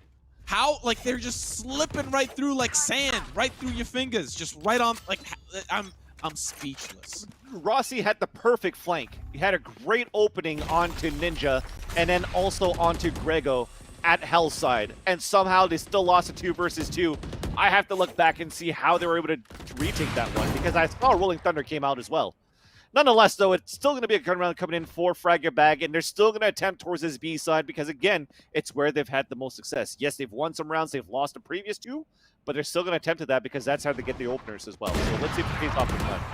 There's a lot of operators as well on the side of Fragabag. Now that they've pushed in, first pick for Harmful, but Ninja gonna just push through the smoke. He wants to find a pick. There's gonna be a player close. Mario takes him down. Now it's 3v5. That's gonna be evened out by Grego. Things are looking a little better. Grego with 2. Paint shells come through. That's gonna be the spike planted. Paint shells don't take him down. The swing. Wit's gonna find him. Now it's just down to Kurt. The swing from Wit once again. Wit keeping Fragabag alive with some beauty plays. 12-10. I see it now. So the Rolling Thunder from that previous round was actually from the defenders too. So it was Danny that threw that off that helped them win that 2 versus 2. Perfect that Fragabag had 2 players caught in that corner that allowed them to make it 12-10. But into that or 12-9. Into that last round though, it's still once again Whitmer and Rossi wanted to put the manners into their own hands, and Whitmer being the operator for the team instead of giving it to Harmful as the op. They will actually want to use him to dash in and get the Vandal kills, kind of like how Roko has played it before for Space Station Gaming. But so far, they're able to get that round. They're switching it over to the A side, and somehow it's not a kill from Kurt. It's a wall bang or a leg shot, but it's still going to be a connection onto the Cypher that puts him low on HP. But still, as they're trying to work towards the A side, it seems as though Kurt was ready for that. Yet, they still have a 3-man stack towards the B side. Yeah, they've got Wit as well, who's going to be looking to maybe poke around and gather some information towards this B site. He's got the operator in hand, and it's very likely, I think he's going to lose it. Morg playing up above. Oh, that shot doesn't connect. It doesn't even hit him. It doesn't even hit him. Danny's going to survive that, and that is so crucial. That could have been an opening pick. That could have been the successful push on towards the B site. They're ready in the middle. They're ready to split up and towards heaven. But they're going to decide to go A instead because that's going to be an unsuccessful shot from Wit. And an alarm bot's going to give enough information, so that's where Kirk could turn around. There you go. He's looking. He lands that shot. As they hear the humming, it still has to be popped up. But he falls into the site. Morg wins that fire from his corner. They were never going to check that one up there. Never expecting Morg to be up there as an omen inside that B side. So now they run back into B, but Morg can get it done. Oh, he just throws all of it down. He does chip them away, at least for the time being, and now they'll funnel on towards the B site. Morg playing close. Aftershock gonna put Sugoi in a little bit of a tougher spot, but it's just gonna be the angle that doesn't quite work out. And 10 seconds whatsoever. 10 Here's the swing. seconds left. Morg gonna be taken down. 10 seconds, like you pointed out, but the spikes being planted. Ninja and company are coming Spike back planted. towards this B site. 3v3. Ninja with the ADS looking to try to take somebody peeking out. The Tailwind pushes forward, and now the Blade Storm will answer back as well. Nanoswarm trying to take out the player that may be trying to flick, maybe trying to swing. Harmful finds one onto Kurt. Ninja drops down. Shot's going to be good from Danny. The 2v2. Things are evened out. Harmful with the operator trying to do what he can. Shot on Ninja. Doesn't connect, but he finds the Blade Storm. 1v1. Ninja versus Harmful. The swing, my the God. ace. Harmful clutches it out, and Frag Ya Bag are one away from overtime. All right, Harmful heard me calling him out, not being the one with the op, not able to get the kills. This time he gets an ace, puts him up at 12 and 14, and also puts the defenders of Blifted in a precarious situation because they have no money to work with. We have a potential of an overtime in this matchup, and it looks so well from how they were playing the defense for the Blifted team with those 2 initial kills, but somehow the push into the site. You got to give it to Frag Ya Bag how they continue to aggress and fight towards the players that ran away for some cover inside B to even it up on a 3 versus 3 and just have Harmful sweep it up with that ace. Okay, looking at this round, they've got orb control. I think that might be the red carpet that's ready here for Frag Ya Bag, so they can use that to push on towards this B site. But Vansili, look at the setup. They're willing to play retake. They've got control of the middle, and they're not willing to give that up. They're okay with giving up B, and that's going to be Wit just experimenting, throwing utility down, trying to see who's on the opposite side. But looking at some of the weapons that 100 Blifted have, Stinger here for Grego. He's got a lot of utility, and he's one away from the showstopper. They didn't even bother to try to control for the orbs, and I think that I don't know how I feel about that. We'll see if it pans out or it doesn't. So far, Frag Ya Bag interested in this B site, but they're just playing it patient. Yeah, and that's Oh, what you here have they also. Yeah, Ninja's playing close as well because they have the Killjoy ult too. Oh, but here they go. They've pushed in. That's gonna be a shot there. Kurt's taken down. It's relatively understandable play, as of course he knew that he was up there. He smoked himself Spike off. planted. That's gonna be Grego with the pick. He's got the showstopper now, but Danny playing close. It hits him in the dome, but he still survives. Ninja trying to spray through. They've got the Killjoy lockdown available. Morgo's gonna try to push through. That's Sugoi that takes him out. It's the 2v4. Here comes the showstopper. Where's it gonna go? Where's it gonna go? Where's it gonna go? Where's he gonna send it? And it's gonna be the attempt at least to try to send it down. Nobody's there. Ninja clicks in. He's gonna find one, but Grego can't make it work. Ladies and gentlemen, we're going to overtime. Switching sides. I just love chat. Roka was just quoting one of Ninja's famous quotes. But it's going to be overtime at this point. It's not over till it's over. And Frag Ya Bag definitely didn't want to go home yet. And that's all from the play of Harmful, of how things started on that side. And then just a great execution moving into that B site for the team. I mean, you can't really do anything for Blifted. You try to play a little bit more passively as well because you're so low on the economy. You can't really try to wide swing out to try to peek into the B main, so you let the opponents come towards you, and you're just unfortunate. You have a judge, you're close range, you get a headshot, you don't get a kill. I mean, it's just the RNG at that point as well, and Frag Ya Bag are able to bring this into overtime and basically beat the morale as well of Blifted. So let's see if they can continue the momentum after tying this up. You also have to imagine there's a lot of different factors at play here. These teams have both had a very long day of games. The stamina is really starting to wear and tear. You can see that here. You know, plays sometimes making mistakes, sometimes not. It's really close. It's really tense. Having to play so many different tense scenarios can weigh you down. We'll see which team can be the victor, which team can survive long enough. 100 Blifted once again, selling a B fake. It's worked out quite handily, but Kurt showing himself up in A heaven means that they've lost some control. He is down now. Frag Ya Bag are on the precipice of winning this round with the man advantage, but they still have to find the rest of the 4 members. They're still going back to B, but the spike is so far behind, and it's Danny. They need Danny to move forward to try to get at least a fault line flashes into the site. And it's a big gamble that Frag Ya Bag has, right? You do have Harmful with an AWP in that round. So you buy an AWP, your glass cannon, and you have no utilities to work with, and he still gets a kill with that. 100 lifted, pushing on towards the site. Grego wins the gun duel. That's huge, and they find another. Oh my god. Now the man advantage comes in for 100 lifted. They've got the spike control here. Harmful going to try to push forward, but Morg's there on the sidelines. 2 on the round. Mario, the last member standing, and there's no more Goombas to stop. He's got 4 players remaining, and it's going to be a difficult task to push through. He's going to try to walk. He's not walking. He's sprinting. He gets blinded. He swaps weapons, and Ninja seals his fate. 13-12, 100 lifted on match point. Switching sides. All right, you guys know the drill. They're going to work towards this B side, most likely here for the attackers. So adjust how you need to adjust, right? But it was a great round there for Blifted on the attacker side. Using that Nanoswarm to clear out towards the back of the site, getting the kill and moving in. Even smoking out towards the Heaven side. I think they smoke or they flash because I saw the player playing on that balcony with the icon on his head being flashed. So they did a great job for a split with the remaining players for Blifted into the site. And it was just beautiful execution for them to get that one. Now we have an op once again being in the hands of the Jet. And we'll see if it could come into their favor here for Fragger Bag. If Grego can hold down the Heaven side, it can really open things up to close out this round. That's really been the deciding factor as to whether or not the B push works out for Fraggy Bag. If Grego falls early, there's been so many times where he's just caught with the paint shells, hand out. Watch here. Oh, he's got it again. Okay, backs up. Paranoia. There's going to be a player hunting him down. It's Whitmer. He's going to try to dissuade him from pushing forward. He's got the blast back. There's the swing. There's the headshot. Danny as well, providing firepower. Sugoi will take him down. Kurt on site. Will take out Harmful. There's the swing from Ninja. Goes sour. Down to the 2v3. Here's going to be the fault line. Trying to swing, but Kurt's behind a lot of smoke and mirrors. But Sugoi's got to take a look at his own reflection. It's Grego that takes him down. Headshot from Mario. Trying to escape. Will he take the spike over towards the A side? No. He's sticking he around. definitely wants to. He's got time, and ceiling 30 seconds. 30 seconds left. And it's actually the operator on Blifted's side, actually. And now he's selling a fake.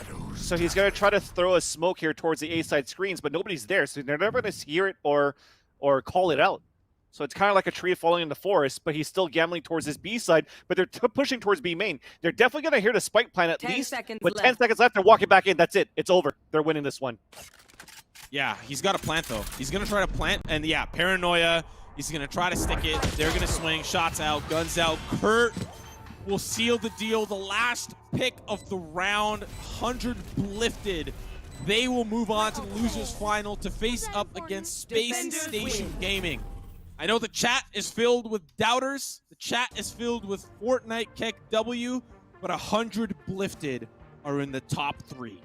I'm feeling like I'm going to be back as a Toronto fan and be a believer, because as I'm a believer, I'm a believer of the Blifted.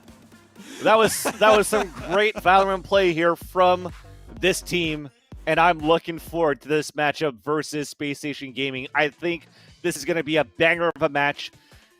I think the good thing about this next matchup here for Space Station Gaming or Moment of Salvation is maybe play a map like Ascent, where it's the map that they always choose. Yet they lose the matches versus Beast Coast. I still think they have a better chance playing this map here versus Blifted.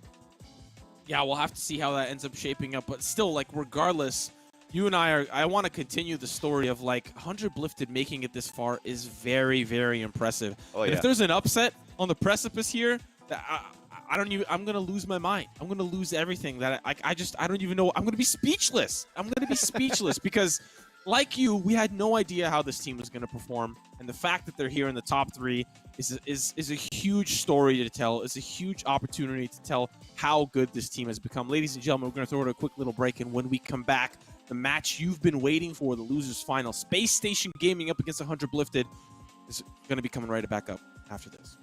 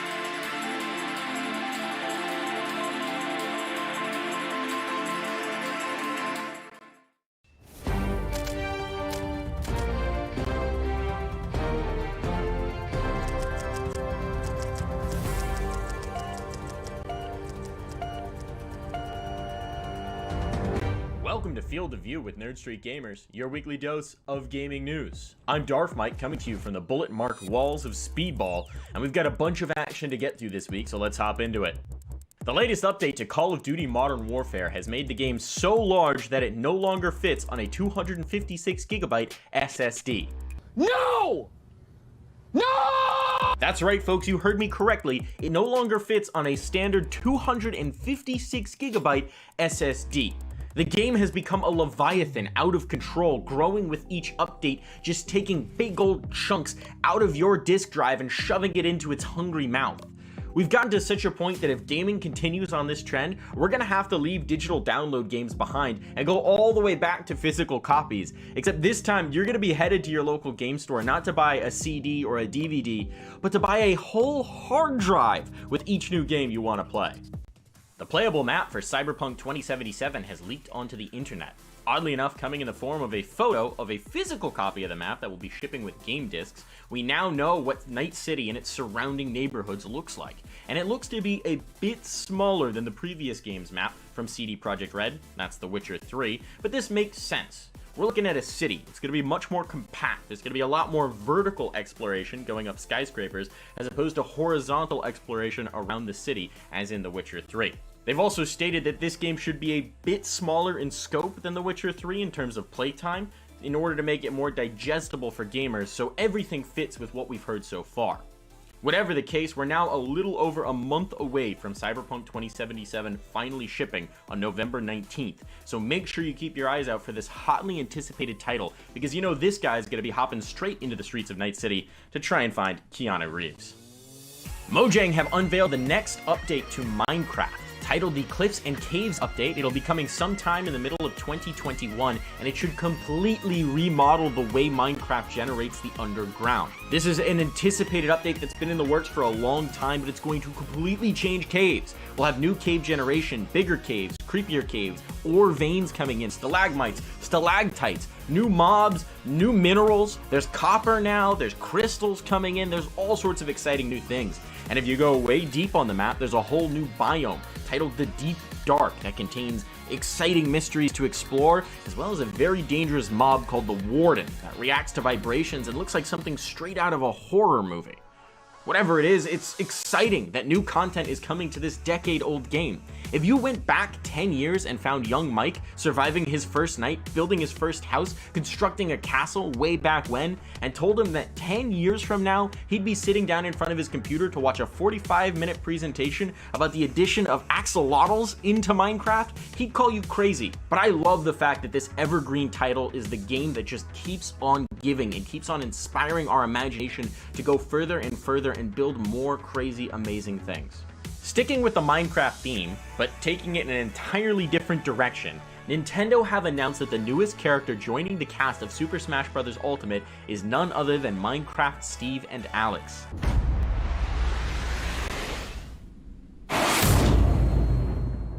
That's right, everyone's favorite blocky dude and dudette are joining the celebrated brawler. And they're going to be venturing across levels that have had to be slightly redesigned to incorporate different elements for them to mine and then use to craft new weapons to do battle with Mario and co. It's insane, folks. This is the most ambitious crossover of our generation, and my mind is racing, wondering who could be next. Are we gonna get Master Chief in Smash? Are we gonna get Gears of War characters in Smash? You know what? Probably not the Gears of War characters, but Master Chief is a distinct possibility. Whatever it is, this could be truly wild. And Minecraft Steve can also place blocks, completely changing levels in size and scope. It's a reimagining of what can be possible within Smash. Whatever the case, whatever this character winds up being, if you're not excited about the possibility of dumping a lava bucket on your foe's head or finishing them off with a piston, then I'm afraid we can't be friends. That's it for us this week on Field of View with Nerd Street Gamers, your weekly dose of gaming news. Now, I think our file size is getting a bit large, and I feel another update coming down the pipeline, so I'd better get out of here.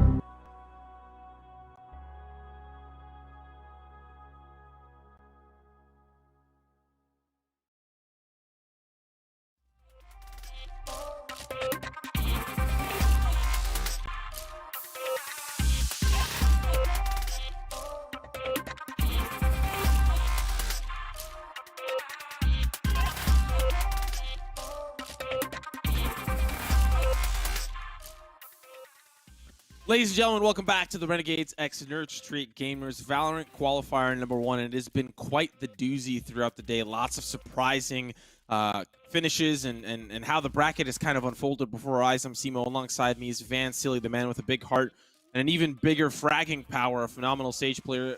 Vansili, how are we feeling moving on into this losers final coming up next between Space Station Gaming and 100 Lifted? Well, if today was definitely a doozy, but definitely not a snoozy, and I think it's going to continue that way, right? 100 Lifted or 100 Lifted versus SSG. I think it's going to be another big one, another fun one to watch as well. I'm hearing so far that we might be going on to Bind, which it's not a scent. So, and if it's not a scent and it's Bind, and he has something like Grego, I still think that we're going to have a very close game, or at least a very good game for 100 Lifted. But before I actually talk about them, people have been saying that I have the drip. Thank you so much, guys. I appreciate it.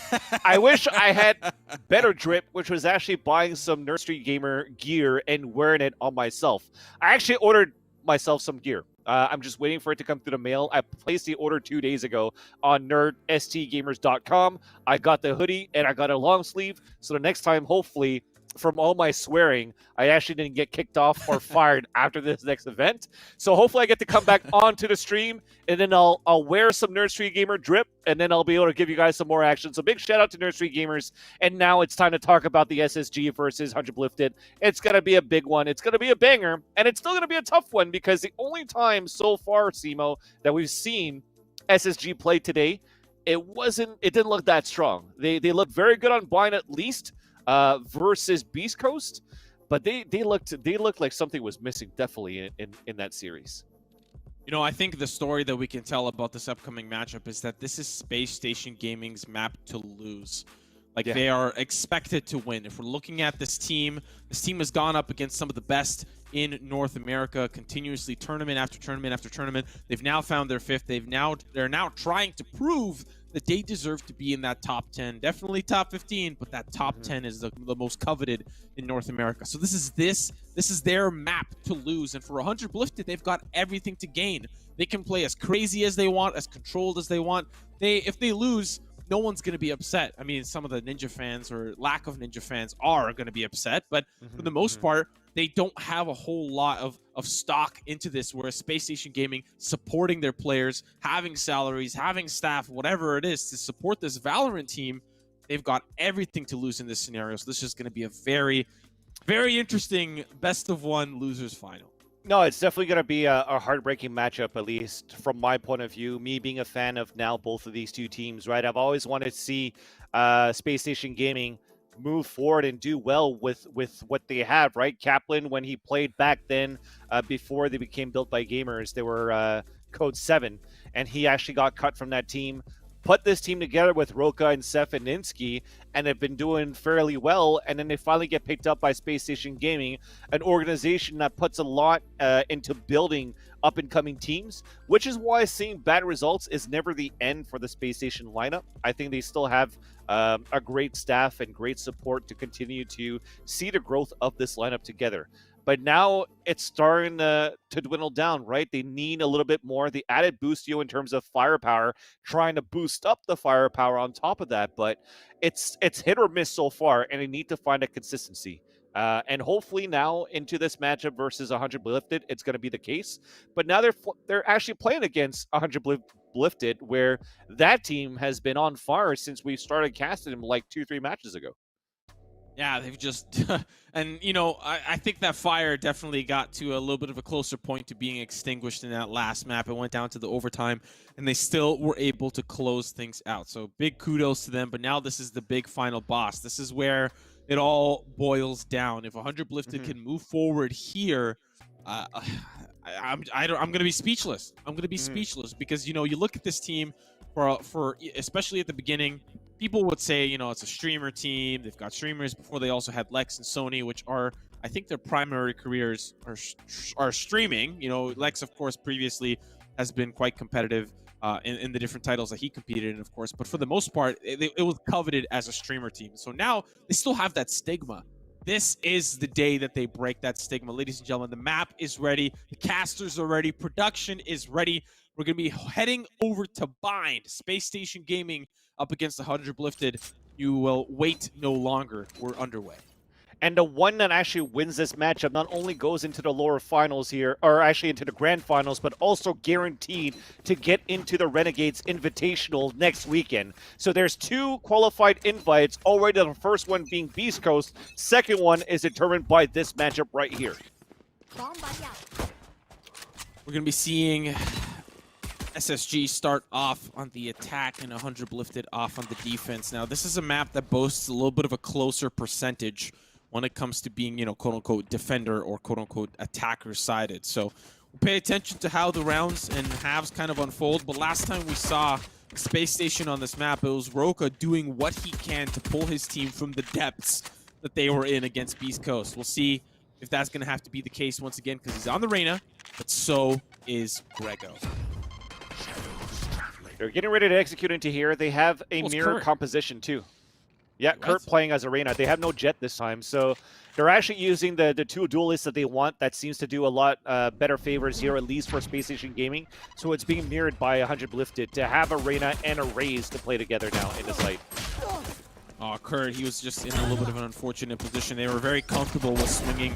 And Lucio gets involved, gets aerial, and he ends up dropping down right onto Moore. Things are not looking good for 100 lifted here. Danny trying to send the shots that he possibly can. Will find one onto Inskeep, and that might make things a little bit more even, I guess, for the time being. Roka caught in a very tough corner. Utility being used to try to push him out.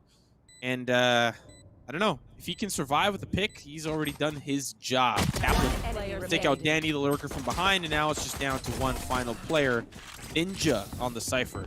And there's been a lot of changes here for this 100 lifted side. I don't know if that's going to shake things up or not. I love this, actually. They knew for a fact that we had Roka that was stuck inside that corner on a post-plant situation, and everybody was so zoned and they're trying to flush him out that they wasted so much time until they realized, okay, well, we have to do something different. When they have one guy pushing back towards the elbow, well, you still had Kaplan there that's watching that flank. So they did a great job for a post-plant situation for Space Station Gaming, just to make sure that they play the plant in their favor and the time in their favor. No need to chase for kills. The only kills that they chased did great, actually, and that was for the entries into the site.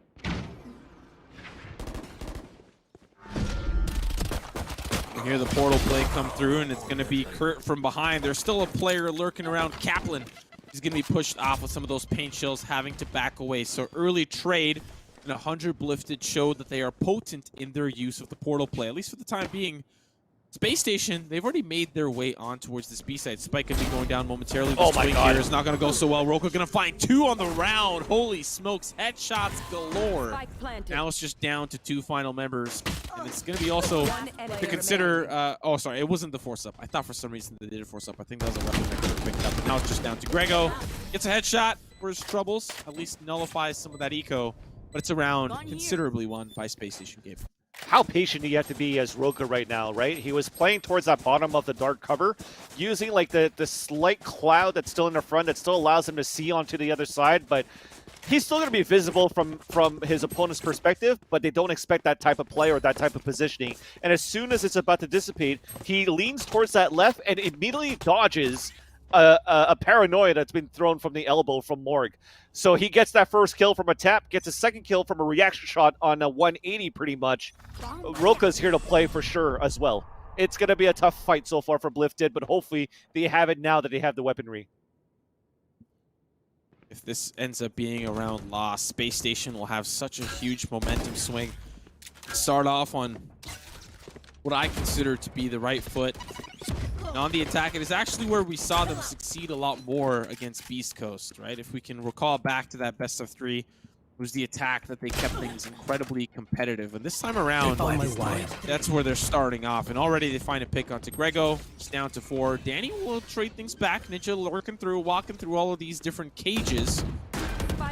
Don't know if he was heard quite yet. It actually finds a pick. Danny will shoot Roka from behind. Now it's just down to 2 final players huddled around this spike. They've got Bustio up close. Headshots coming through. He does end up falling by Danny. Seth now going to upgrade to the Vandal. Ninja going to stick to defuse. He's already up to half. He's still not being Cyril. Oh, close there from Ninja, but Seth. Oh. I love it. Teabags Ninja. Teabags Ninja, of all people. Teabags Ninja. Oh, you're not getting a host or a raid ever. Ever. That was sick. I got to give it at least for the attacker side. In terms of how they continue to push forward. Busio from the way he was at, right? He heard a lot of footsteps, but he stayed as patient as he could. Try to let some few players come through. Yes, he lost a player in that process and turned it into a slight bait, but able to get a 2K right after that, swing it over to a 1 versus 1 in the end. Definitely the right play to do there for his perspective.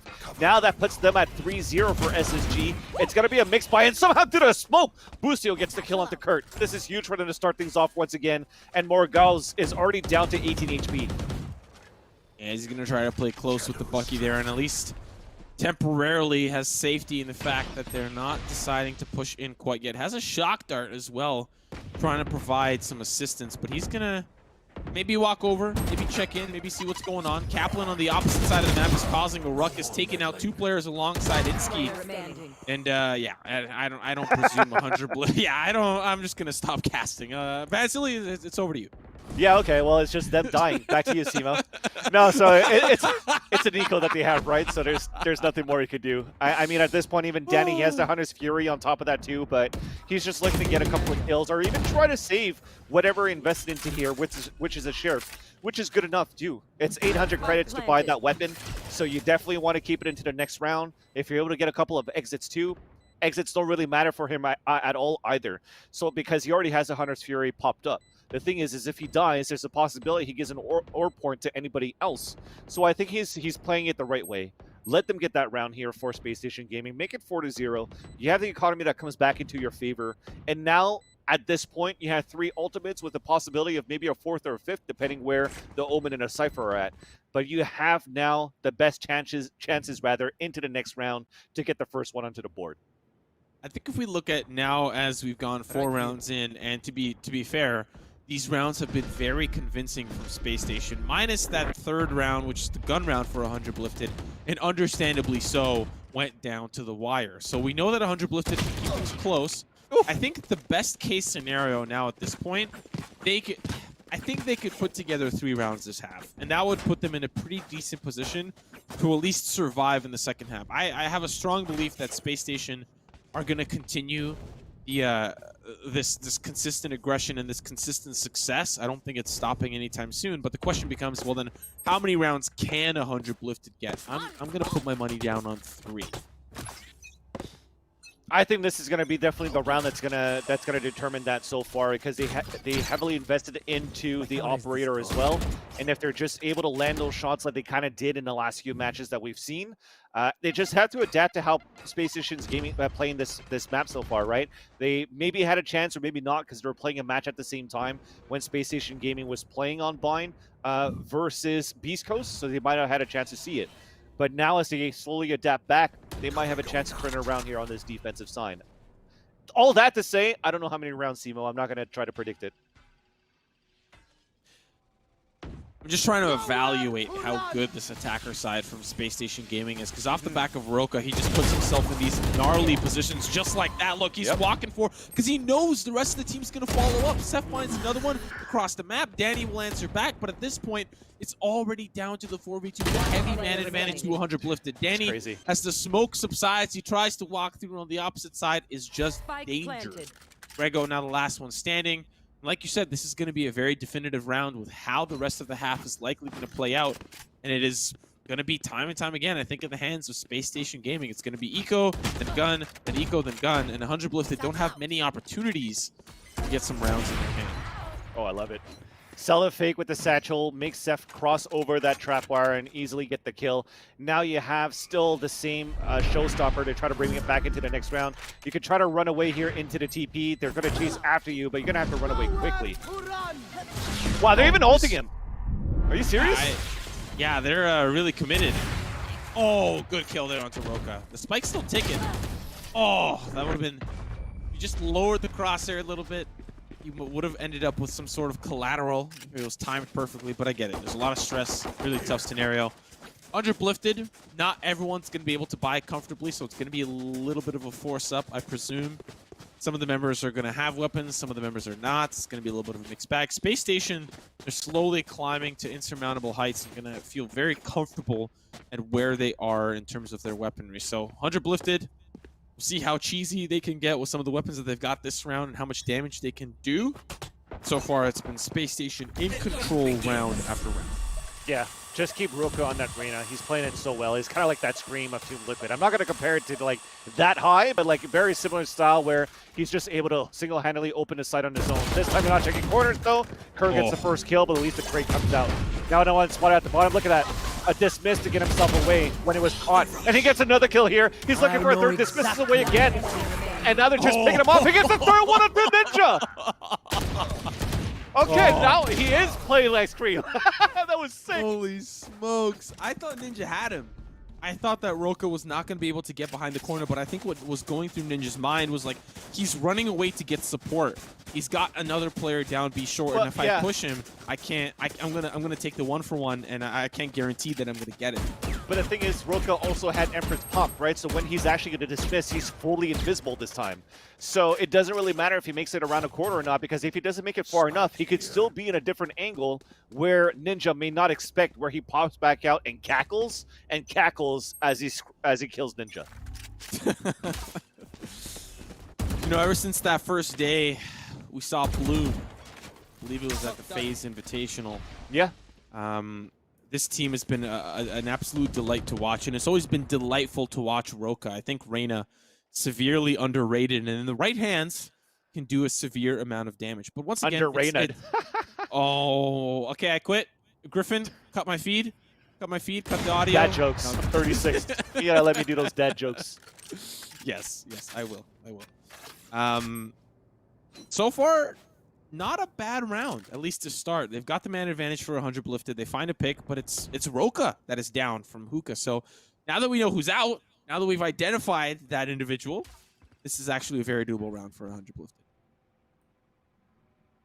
Yeah, they have that money. They have a one-man advantage, but it's still going to be Insky this time running in, and he gets the first kill, and they never check it. Morg was like, how the hell did nobody see him come out the showers? There's definitely some yelling going on in that column right there. Unfortunate, but that opens up the site. So yes, they lost Roka first, but finally it's tied up on a 3-on-3. Ninja now gets the neural theft, and that's enough information to know where those players are at. So we haven't committed yet, because we have taken control of B. We're running into the B site. We're going to get the plant, and now can they hold it, though, with these 3 players remaining for Space Station Gaming? Man, that's so smart from SSG. They pull off, they call the connector play, and not to mention they reset. Now it's a retake that is forced, and they could just hold, and they already do that. Grego is going to be taken down. Kurt alongside Ninja have got the tall task of retaking this site, and I don't think they want to save anymore. There has to be a breaking point where you can't just continue to save, right? You've got to bring the action, and as they try, it's unfortunate. Boostio and Capital are making short work of 100 lifted. 7-0 and start. This is snowballing very quickly into favor of Space Station game. Well, you see how a small mistake right there, like, became such a big failure there, unfortunately, for 100 lifted, just not covering their own backs. I think even if they were able to move in, if Insky was able to move in and get the kill on to Danny, he shouldn't be in a position that he's able to kill Danny and also backstab a second player. So there's just miscommunication of how they want to hold it at that point. Maybe even, I don't know if it was smoked at the beginning and then it played off and it didn't work, but now they're just like, it's just so one-sided so far for SSG.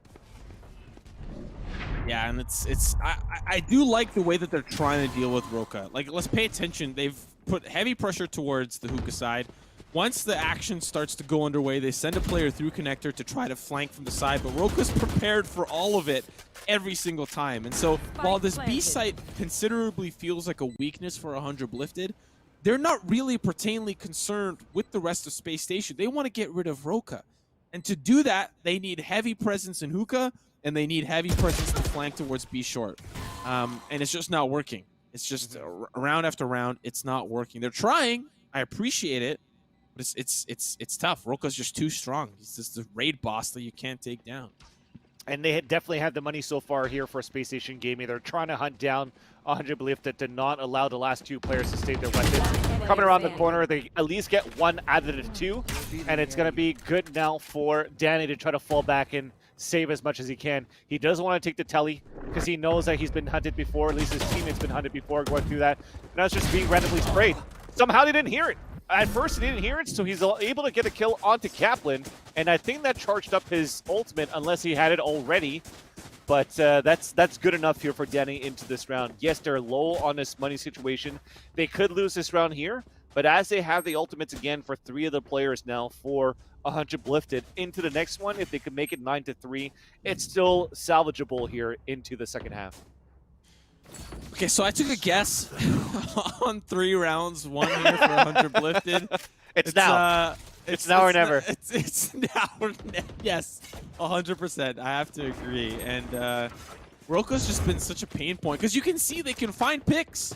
They can find picks, no problem. But once Roka gets involved, he's just this kryptonite that they can't seem to break through. They've got 5 Supermen on the opposite side, and they can't deal with the small chunk of kryptonite. Roka's going to be once again in another position. Sees one. There's the flick. Okay, Danny's got him. This is going to be good. This is the 4v3. Weapons kind of aren't great for 100 lifted, but they're committing a lot. Empress pop. They've got the Hunter's Fury that is potentially ready, but weapons are completely online here for SSG. So we'll see how this spike gets planted. It's unfortunately behind enemy lines, and they've got the players. Oh, no, they go over. No. No, they were there all along. No. Ugh. Not over. Now it is. So Kurt. and it started off so well because they actually had the 2 biggest players die to start things off, right? Boostio and Roka. They took control of Hookah, and they were able to hold their grounds against those players. You see how all those rhymed? But now, because of that, it's just going to be, okay, let's look for some exits. Let's econ damage isn't really an issue at this point. Let's just get exits, build up the ultimates back here for the Rays, and try to salvage weapons into their necks to make the economy better here for the defenders. Victorious VANS. Got the bars, got the rhymes. He's also got the frags and the golf skills. We're seeing those skills now start to be put to use for 100 lifted. Down to 1 final player, Morg. He's sticking to the fuse. Do they know? Is he going to get it? Oh, no, he pulls off Morg. No. I like it, though. I like it. Because he wasn't going to get it no matter what, right? They're going to turn around the corner and try to kill him. But now he's like, screw it. I don't have the time. I'll just get off it. And then I force at least more time for the spike to go off and then kill the last 2 players than he did. The best case scenario is he gets a kill while the spike kills the other guy, or worst case scenario, both of them die from the spike. So I think it's okay at that point. Yeah, still a valiant effort. He was close. He was definitely close. I think regardless of what happens, he has to stick it. I don't know why he pulled off, but you're right. It still did some damage. We're entering into the 10th round here. Space Station up by 9. Got Morg with the operator playing towards the short side. Grego finds a pick onto Boostio, but Roka's still alive. Pay attention. He's poised up very aggressively. Kaplan calling the shots from behind. Hunter's Fury as well. Roka now with the swing shots. Not going to be good. Ninja will take him down. Grego with another. Down to 2 final players. The 5v2. Things are finally looking up here for 100 lifted. There's a player playing towards Tetris, but can he make those blocks fit? There's going to be a cyber cage that goes down. The swing goes sour for him as it's now down to Kaplan. Shot from behind, and it's a dome shot nonetheless. 100 lifted find their first round of the half. That's right. And this is going to be one more round here where they can build the economy for Space Station Gaming. You're buying it low. Let's say you buy here and you lose the round. You could still have another rifle round for Space Station Gaming. So really looking good here to buy pretty much for the rest of the half.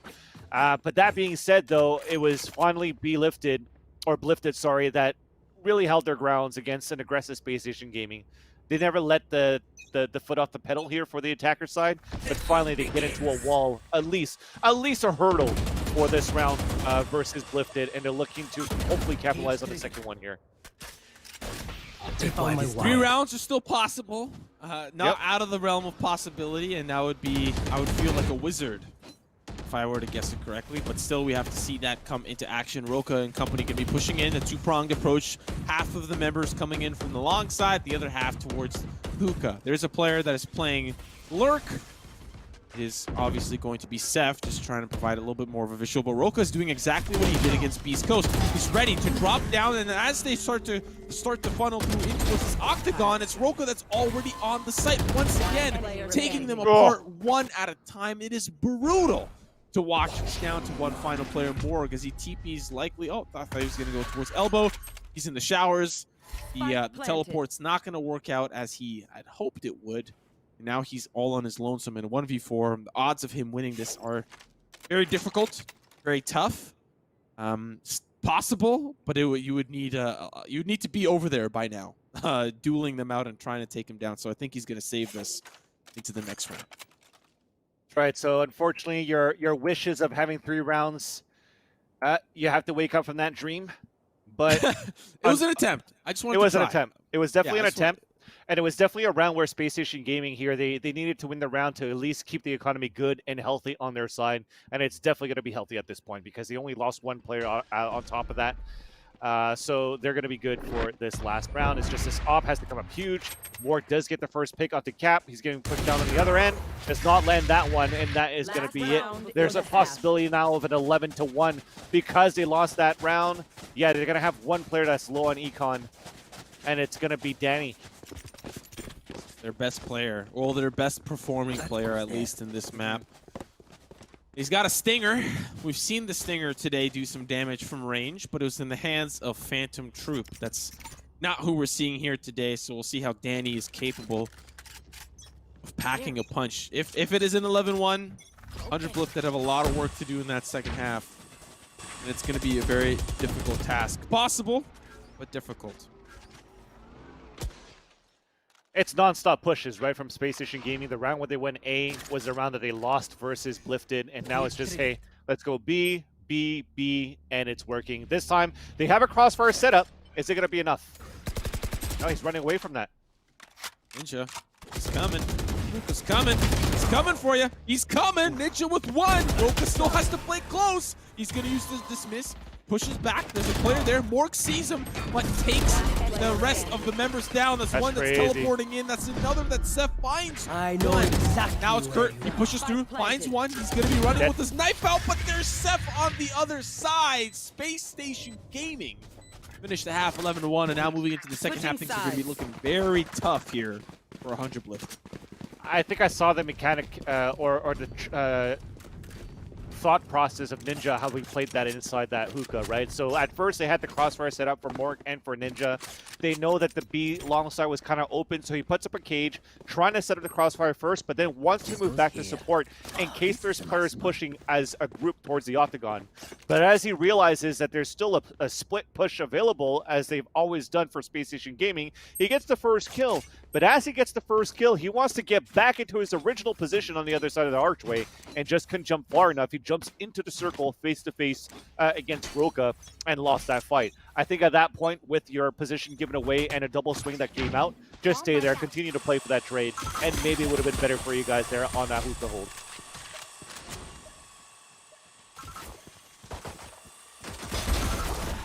Uka once again doing what Roka does best, headshot onto Morg. He's going to sit the rest of this round out. Now the swing once again, confidence exuding from him as he finds another, but eventually the Titan can fall. Kurt will find another one here on towards the B site. There's a player locked up in connector, hoping to hop out, hoping to surprise somebody. There's a player also Raze, Boostio, lurking from behind. Seth manages to find Kurt. Now it's down to 1 final player. Inski, he's going to find 2 in the round and have control of the spike. Kurt, got to be face palming after that one. Leave you guys to do one task. You can't complete it. Got to go do it myself. Paranoia onto Kurt. Walking towards B short.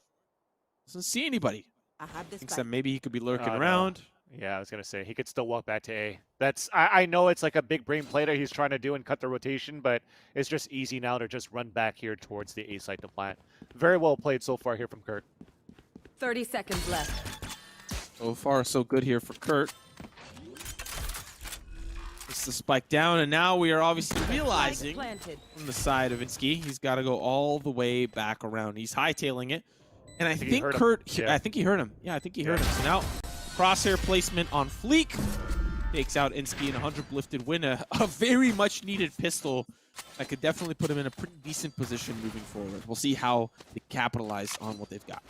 Yeah, if he actually started walking earlier on from that market side, he would have maybe had a chance. But to think about it, you still had Kurt. Kurt still had a leer on top of that too, and it was walking straight towards his opponent. And knowing how his opponent played, where he went ring around the rosy, and he probably jumped inside hookah at that point, right? So going on a 1 versus 1 at that point, you're still thinking, okay, he's going to flank from market anyway, so I'm going to get the better angle versus him, because it's going to take way too long to jump back out the window and go all the way through spawn. You still have to make much more noise than needed. So I think it was very well played here from Kurt on that 1 versus 1. And to keep the dream alive here for 100 Lifted. Slow moving towards this A site. Boomba. Boomba Roomba. Going down, trying to clear out the site. Does spot one and actually takes a little bit of damage. I think he's down to like 1 HP on the side of Boostio there. Has to back away towards the shower. Seth going to provide some assistance. But Space Station Gaming are pinching them in. They know exactly where they are. Held up in lamps here. And Ninja's the only one that is out and about. And so far, he's actually surviving. I thought that's going to be the swing that works out. Still looking from Grego's perspective. The action, of course, now starting to funnel through towards this lamp site. Danny and Kurt doing what they do and finding the picks that they need. All down to 2 final players. A flawless round from 100 Lifted. Something they desperately needed in order to put themselves now, once again, in a position to try and find some victories. And I think that's tough here for 100 Lifted at this point. As I said, if you had them, I was gonna say if you have that money, upgrade right away, because you want to put as much chances into your favor. But now that you have the weapons on the other end of the spectrum, it's going to be a little bit harder for you to upgrade. But you don't even have that money on top of that. I think Grego is the only one that could really upgrade into a Phantom here. But if they lose this round, they're at match point, series point versus Space Station Gaming with no money left into the next round. But the way that they executed into that A site, quite standard against pistols. And also that they all held their grounds on you. They never really tried to push forward into the site and try to pick up kills. They just want to keep rounds in their favor and lose the least amount of possible players as possible. I said that wrong, but you catch my drift. And they play that well. Yes, but this is the round where everything matters. This is it. This is it right here. They won the pistol. I get it. They won the round that follows that. I also get it. I understand. But if you win this one, you're in a decent spot. You've got this 2-round buffer that you can afford to lose one. You can't afford to lose the second one. If you find this round, you could actually catapult yourself into a pretty decent position. Grego going to start to push, has the Spectre in hand, finds one. A good opening pick. Roka has to rotate all the way back around alongside his team. Spike, of course, going to go down, and Space Station Gaming will be forced to play the retake. Kaplan going to be one of the first responders here to the crime scene, hoping that he can help his team push forward. Kurt going to find one, using the dismiss to reposition with the Empress. Invisibility works out just fine. Roka now can be pushing in from a short. We'll see how Boostio works with him in tandem to try to find the picks that they need. Danny with one, trying to find out where is this pesky solo player. Finds him, but at what cost? The rest of your team is already dead, but he's going to find 2 in the round. Here's the swing, looking for the third, finds it, but nevertheless, 100 Lifted find 3 rounds in a row. That was actually well played by Grego. That was beautiful by Grego. I think even though the first satchel charge missed, and I see the intent, you put it on a double stack, and then you try to move forward and then boost yourself forward. But as he missed it, he still had the reaction time to put one onto the ground so that he could still boost himself forward and catch Seth off guard and get the kill, which was the kill that helped 100 Lifted to get into the site and plant. Although you're still able to get 3 kills there for Boostio, like I said, because it was a bonus round here for the attacker side, they still have enough money to buy into this one, and it's the upgraded rifles that I was talking about that they should have done earlier if they had that money. Now they do, they have it, and they're also being able to play it against a lower buy here from Space Station Gaming. Things are starting to look a little bit up. You know, it's not looking so bad. Things are on a pretty decent come up here. We could see how 100 Lifted take to this newfound success. You know, I kind of highlighted at the beginning that Space Station were very comfortable on the attacking side. And we saw that. They proved that. It was a very convincing 11-1 finish. Well, now things have changed. 100 Lifted are in their shoes and are doing a pretty handy job securing attacking rounds one after another. They hear a lot of connector players coming through. They know exactly where all of that is located, and they can start to plan accordingly. Ninja going to be one of the first responders there, holding down. We'll see how many picks he can find. That's going to be the cage that goes down, but it's not really enough to hold the angle that he would want. That's going to be the spray that starts to come through. Ninja with 2. Can he find more? He can, alongside Grego. another flawless round means the economy is good. We're chilling. We're afloat for the time being. 100 lifted, 6 away from tying Seth. That's right, because they're now in a situation that if they lose a round, they could still have as many chances as they have in their favor to at least tie it up. But now that they're still doing great on the offensive here, as a whole, that's what, 2 flawless rounds they've had in the second half so far. They're looking finally to wake up here in this matchup. They struggled a lot here on the defender side, maybe not knowing how they could stop Roka, but now that they have to bring the fight against Roka here on the attacker side, they seem to have a much better chance. Ultimates available on both sides. Fancy Hunter's Fury and the Showstopper. Kurt is doing what Kurt does! 2 picks in showers. Roka trying to answer back and maybe stop the bleeding temporarily. He finds one right onto Morg underneath their noses, but they've already taken control of this A-side. Spike nowhere near. They're going to pull back. They're going to try to find and regain that control. And shouldn't be way too difficult. So Spike likely going to be going down here. 100 lifted are with a man advantage. Spike now going down. Insky and company going to be coming in from the defender spawn. Roka going to come very late to the party. And as this Spike takes down Vansili, they got to retake. They have to. Yeah, you already had Ninja holding the flank from a long time ago. Sees that nobody's coming through, so everybody can and will focus towards Heaven and towards spawn side at Pipes. Wow. And Kurt is looking for that ace. So the last one spotted towards his Heaven side, and he's actually hunting for it, but Insky says, no, I'm going to try to run away. And as he runs away, Grego catches him on a rotation at Pipes. And that's going to be another round coming through, and only losing 1 player out of that one just from great entries from Kurt, punishing a double push into the showers as Space Station Gaming is trying to get some map control, and they cannot so far. There's only Roka that was able to win a bit towards that B ramp, but that was it. Anything else is not working so far for Space Station Gaming in terms of aggression on their end. Yeah, you know, I understand looking at that first half. You're scratching your head. You're sitting in chat. You're saying Fortnite kick W. I get it. 11-1 is a very scary half to finish on. But I think 100 Lifted have been doing a great job of climbing out of the gutter here, and Space Station Gaming know that. They sense that. Imagine a world where they lose this best of 1. They would be demoralized beyond belief. So now they have a lot to prove. We're seeing that start to come through. Boostio with the Showstopper trying to find something, cannot find it, but the headshot onto Ninja and the headshot onto Danny will open things up. Grego taking down Insky. Now it's a 3v4. Space Station Gaming with the man advantage, hoping to try to make matters worse. Shot's going to be good here from Grego, but he gets taken out and traded out. Kurt now going to join his teammate to try to find and salvage the rest of this round if possible. Kaplan upgrading to a Vandal. He's got the 50. Kurt checks it and wins it. Seth now all by his lonesome. Very narrow round. At 100 lifted, almost lost, but I think this time it should be in the bag. Yeah, and I don't think he was able to move forward because that trapwire should be a trapwire laid back from Ninja. So he's going to have to force his hand by actually going through the teleporter, putting some audio out, and then it's just going to be a replant towards the back of the site. So you still have the Empress up. It's gonna dismiss quite soon, but now it's a jump peak. They know that he's playing inside that hookah on the top of the boxes, and the round should come in here for B lifted. But Seth, he could still get it done. He tried. Yeah. He tried. That's, hey, at the end of the day, that's all we can ask from him. The good thing about this, though, Simo, sorry to cut you off, but the good thing about this is that you're still able to get 2 kills from Boostio with the Sheriff, but on top of that, force the ult out of Kurt. I don't think it was a round you would expect Kurt to have to pop out an Empress, that you wanted to use it for a gun round as an entry instead. But now, because they've lost 2 or 3 players already, forcing in our 2 versus 2, you're popping that Empress right away, so it's a great eco that was played for Space Station at that point.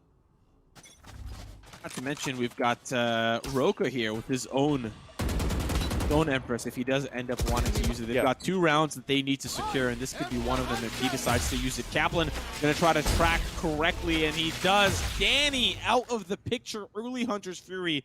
That's got to be tough. That's going to be a tough pill to swallow for 100 lifted. Down a member, a crucial member, a member that has been doing phenomenally well throughout this entire tournament. Is now going to sit out the rest of this round. 100 lifted now going to decide how they want to attack, how they want to approach. 3 members on this A site, and it seems like the A site's been the one that's worked out very well for them up until this point. Peek there from Kurt. Boostio will send him down. Pink's now starting to come through. They still want to attack this A site, It's going to be difficult with only 3 members remaining. And that's a big paranoia. NSG is going to get blinded by that one. You have map enemy control, but Seth is there on that crossfire, and now they're just dropping them like Ooh. flies, and a flawless round to get it on top of that for Space Station Gaming. So they're going to look good here to buy whatever they can, even the pistols into this map, but it is going to be map point, series point for SSG, but because of the amount of rounds that 100 lifted 1 in a row, they're still healthy in this buy. But now they have to win 5 in a row to bring this into overtime, where that last round, it's adding some doubts to them, right? It was such a convincing round that was won by Space Station Gaming that 100 lifted. They had to maintain their composure and hopefully turn it around and continue their run like they did at the beginning of this half. Seeing that Empress popped, we know what that means. Roka means business. He wants this done now, and he wants this done this round. He's going to start the swing. He's going to take out Grego, an important pick to note as well. Hasn't decided to use the dismiss quite yet. Looks down. Okay, nobody's there. Business as usual. Going to start to double back as 100 Blifted are setting up a potential push towards his B site.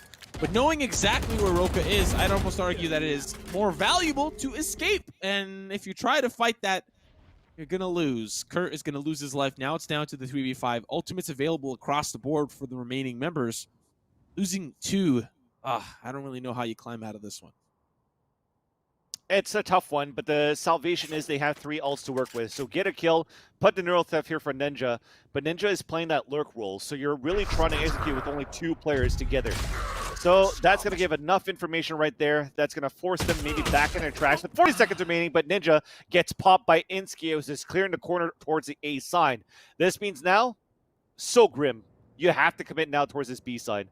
30 seconds left. Yeah, you've got 2 players remaining, Morgan, Danny. Danny has had a phenomenal performance thus far. We'll see if that can continue. Boostio can't connect with the shot there. Roka's just trying to rotate back around. Down to 1 final player. It's Morgan all on his lonesome Boostio. I believe that's the Boombot cleaning up the dust off the floor. Space Station Gaming are your victors of the losers final. They will move on not only to the grand finals to get a rematch against their previous opponent, Beast Coast, in the winners final. They will also book their ticket to the Renegades Valorant Invitational coming up next week. A very hard-fought lower bracket for 100 Blifted, and they made it farther than I think a lot anticipated. I'm proud of them. You're proud of them. Oh, yeah. I think they can be very proud of their accomplishments throughout the tournament today. Yeah, great accomplishment, great performance as well. I think from every single one of these players too. I'd love to see more of these guys for sure. Danny was new for me going into this lineup, and he showed some great stuff there on their end. Just the amount of clutches that he was able to play, and he's playing support players on top of that too, right? He's playing a Silva, he's playing a Breach, and he's still able to help the team quite enough here in terms of his fragging power as well. So composed or a whole team such as 100 Lifted, I loved what I saw, but big congratulations, at least for SSG, being able to move into the grand finals, but the pressure is all gone here for this organization, as that's probably the main goal that they wanted. They can lose this grand finals, they don't really care. It's a bit of money for sure, but just making it to the invitationals for next week of the Renegades is definitely what you wanted, and they've accomplished that. So big congratulations to them. You know, before we throw to a break, I just want to send a personal thank you to the team of 100 Lifted. You know, I know there's a lot of teams that competed, but I think it means a lot to particularly casters like ourselves in the community for, you know, a big figurehead like Ninja and the rest of the members on his team, Grego and Morgan and so on and so forth, to come, to show up, to compete, to prove that there's this, you know, high level of competitive nature to Valorant and that they can go toe-to-toe some of the best tier 2 teams. Just a thank you for participating. Hopefully we'll see you guys tomorrow as well. But nevertheless, we've got a grand finals to cover. Ladies and gentlemen, when we come back, Beast Coast up against Space Station Gaming for the grand finalists of the first qualifier. You don't want to miss it. We're going to be back after a short break.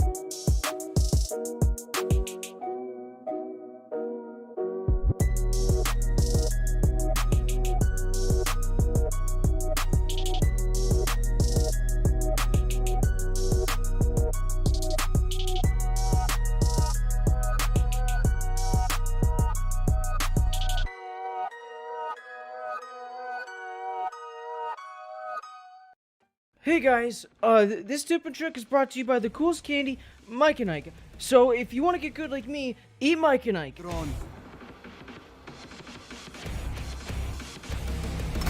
No, come on! New Master 7. Hey guys, it's new Master 7 from my laptop. You know what? We're selling your pizza to pay for this! What? No! Today I'm going to show you a Sova arrow that will give you info on a possible A-rush on Bind. This is really useful on pistol rounds. So just line up your character at the edge of here, then aim slightly right to the box. Make sure it's in the shadow part. Charge it up to 2 bounces, and fire. So it'll land right where the barrier was, so you'll be able to tell if anyone was planning on rushing mid. Thanks for watching, and... Did you drop something? No! I did not drop something. I'm playing on my laptop. Look, Mom took away my computer because of you. I know. And why do I hear dogs barking? Check it out! What is that? I got you a puppy. That is not a puppy! Did you get 2? I got you 3. What do you mean you got 3? He likes you. Oh, he's slobbering all over me. Dad, he's eating my mic!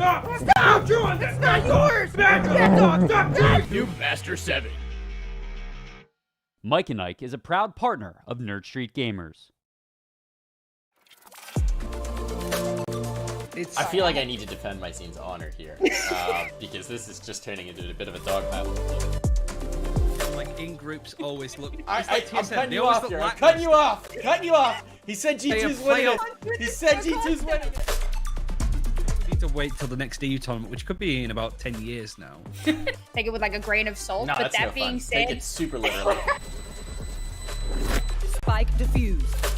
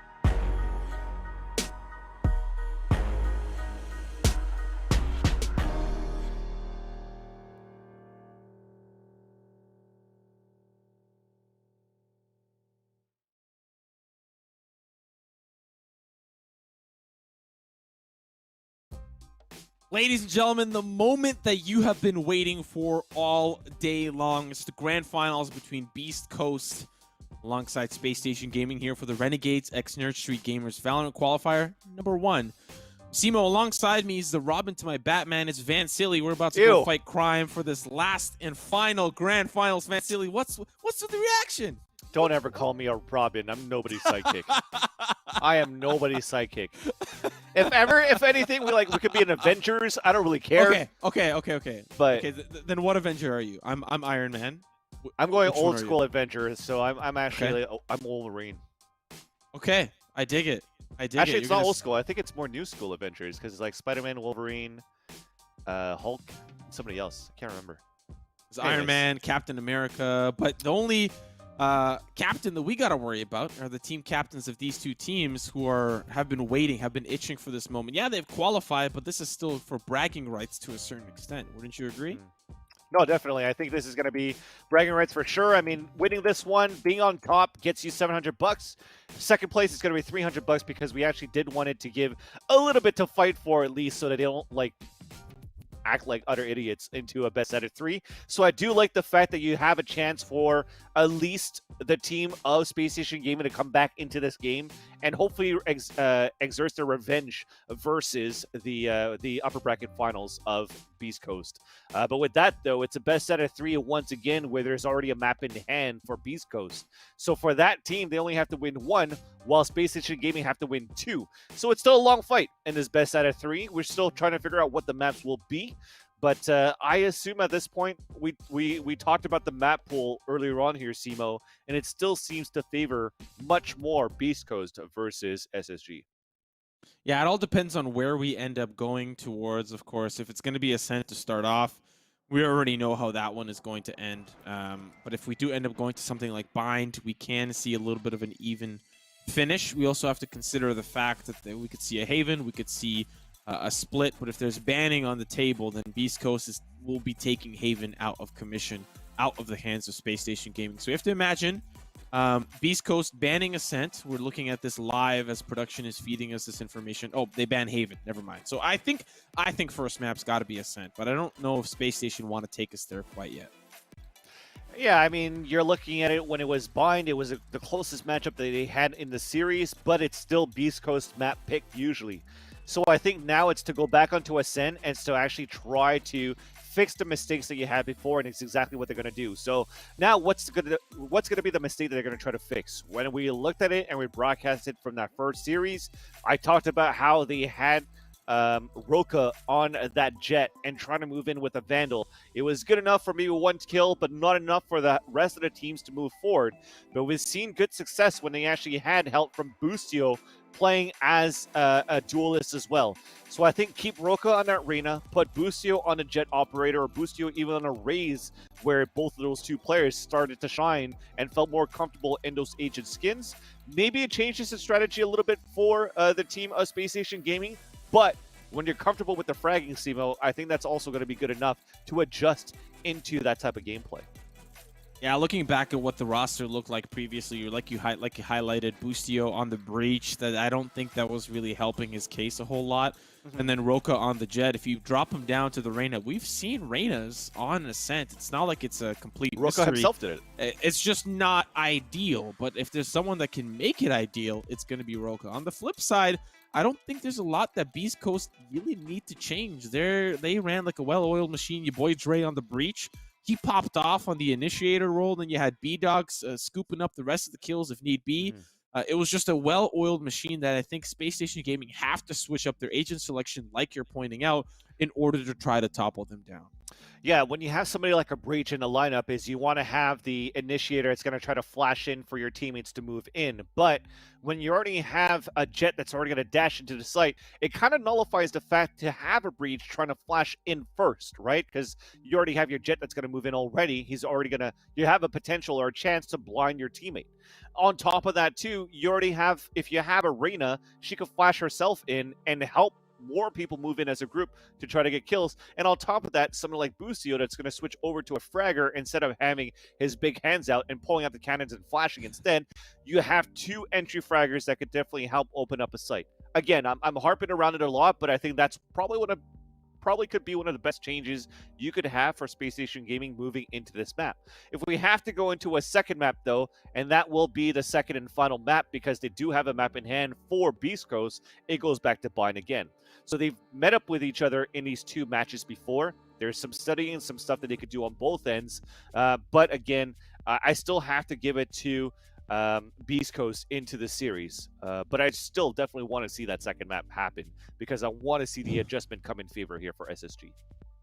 Yeah, and it would prove that they're also not a team that you can just walk all over time and time and time again. If they are able to adapt, that is ultimately the best team on the planet, or that is what that is one of the factors that you would give to the best team on the planet, their ability to adapt after being knocked down. And if they can't, then Beast Coast are just the better team on the day, and Space Station Gaming need to rethink and re-strategize moving forward. But regardless, like we highlighted, they've already moved on. They've already claimed their spot in the Invitational, which will include a lot of heavy-hitting teams. And so this is a great opportunity to not only, yeah, you've made it, practice a future opponent that you'll face as well in the Invitational if it ever comes to that. So good practice, a good litmus test to see what these 2 teams are made of, and you get some extra cash to boot. There's nothing wrong with making money. In fact, money is great. Money is amazing. And who wouldn't want money other than these two teams that are competing for it? Yeah.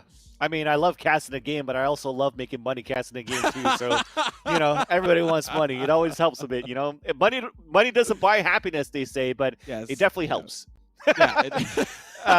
But nonetheless, as we talk about money, actually, and we are casting Valorant, make sure you guys head on over to nerdstgamers.com/Valorant, as they are running weekly Valorant tournaments where you can actually get, as a team, about $1,000 in cash prizes every week. And they also have monthlies that happens every month, of course. That's why it's called monthlies. And I think they've been doing really good for NSG to actually put 10K on the line for the monthlies as well. So you guys can find all that information for sure at nerdstgamers.com/Valorant. It's every Sunday. Sign up your team and get a bit of moolah.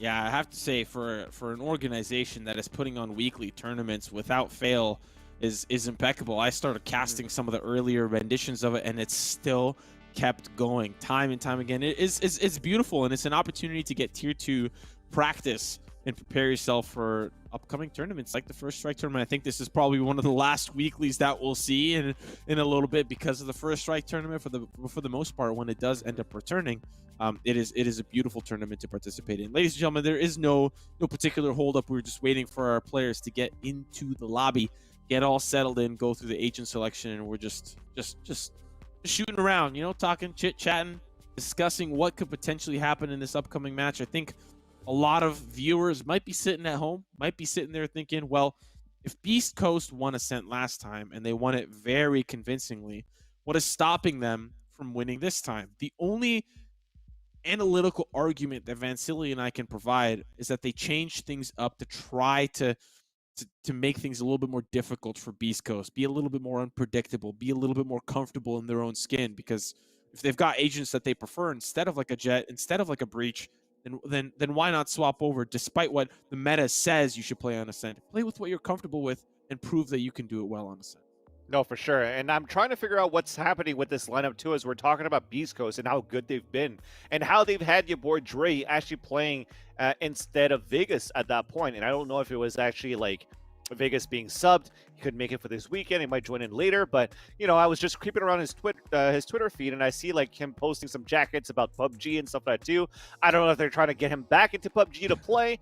But, you know, it's nice to see that Vegas still has that competitive drive. It doesn't matter what game it's in. Hopefully it's going to be into Valorant, but if he switches back onto PUBG as that new season for finally started again, you know, more power to him too. I say that a lot, more power to you, but it's because I love you guys in terms of the sport. I want to see success for these players as well, no matter what game that they want to grind into. So best of luck here for Vegas. Hopefully it's going to be more with Valorant, but I don't have the back end of what's going on, right? So I'm just speculating so far, and hopefully somebody in the chat could once again let me know where Vegas is at into this lineup. But with that though, bringing in your boy Dre into the lineup, it's still some heavy firepower that they have in this Beast Coast lineup. They're looking very solid so far, and they're looking, at least so far from what I've seen, a potential to upset maybe some of the tier 1 teams moving into the Renegades Invitational next weekend. Yeah, not to mention that your boy Dre was one of the shining lights on the 100 Thieves roster. But enough podcasting. Wolverine and Iron Man are ready to cast this upcoming map number 1 of the grand finals. No more waiting, no more talking. It's time to look at the action.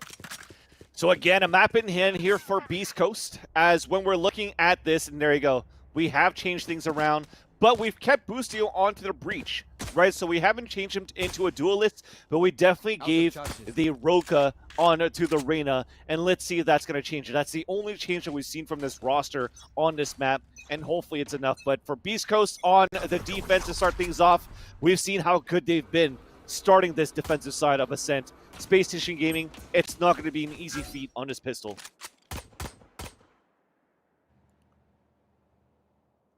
So far, so good, at least for Space Station. They've managed to gain a lot of mid control, which is something I think Beast Coast did quite well last time around. They anticipated heavy pushes towards the A site, and as a result, responded accordingly. There wasn't a lot of pressure from Space Station towards the B site in the attack that they had last time, and so they kept trying to go through the catwalk, kept trying to hit A, and it didn't really work out that often. We'll see if that ends up being the case once again.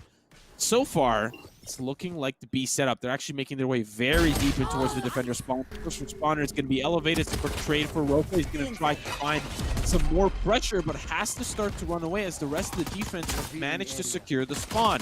There's a player that's playing close. Roka, he manages to walk through the dismissal. Look at how well he hides, but you can't hide from Tig. Takes him down. And now the 3v3 as they start to run in towards the A side. Shot's going to be good from Boostio. Things are not looking good here for Beast Coast as the spike is currently being planted. Swing, here it comes. Boostio still trying to hold on, now trying to escape. B-Dog does not manage to finish him off, and he gets pulsed out by the recon bolt. There he is. He's going to take one down. Now the 1v2, 24 HP here on B-Dog. But if there's anyone that's going to be able to win a 1v2, it is going to be Firepower out from B-Dog. I believe there's a turret down. It does spot him out, shoots him down a little bit. He manages to hide there. He's got to act quick. He won't win. The turret is good enough to kill him. Oh, yeah, you're right. You're right. You're absolutely right. But he might look for exits. Shadows traveling. Or not. I don't know. I thought he was looking for something, but he could not. He could not. So, first round, going to Space Station, and I don't think that's what happened last time, so that is a very good start for them. Already better than the previous attempt. And that's already what? Roka, 2 kills with Arena, entry towards the middle of the site, or middle of the map rather. Boostio taking control of the heaven side. He was feeling crispy. You saw the first tap that came through, and you saw the amount of times he jiggled back to try to get those 1 taps continuously towards the 2 rotators towards the CT spawn. Sorry, towards the defender spawn. And I do like the fact that he was able to run away despite him dying versus B-Dog. He did enough to put him down to 24 HP before he died to actually secure the round for Space Station Gaming. So with the turret, maybe yes, what B-Dog could have done is maybe smoke towards A main that could smoke out the turret and maybe try to clutch that situation. But, you know, in a 2 versus 1 with the turret, there's not much you could do. The round's going to come in for SSG, and it starts off super well in their favor. Once again, Space Station. Love that A site. I don't know what it is. They work through through A main, and then they go through the catwalk into the tree room. That was the hit that just they could not make work against Beast Coast in that previous map. And of course, this time Beast Coast are gambling on the B site hit and just holding on to all their pistols there. And then once the spike gets down, they're gonna all rotate over, maybe get a pick or two, but ultimately, it's going to be that gun round where we're really going to start to see things heat up here for Beast Coast, because this should be Space Station Gaming's round to win. And I like this stuff, right? This is the type of noob stuff that I usually don't do, is when you actually try to walk into an open site, clear out the site first, then go for a spike plant. So you have your 2 forward players pushing forward, they clear it out, you get the plant right after. Good thing. Because if not, you have somebody hiding behind, you lose your gun sometimes if you're out of position too. So very well played here, at least to play it tight and safe for SSG. Ooh, Roka. I mean, I understand that Beast Coast don't really have the most ideal weaponry, but still love to see the action that he can bring. Now it's just down to 2. 1 more player remaining, it's B-Dog. And he's only got a classic. He's been flashed out, and now the swing likely going to come any moment now. Flawless round for Space Station Gaming. You know, I'd argue that I feel like Beast Coast could have tried a little bit harder to find at least a pick or something, maybe stack together and just rush, because that is the best case scenario. Space Station walking away with a flawless round, their economy doesn't move.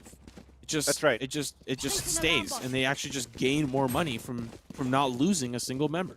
Yeah, so pistol rounds, you have 2 choices basically, especially in this at this level, right? Is or you push as a team at the beginning of the round and try to pinch an area, or you try to stack a site.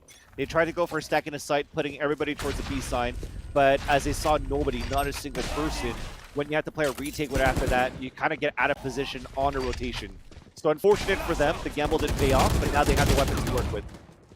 Yeah, and it's definitely working. They're ready to stop these A pushes and these, opportunities to work through the middle. Okay, well, B-Dog unfortunately loses his life, thinking maybe they were paranoid. And now it's a 3v4. Very doable, still, especially when you've got Roka into the mix, and that is always the X factor that you have to wonder. But Jammies, as he swings out here, he's going to see them trying to work their way through. Tig has already spotted one out. And all Jammies needs to do is just hold the angle. In fact, he doesn't even need to. Elevate just holds a different one and takes out Roka. So now, just down to final 2 players here for SSG. Insky alongside Kaplan.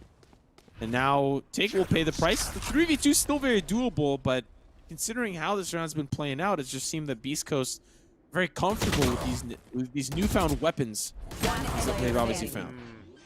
Kaplan was too far behind to actually rotate back on time here, so I do like the idea of Insky. He smoked it out. He's trying to run down the clock as much as he can so that at least they can guarantee a plant, right?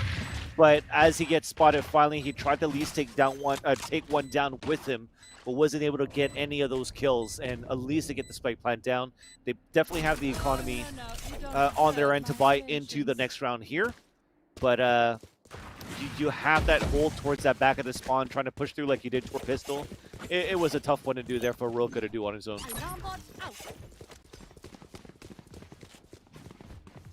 We'll have to pay attention to how Space Station Gaming play these rounds because, as I mentioned earlier, there's a considerable heavy presence towards the A site in the previous attempt in the winners final, and now the more they hit the B site, the more confused I think Beast Coast will be, thinking where are they going to be, because they're very comfortable with stacking members playing retake towards the B site, because if you're just going to hit it consistently and you're not going to win or not even going to come close, well then, well, they're totally comfortable with just playing the same way over and over and over and over again. So I'm looking at SSG to play more towards this B site and see what they can do.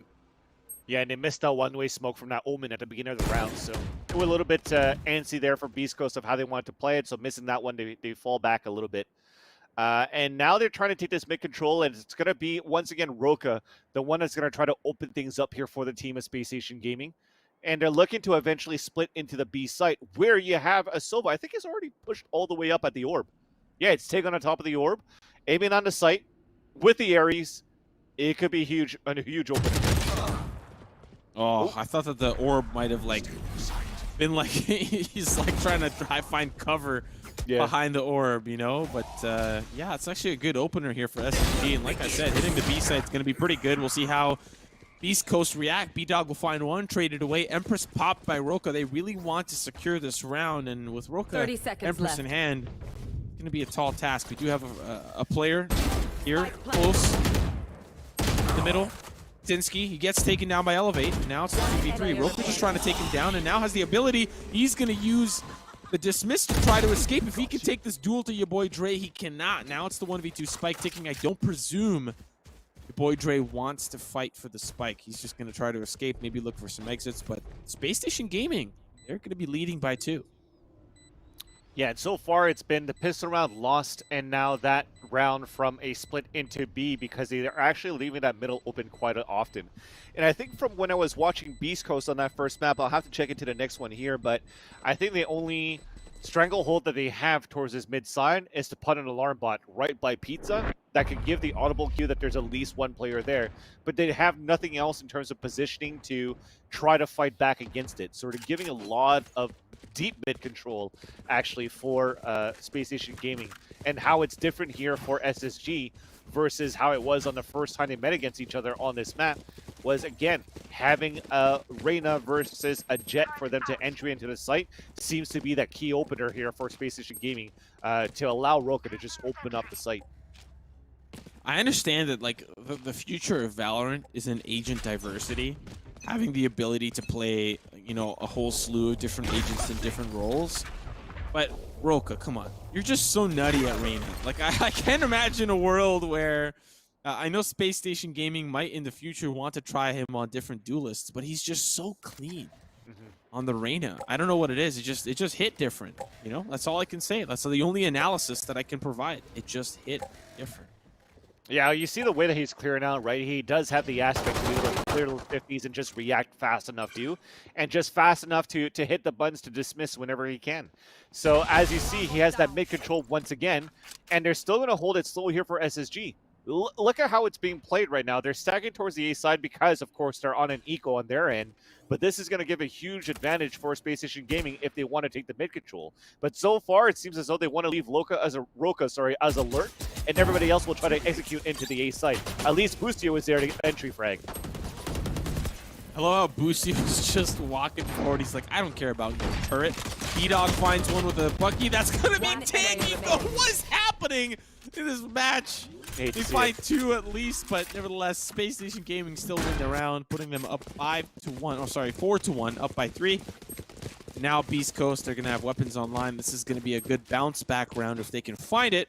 Space Station Gaming's economy is starting to balloon here just a little bit. So you see what I mean? Like, when you actually have somebody like Bustio, you're using him as an entry. He's able to get an entry frag. Yes, it's against pistols, whatever. I'm talking about the situation after that. He has to play an initiator role with flashes and such.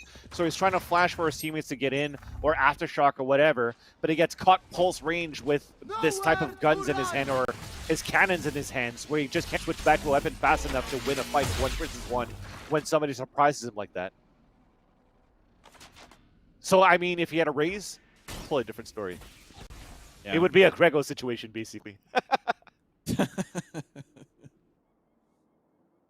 Well, looking at this round, and Silly, a little bit more pressure towards the B site. And I like how Space Station is keeping Beast Coast on their toes. Last time this match wasn't even close, and now things are definitely close enough. Beast Coast, 3 members, 1 rotator, and 2 actually on the B site, 1 in the food market and 1 just on the edge. Roko going to be leading that charge. Lear as well. They've got a teleport backside as well. So now it is, with 50 seconds left on the clock, Spike going down. It's the retake for Beast Coast. They're all prepared. They're all tagged up. Fruit market wide open. Bustio trying to find a pick, trying to take the duel. Red carpet going to be rolled out, but he gets taken down before he gets to use it. And I believe, no, it's not gone. He still has it. No. So now it's just down to 2 players. Inski alongside Seth, trying to hold down the site for Beast Coast, which is so good in the retake. It's now all down to 1. Oh, it's a 1v3. It elevates there on the side, takes him down, and Beast Coast bring us up with him too. It would have been so huge, actually, if it was able to let that go of the Rolling Thunder. I think that would have hit at least like 2-3 players into the market. But that is, once they charge into the market and try to get those kills, you would have had those defenders coming out from the spawn site anyways. So who knows what the situation was going to end up in the end. But definitely would have made it easier for the last one to hold inside that site, which was Inski on that pulse plan. So they don't get that round. The Rolling Thunder is actually still saved into the next one here. So they could actually use it as an opener, but they also have one to retaliate from your boy Dre on the defender side too. Expect now an opening coming in from Jammies with the showstopper, but they have a chance to even up the scoreline very soon for the defenders. Absolutely, but once again, Space Station Gaming interested in this A site, and Jammies is going to be a contact point that Space Station have to deal with. A lot of utility in his wheelhouse. He's got the Roomba that's already been used, but still the paint shells and the blast pack alongside the showstopper. A lot can be used. He's going to try to escape, and escape so quietly, closing the door behind him. Turret's going to get destroyed by Roka as he's trying to make his way through. He's paranoid, and he's got to deal with this nanoswarm. Showstopper on the opposite side. Here's the swing, but doesn't notice. Roka playing close towards the right. Now trying to spray through. Has the What are you doing, Roka? Oh, my goodness. Now it's just down to 2. Your boy Dre alongside Tig in a very difficult 5-player retake. East Coast, I think, are going to let this round slip between their fingers. Out of charges.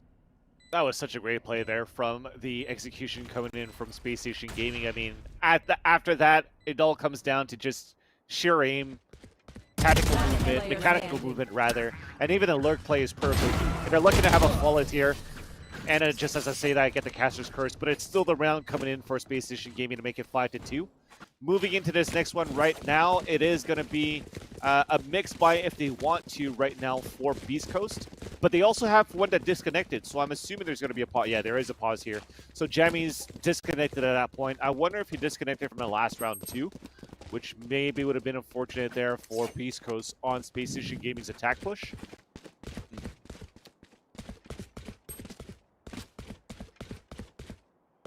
But they're still looking way better than the Space Station that we saw in the first series.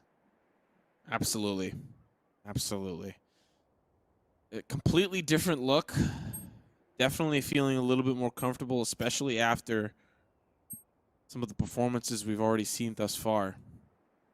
And then they've bounced back, and they've obviously secured their ticket to the Renegades VALORANT Invitational. One of the last events, I assume, in North America before we get the first strike business, which is very exciting and a very exciting prospect for players all across Valorant, not just North America. Brazil, Europe, Russia, the list goes on. So for players like this is some good practice time, Vansili. Some good practice time for first strike because everyone has to qualify. Everyone. Everyone's got to go through this. TSM, Cloud9, Genji. They don't get fancy pants ticket in. They have to fight for it. That's what I was gonna mention. Like when we have the Renegades Invitational happening next week, and I was like, oh man, that's gonna suck because not necessarily suck in a sense of the event, but it's just a lot of these teams are practicing right now for first strike. Where playing an event like the Invitational next week, there might be some of the strats that might be given away, but now that you also have an agent that's coming out in the next 2 weeks, that's definitely going to change the lay of the land already at that point, where I think the Invitational now is the best moment to actually play it because you get to see the best of the best duke it out before you change to a new meta. Right, hopefully you have a TSM and you have a Sentinels that's invited into the next weekend, and I think you already have Cloud9 in there. But if Envy joins in on top of that too, then hopefully by then you have 100 Thieves that's been invited that's going to play in there as well. Now you have like, okay, what's 100 Thieves going to look like now that they have a roster? Not that they have Dicey and they have Asuna. They said no. Oh, they said no? Oh, that sucks. Yeah, they said no.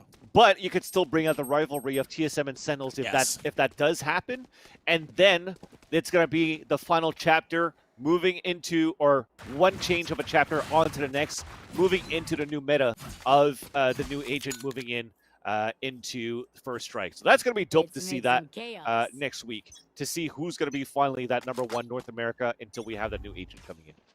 Not to mention, 5-map pool. We've been waiting so long, and Jammies has been waiting for an opportunity. He's going to hop, skip, jump on in. Find one there, try to use the paint shells. The team's coming in from behind. Wow. And boy, do they. Down to 2 here for Space Station Gaming. While we were chit-chatting, we lost ourselves in the sauce, so has Beast Coast. Finding multiple picks. Now it's just down to one final player, Boostio. Takes down his alter ego, your boy Dre, but in a 1v3 scenario, things are not looking so hot here for the man in the breach. Yeah, I was going to say you could see probably the Rays moving forward. I think you had the Showstopper available, right, for Jammies? I'm just going to try to look back here. No, you don't have it. So you still tried to push forward with Satchel Chargers and a Stinger of all weapons. You get a kill on top of that and a paint shell kill. You did your job here on this mixed buy that you have for the Beast Coast. And now you have the last one remaining for Boostio, just holding back towards the spawn side. This could be huge because they are committing for a forward push. And Boostio gets spotted. This is going to be it. He has a Rolling Thunder, but it's not enough. He's just going to try to save his weapon for the remainder of this round, unless he wants to go A for a plant. But he's going to be met up by a turret. Oh, an alarm bot. Oh, no, that's their alarm bot. Theirs, yeah. Okay. Still going to get the turret. You see it? And then he might be able. I mean, the best case scenario. Well, the best case scenario is he wins the 1v3. Yeah. But the realistic best case scenario is he finds a pick or two. He brings it down to a 1v1 and he loses or something like that. But, never mind. I like the idea, but you don't really plant for yourself at that point, right? I think because you know kind of like where your opponents are coming from, you know at least one or two is going to be coming from that door side. So you have a Rolling Thunder. Imagine the door breaks, you Rolling Thunder, you get those 2 picks immediately, leaving it to 1 versus 1, and you still have utilities to work with, right? So it would have been nice to see that, but that's hindsight. Again, as we have the overhead map and we see everything that's going on, we have a better scenario of it could have been this, it should have been this. But in that matchup, he did whatever he could, and at least he got the plan down for the team. Yeah. That's credits in their pocket, and obviously hope that they can continue to carry on round after round. Looking at how the rounds have unfolded, there's a little bit of a back and forth for the past 4 rounds, which means the loss bonus has been reset to 1900 round after round for somebody. And you don't need a degree in economics to know that that economy has got to crack at some point. That's on some side. So we'll see who that ends up being. So far, it looks like we've got guns online this round, but it might not be the case for the round to follow. We'll see who does end up being the victor. So far, Space Station prepared for an A-side push, but we've seen this before. That's right. And now the good thing to slow things down for a bit is that they actually were able to hit that one-way smoke, but they still missed the shot when Boostio peeked out. But he has a rolling thunder. This could be huge to throw into the market, or sorry, into the tree. So they push in from the catwalk, and there you go. It comes through, but it doesn't really hit anybody. They're trying to push back on the defender side, and they're doing well.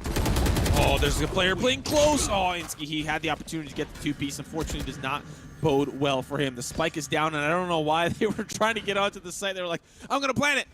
Never mind. It's not there. It's at the wine cellar. I've gotten it. I've picked it up. Now Boostio, he's got the door at least to defend him for now. Trying to flash. He flashes Seth instead, who can't get value from that peak, and that's going to be a little unfortunate. Killjoy lockdown now going to be starting to come through. Things are not looking so good if you're in the space station camp. That's going to be one player that falls. Boostio opening the door, but he's opening the door to his own death. And some may welcome that door, but Boostio does not. B-Dog will take him down, and now Beast Coast keep things relatively close within Space Station Gaming's reach. That's a huge Killjoy ult from the lockdown from Elevate, because it pretty much covers everything. If you run away, your safest spot is in Wine Cellar. If not, you have to run all the way back to the Gelato, or you try to run through Catwalk, where just as you saw, you had Boostio having to run through 2 players to try to get into safety at some point on back Catwalk. So that was a huge one. Despite it being, what, a 3 versus 2, still using it into your favor, you have to use it at some point to actually make the score a little bit closer. And Beast Coast is finally able to do it, where it's starting to look very one-sided, and they're very close to making it a 5-5 because you have such a low buy coming in from the attackers. Ooh, Elevate. Yeah, he might have to escape here. Oh, beautiful dodge there of the Hunter's Fury. I don't think will have to fall here. He only gets tagged once, and they have a Hunter's Fury to try to answer back. Unfortunately, Tick doesn't really have the same success, but Jammies doesn't mind. He'll just send a couple of paint shells in, blast pack or 2, and that'll seal the deal on that. Now they're going to try to spray through the smoke, maybe find a pick. In translation, Space Station Gaming once again trying to hit their head against the A-site wall, come up with bleeding forehead. They teleport towards the B site, Spike gonna go down, and they're still gonna try to take them apart one player at a time as they're trying to cut them off through the courtyard. They have to move so fast because he ulted right away, and all of his teammates are still towards long A. So that means that if he dies, immediately they're gonna be able to move inside the site and get a planted. But now as they rotated through, and the recon guard's gonna spot Boostio. Oh man, still tougher than a win now. Oh, nice. Lockdown. That's huge. But they find, okay, like it's huge, but they find 2 players. If they can take this down, okay, that's good so far. Kaplan, Guardian finds 2 headshots. They're still gonna try to commit. Oh, but they gotta get to safety. The lockdown detains them, but they find the picks that they need. Do they have enough time? I don't think so. To defuse the spike. Oh my goodness. This They is don't. so sad to watch. Wait a second. Oh, They're it's gonna halfway, try. They're gonna do it. Oh my god. Oh, so my. It was that halfway. Was so close. That was so good. That was good enough. Such a nice try for Kaplan, though, with the Guardian getting those 1-taps with the Guardian headshots. Anybody that's trying to push forward to try to break down that lockdown, he was able to hold it back. But in the end, as it was already diffused halfway, I love the smart play of them running back towards the back of the boathouse, but I think it was too close for comfort. I don't know if maybe themselves gambling to just hide and then being locked down after getting those kills would be enough time for them to actually win that round, but holy crap. It was such a nice attempt. Thankfully, though, diffused halfway. The reason why I just started mumbling random words is because I felt my mouth was detained. I felt the power of the lockdown there. It was so close. It was such a nail-biting round, and that is the type of Valorant that you love to see, and we're seeing that between these 2 teams. Beast Coast, Van Silly is kind of right underneath our noses, caught up. It's 5-5. They could finish this half 6-6. It'd be very, very comfortable with that. We're seeing the Empress being popped. Roka gonna likely bring the issue to Beast Coast. I wonder what the decision was to bring it into this round, because if you think about it, you bring it into this round, or you bring it in the round next. So he's hoping that he wins. Oh, but he doesn't check. He doesn't check, and they lose it. Oh, that's so unfortunate for Space Station. Now they got to deal with the 3v5. They lost their star player. They're pushing in. They find a pick, but really, as they start to funnel in, they'll be picked off one at a time, trying to get to the site. Seth actually answers back.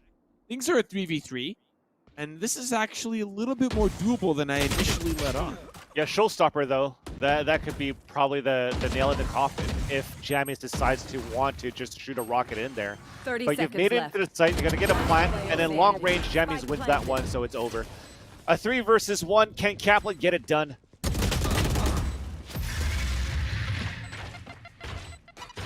Unfortunately not, Wolverine. Unfortunately not.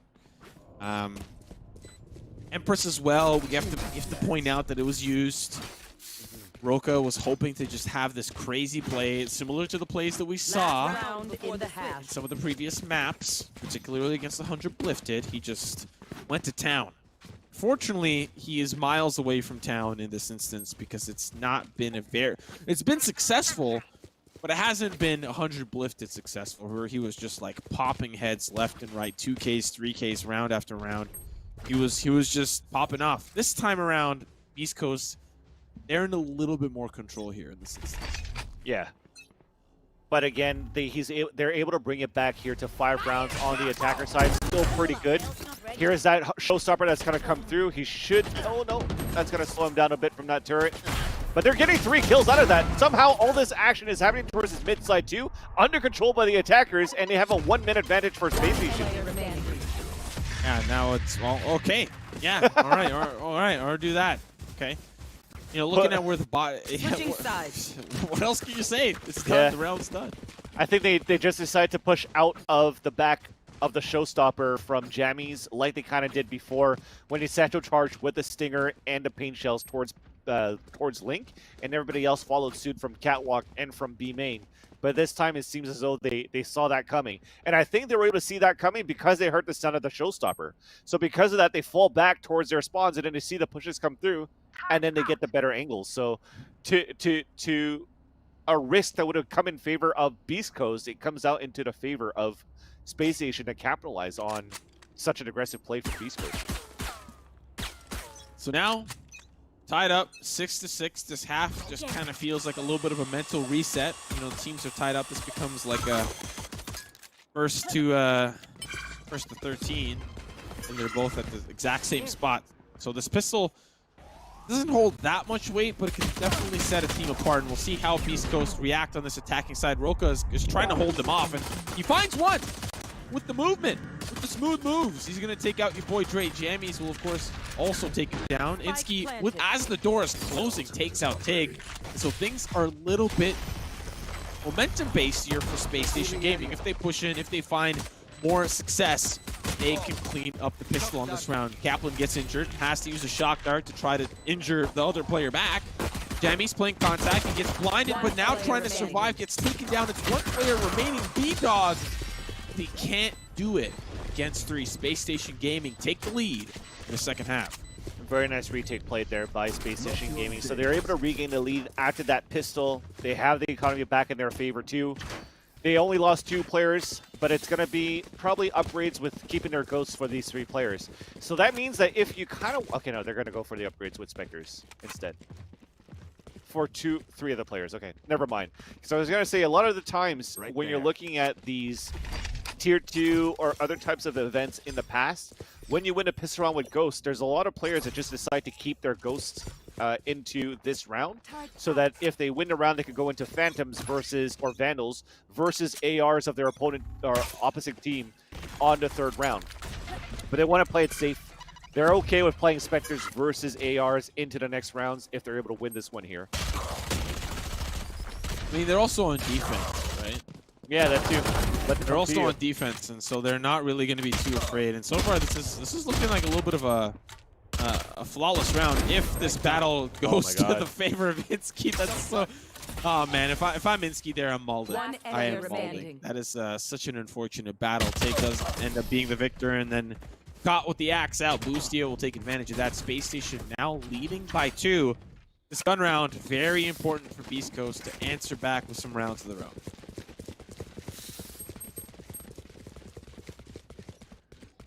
So because of that, Insky cannot really go for any type of upgrades because he's already invested so much on that previous round. It has to be maybe one of his teammates dropping a Spectre if they wanted to and upgrade themselves. But you see that Kaplan is really not doing it so far. Trying to see if they want to go for an operator at some point here on the defender side as well. And it's going to be Insky deciding to upgrade for a Bulldog instead. So money is going to be low in their favor, at least for Insky. He's going to have to try to get a couple of kills moving forward. But look how aggressive this is moving from Boostio. Oh my god. So aggressive. Jamie's trying to answer back. B-Dog as well, and they're just trying to hold on for what they can. Unfortunately, they do end up kind of Player a little remaining. empty-handed. Down to one final Wow. player, your boy Dre. Oh!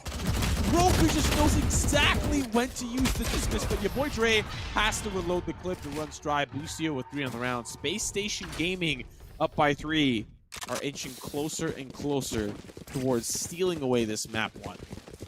I love how they just walked into Link like full confidence. I'm assuming at that point back mid was smoked. It has to be smoked because they walked down so slowly to get the flash down towards Link, and that was huge for Boostio and Kaplan just behind to get those 2 kills onto that Link side and just easily take mid control here for Space Station Gaming. So they went with SMGs. They won that round. They forced their opponents to ecos. They have also salvaged 3 ARs on top of that from that previous round.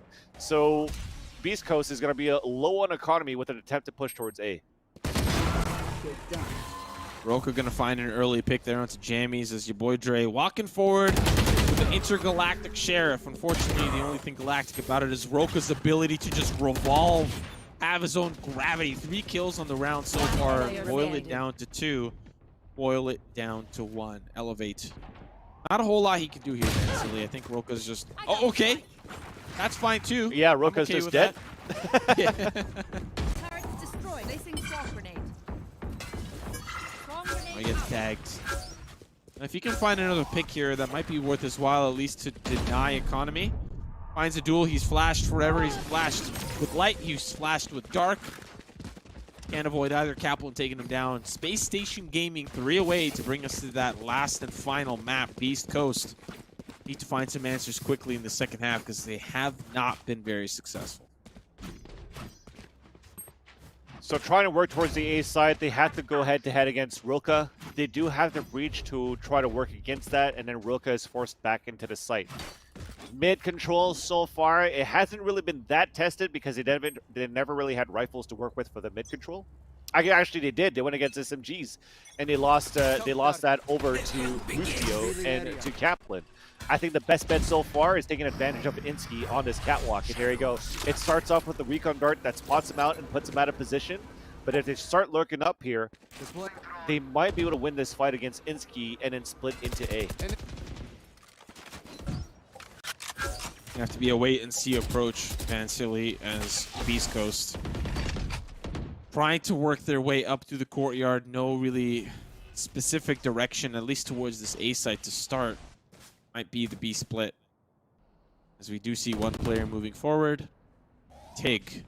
Gonna take the short way around while the rest of the team gonna work their way up to the middle. Boostio still holding on. He's ready with the flash, but he does not have a partner to swing with. Seth a little bit further back. Can provide some firepower at a moment's notice, but Boostio dissuades them from pushing forward. Man, so with 40 seconds left on the clock, Beast Coast need to make a move. Yeah, they wanted to make it towards that catwalk side, but as it keeps getting smoked out, they want to try to go back towards mid, but it's just flashes after flashes, and Boostio gets a triple kill on top of that. So the move towards mid was the wrong one, and they take the spike control. Boostio just bought so much time for his team. They couldn't do anything. They could not push forward. Aftershock, fault line, flashpoint, flashpoint. Do I want a rolling thunder? Nah, I'm gonna save it. Flashpoint, aftershock. Like, he threw, like, I know it's like a idiom to say through the the kitchen sink, but he threw the whole kitchen, the island, the oven, the fridge. He threw everything in his tool belt, and they couldn't break through. There was no smoke. They could have walked in and killed him, but instead they just took the flash one after another, and then he just swung on the correct one. There was 4 people flashed there, and they couldn't do much to take him down. So 2 away from winning this map. Beast Coast need to find some form of success fast. It's towards the tree. It's just ults after ults. Who's going to have the better ult and better entries into the site? Fault line coming through. Roka, I wonder if he got fault line by his own teammate, actually, at that point. Yeah, unfortunately, you had to check a 50, and there was players on both sides, but the rest of the team is going to still pick up that slack. Seth, Kaplan, especially Kaplan with the Odin there, elevate, hoping that maybe somebody rotates, try to catch one through the tree room, but no one is going to be coming. Tig alongside B-Dog have already made their way out towards the B site. Spike being planted. Very doable scenario here. 3v3. Lockdown available if they want to commit to it, but the Owl Drone will spot out a few of those players. All Space Station need to do is be careful because Elevate's coming in from behind. They didn't anticipate 2 kills already. Now the swing here with the Odin. The Allfather really putting in work. 3 kills on the round. Now it's just down to the 1v1, but the spike is ticking. Elevate, he needs to get involved, but all Kaplan needs to do is stick it. He's holding it, he's holding it, he's holding it, and he gets it. Lockdown as well, committed. He commits the lockdown. That's an ultimate you no longer have. Oh, that's so unfortunate. Yeah, I think Space Station Gaming are definitely taking this to that third map. Because you do have Beast Coast with a map in hand, it's going to be tied 1-1, and if we need to go to a third map, it's going to be on Bind. Elevate did as much as he could there on that rotation with that lurk, but it's just too far away to try to win that 1 versus 1. Brilliant attempt, but it's still going to be Kaplan just a little bit smarter in terms of knowing the time management on the defuse. That's going to put them at this map point. East Coast trying to run away from the Hunter's Fury there. Kaplan, I don't think he gets a single tag, which means they're safe for the time being, and that's an ultimate wasted. No ultimates at all across the board. We've seen a lot of them be used over the past few rounds, and so this is just going to be a standard utility round. Speaking of utility, Jammies doesn't have a whole lot on his bench. Just 1 blast back to get involved. Boostio, on the other hand, he's got a lot that he can use this round if he so chooses. East Coast, nowhere near Boostio, planning on a B-side hit, and Kaplan has an operator. Went from rifle to Odin to operator now. Seeing a lot of things out of Kaplan that you don't normally see. And there we go. Op shot connects, finds 1, Seth playing close, ready to stop them from pushing in. That's going to be 1, finds 2. Your boy Dre will answer back. Now it's a 2v2. And where are they going to go? They've got a player all the way on the opposite side of the map. Oh, they don't see him. Oh, even he escapes. Yep.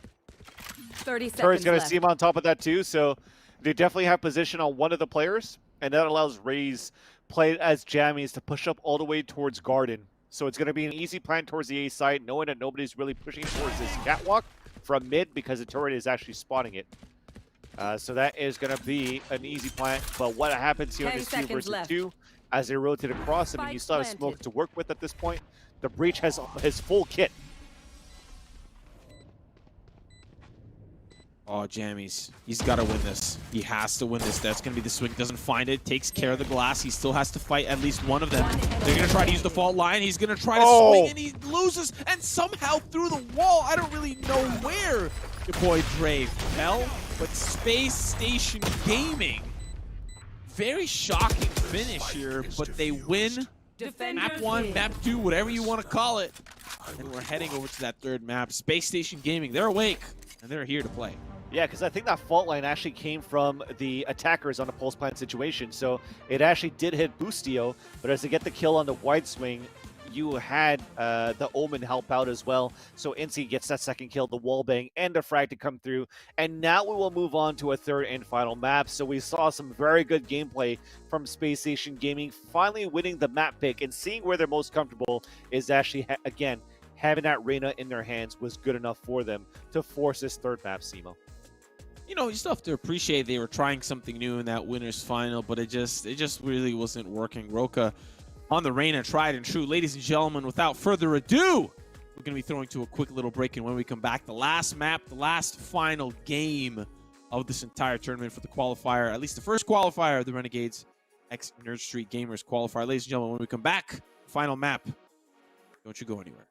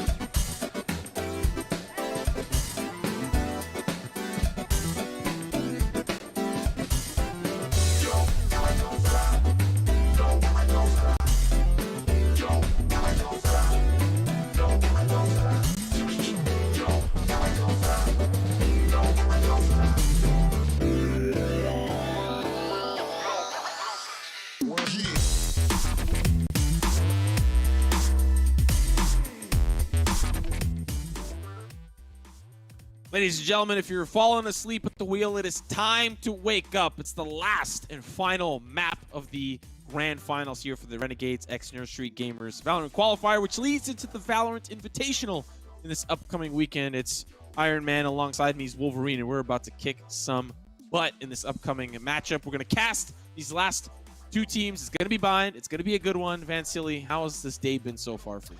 It's been amazing, man. All we did was talk about Valorant all day and broadcasted some great matches. But if you guys actually want to listen to some more people talk about Valorant, make sure you guys tune in to Press Forward to the Fuse, which also happens every Wednesday at 1 p.m. Eastern Standard Time. We are 3 hosts that actually hop on there. It is going to be Darth Mike, Nero Mizuki, and also Ryan Central that we all know and love. And they are there to talk everything about Valorant week by week. Changes to agents, changes to maps, adding new maps, and the esports scene. You guys can all catch it on this channel. So you guys can catch it, of course, on the Twitch channel of twitch.tv/NerdSTGamers, but if not, on all of your favorite places where you find podcasts and vodcasts. Podcasts? Oh, that's a banger. I'm going to use that one. That sounds Never dope. heard of Vodcast? Yeah. Never heard of vodcast? What is that? A video cast? Yeah, I don't know. Anyways, we're going to be moving on to bind. We can now start to break down the nitty-gritty. We've checked all our boxes. We've done everything that we need to do. All that's left is for these two teams to duke things out where things matter most. And to be honest, Roka on bind is one of the scariest things I've seen since the Boogeyman at age 5, and that is something I don't want to see again. Roka is definitely a threat for Baba Beast Yaga. Coast. But yeah.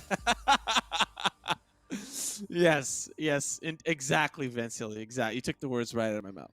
Yeah, so bind moving into this one, it's gonna be a fun one. We saw some a good matchup between both of these teams earlier on today on bind. It started off super well for Space Station Gaming until Beast Coast finally started to get their gears rolling and then they started to come back, or was it vice versa? It's been so long that I can't remember. But Beast Coast still ended up winning 13-10 in the end of that series. And actually being able to win the series on top of that because they won Ascent earlier on. So this series in this grand finals all comes down to this last and final map once again, where the winner also comes on top with $700 and the bragging rights moving into the NSG Renegades Invitational. Yeah, looking forward to that. And of course, both these teams are as well. Space Station Gaming, we, to be fair, harped on them a little bit for how they played Ascent the first time around, and they definitely proved us wrong that they're able to adapt and they're able to implement some of those changes that you had highlighted. But I think one of the big say struggles here from Beast Coast is that they don't have an answer for Roka. They don't have like a star player on the opposite side to deal with Roka. You know, if we were to see this Space Station roster go up against like TSM, well, Wardell would be the player to try to stop Roka in these initial duels, these initial gunfights. You have a player that you can fall back on to try to take out their star player, right? Because Roka's always doing the entrying. On this side, I don't really think Beast Coast have that answer. Well, I think now that you have a map like Bind, there's a possibility that you have two types of players that could even double up, or not, if not 1 versus 1 could be tight enough, is your boy Dre. Because your boy Dre having to play towards the map of Ascent with a breach to help out the team. The last time they played on Bind, I'm pretty sure he picked Arena to play in that rotation of agents that can also help out Jammies playing as the Rays. So those two together definitely have that firepower necessary to topple up against a Boostio. Like you're putting Jammies and Boostio head-to-head, Rays versus Rays. Then you have Roka and you have your boy Dre, Reyna versus Reyna. I think it's still pretty even at those points. Now it all comes down to if those guys get the trades off or they get picked off first, can the rest of the team actually step up and help out each other? So we're about ready to start and find that on our own, as we're going to let that unravel and we can cast it out. Yeah, enough vodcasting here from myself and Vansili. Ladies and gentlemen, the moment that you've personally been waiting for, the last and final map of this entire qualifier. Of course, both teams have already moved on. We've repeated that several times now. But this one's for bragging rights and a couple of extra smackaroos from the prize pool into their pockets. We're going to be looking at how these two teams end up duking things out. Your boy Dre last time on the Reyna also was able to provide some additional firepower, some additional nuisance to take out Roka. And it was still a struggle for Space Station to answer with, but now see how they answer with Roka, who's ready and prepared, but unfortunately swings a little too close. Jammies was already in the darn hookah section as he will take him down. And now it's a great opening pick here for Beast Coast to push in. But Boostio with 2 on the, I think that was through the connector, pops it in, takes out the hookah players, and still looking to get that spike down. And I think as he gets those 2 kills, he has another paint shell ready, right? So this is great right now for Space Station Gaming to try to get that retake. Now they're moving in from the spawn in from elbow, but you still have great positioning here as they're planning safely inside the site for Beast Coast. Oh, great paranoia as well. That's huge. That's going to find everything that they need. That paranoia was thick with 2 Cs. Found, what, for all 3 players? All 3 players? 2 out of the 3. The 3rd player was actually still at the cubby of Octagon. Okay, but like you said, it was still good enough because both of those guys are blindsided and they want to try to fight back towards anything because they can't see. But because they're nearsighted, nobody's really helping out the person that's playing towards Octagon. So it's just easier for Space Station Gaming to just go for that retake. And even if they lost 1 player on that trade from Octagon, well, Insky was still able to come back after that flash to even trade out the player out there. So a great play for a retake for SSG. They get the much needed pistol round to continue the momentum into this game. But who was the one that actually got the kill onto Roka? It was Jammies. So they have the firepower necessary. They just got to bring that strat out.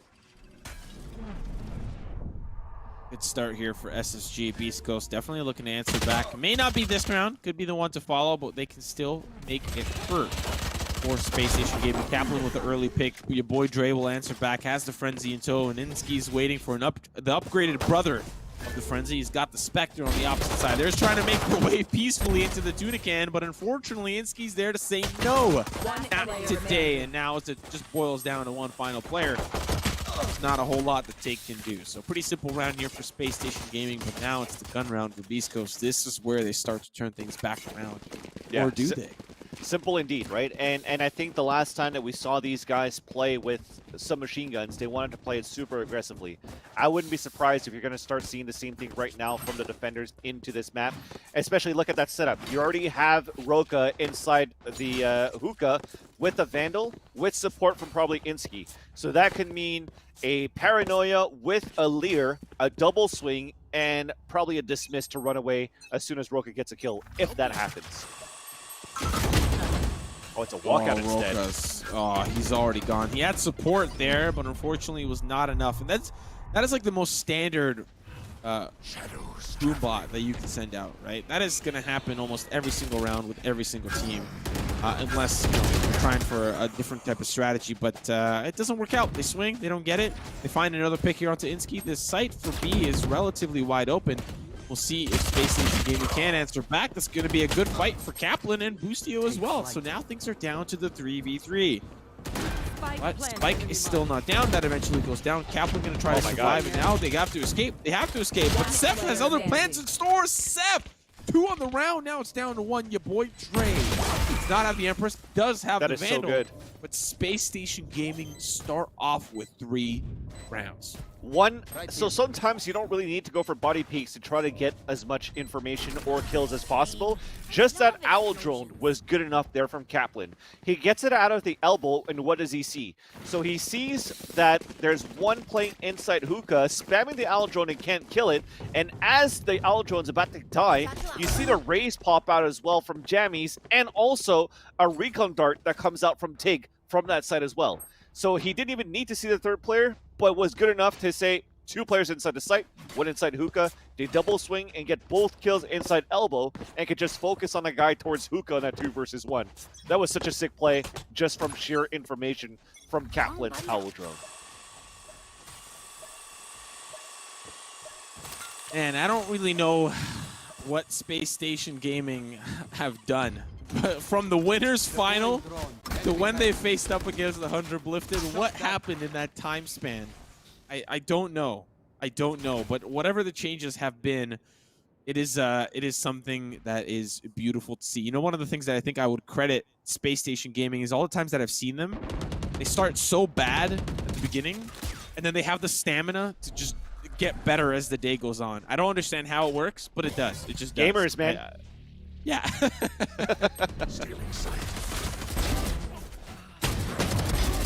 Okay, and gamers are doing gamer things here as well. NSG finds 2, now going to try to get to safety with 10 HP, but it doesn't matter when you've got a 3-player man advantage. Tig going to try to dwindle those odds, but it's going to be a tall task for him. Who could control so far in his pocket? We've got Jammies with the share. He's trying to get that spike back, but it's going to be too difficult. They're going to swing together. They're going to find one here for Jammies, but Roka will also be able to trade that back. That's good enough, right? Getting 1 kill. I mean, a little salvation there from Jammies. A nice long-range pop in the face. Saying my aim is still on. I could still get things done here on the attacker side, but Space Station Gaming, they're looking good once again. A very dominating first half to start things off, just like we did see before. But this is where things start to turn around. When the economy is finally right for both of these teams, you still saw Beast Coast taking an upper hand out of that. The good thing is, none of these teams have ops. Especially on the defender side, this is good for Beast Coast because it could actually take advantage of a more aggressive play and have to worry less about getting picked off by an operator playing so far back. East Coast, once again, another round, another day, another dollar, another chance at success. And so far, Space Station Gaming have had a good hold, and it's this pesky Roka player that's just consistently been a nuisance. Once again, paint shells are in, but he's playing close. Oh, pays with his life. Tig taking him down. Now this is a round for Beast Coast. They've taken out a crucial player. B site wide open, but the spike's ready for the A site. They've got 2 players in showers. They've now rotated Tig on over. Pop the Empress as well. This is going to be their chance at getting this spike. Like I said, that was already 1 down, but it's going to be a showstopper. Does not connect with anybody yet, but they have a great push here from the shower side and great control, but Seth still keeps it alive for a bit. But you still have 1 alive inside you, a big paranoia to come out, and Boostio is the one that's able to get the kill. So that's a spike down, a 2 versus 2. Can they actually get it done?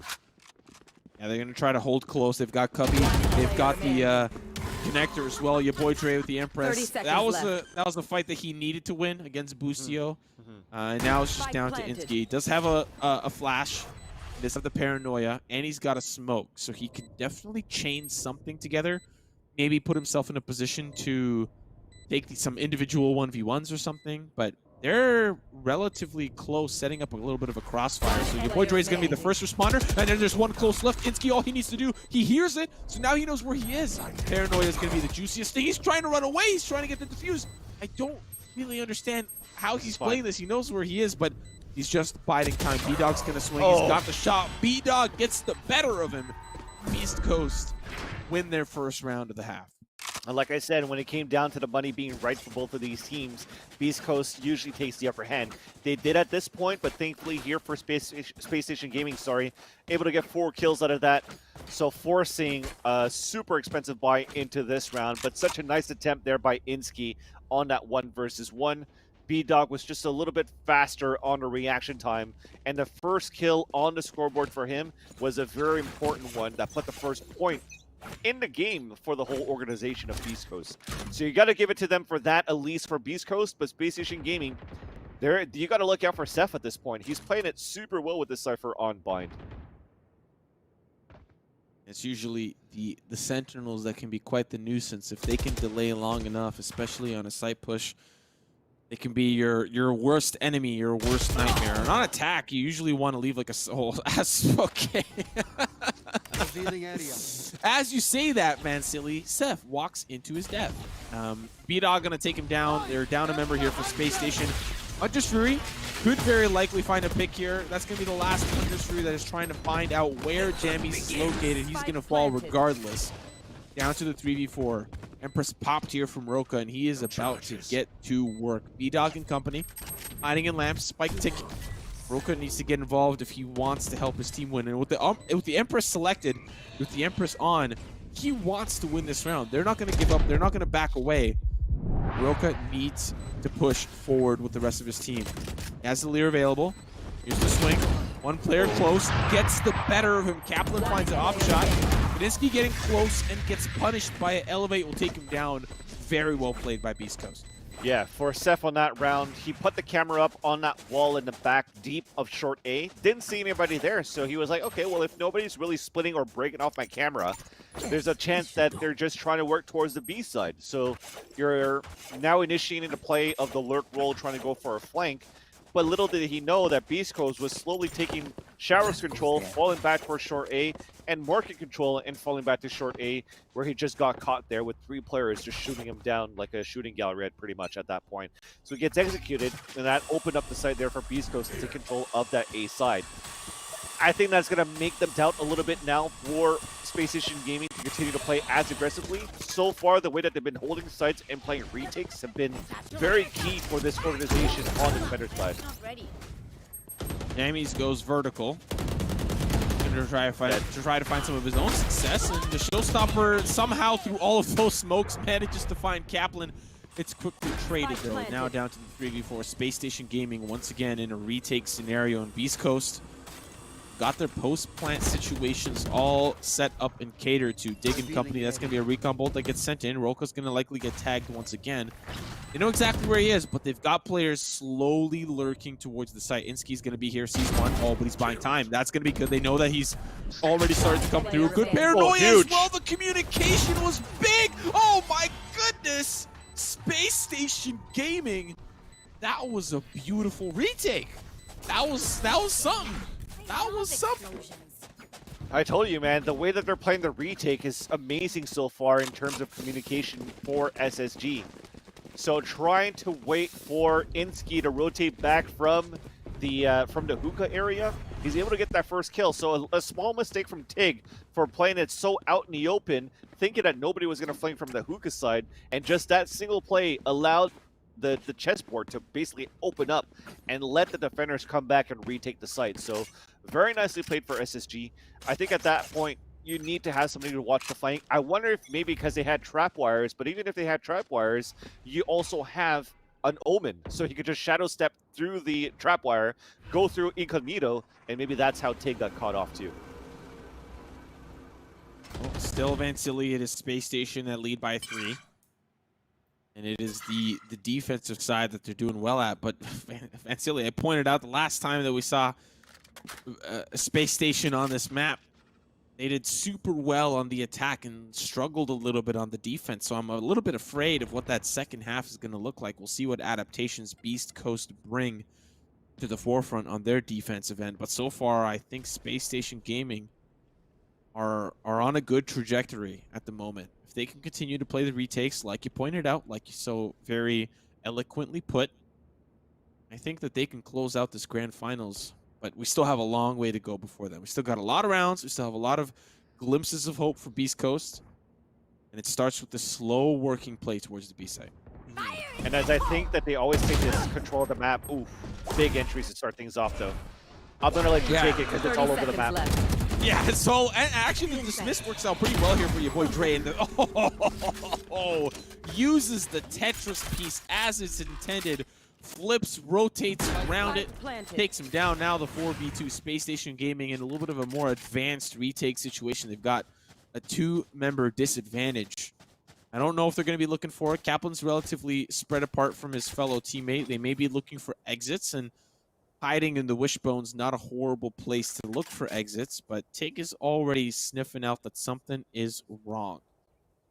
I don't know if he's going to look exactly towards the spawn. He may...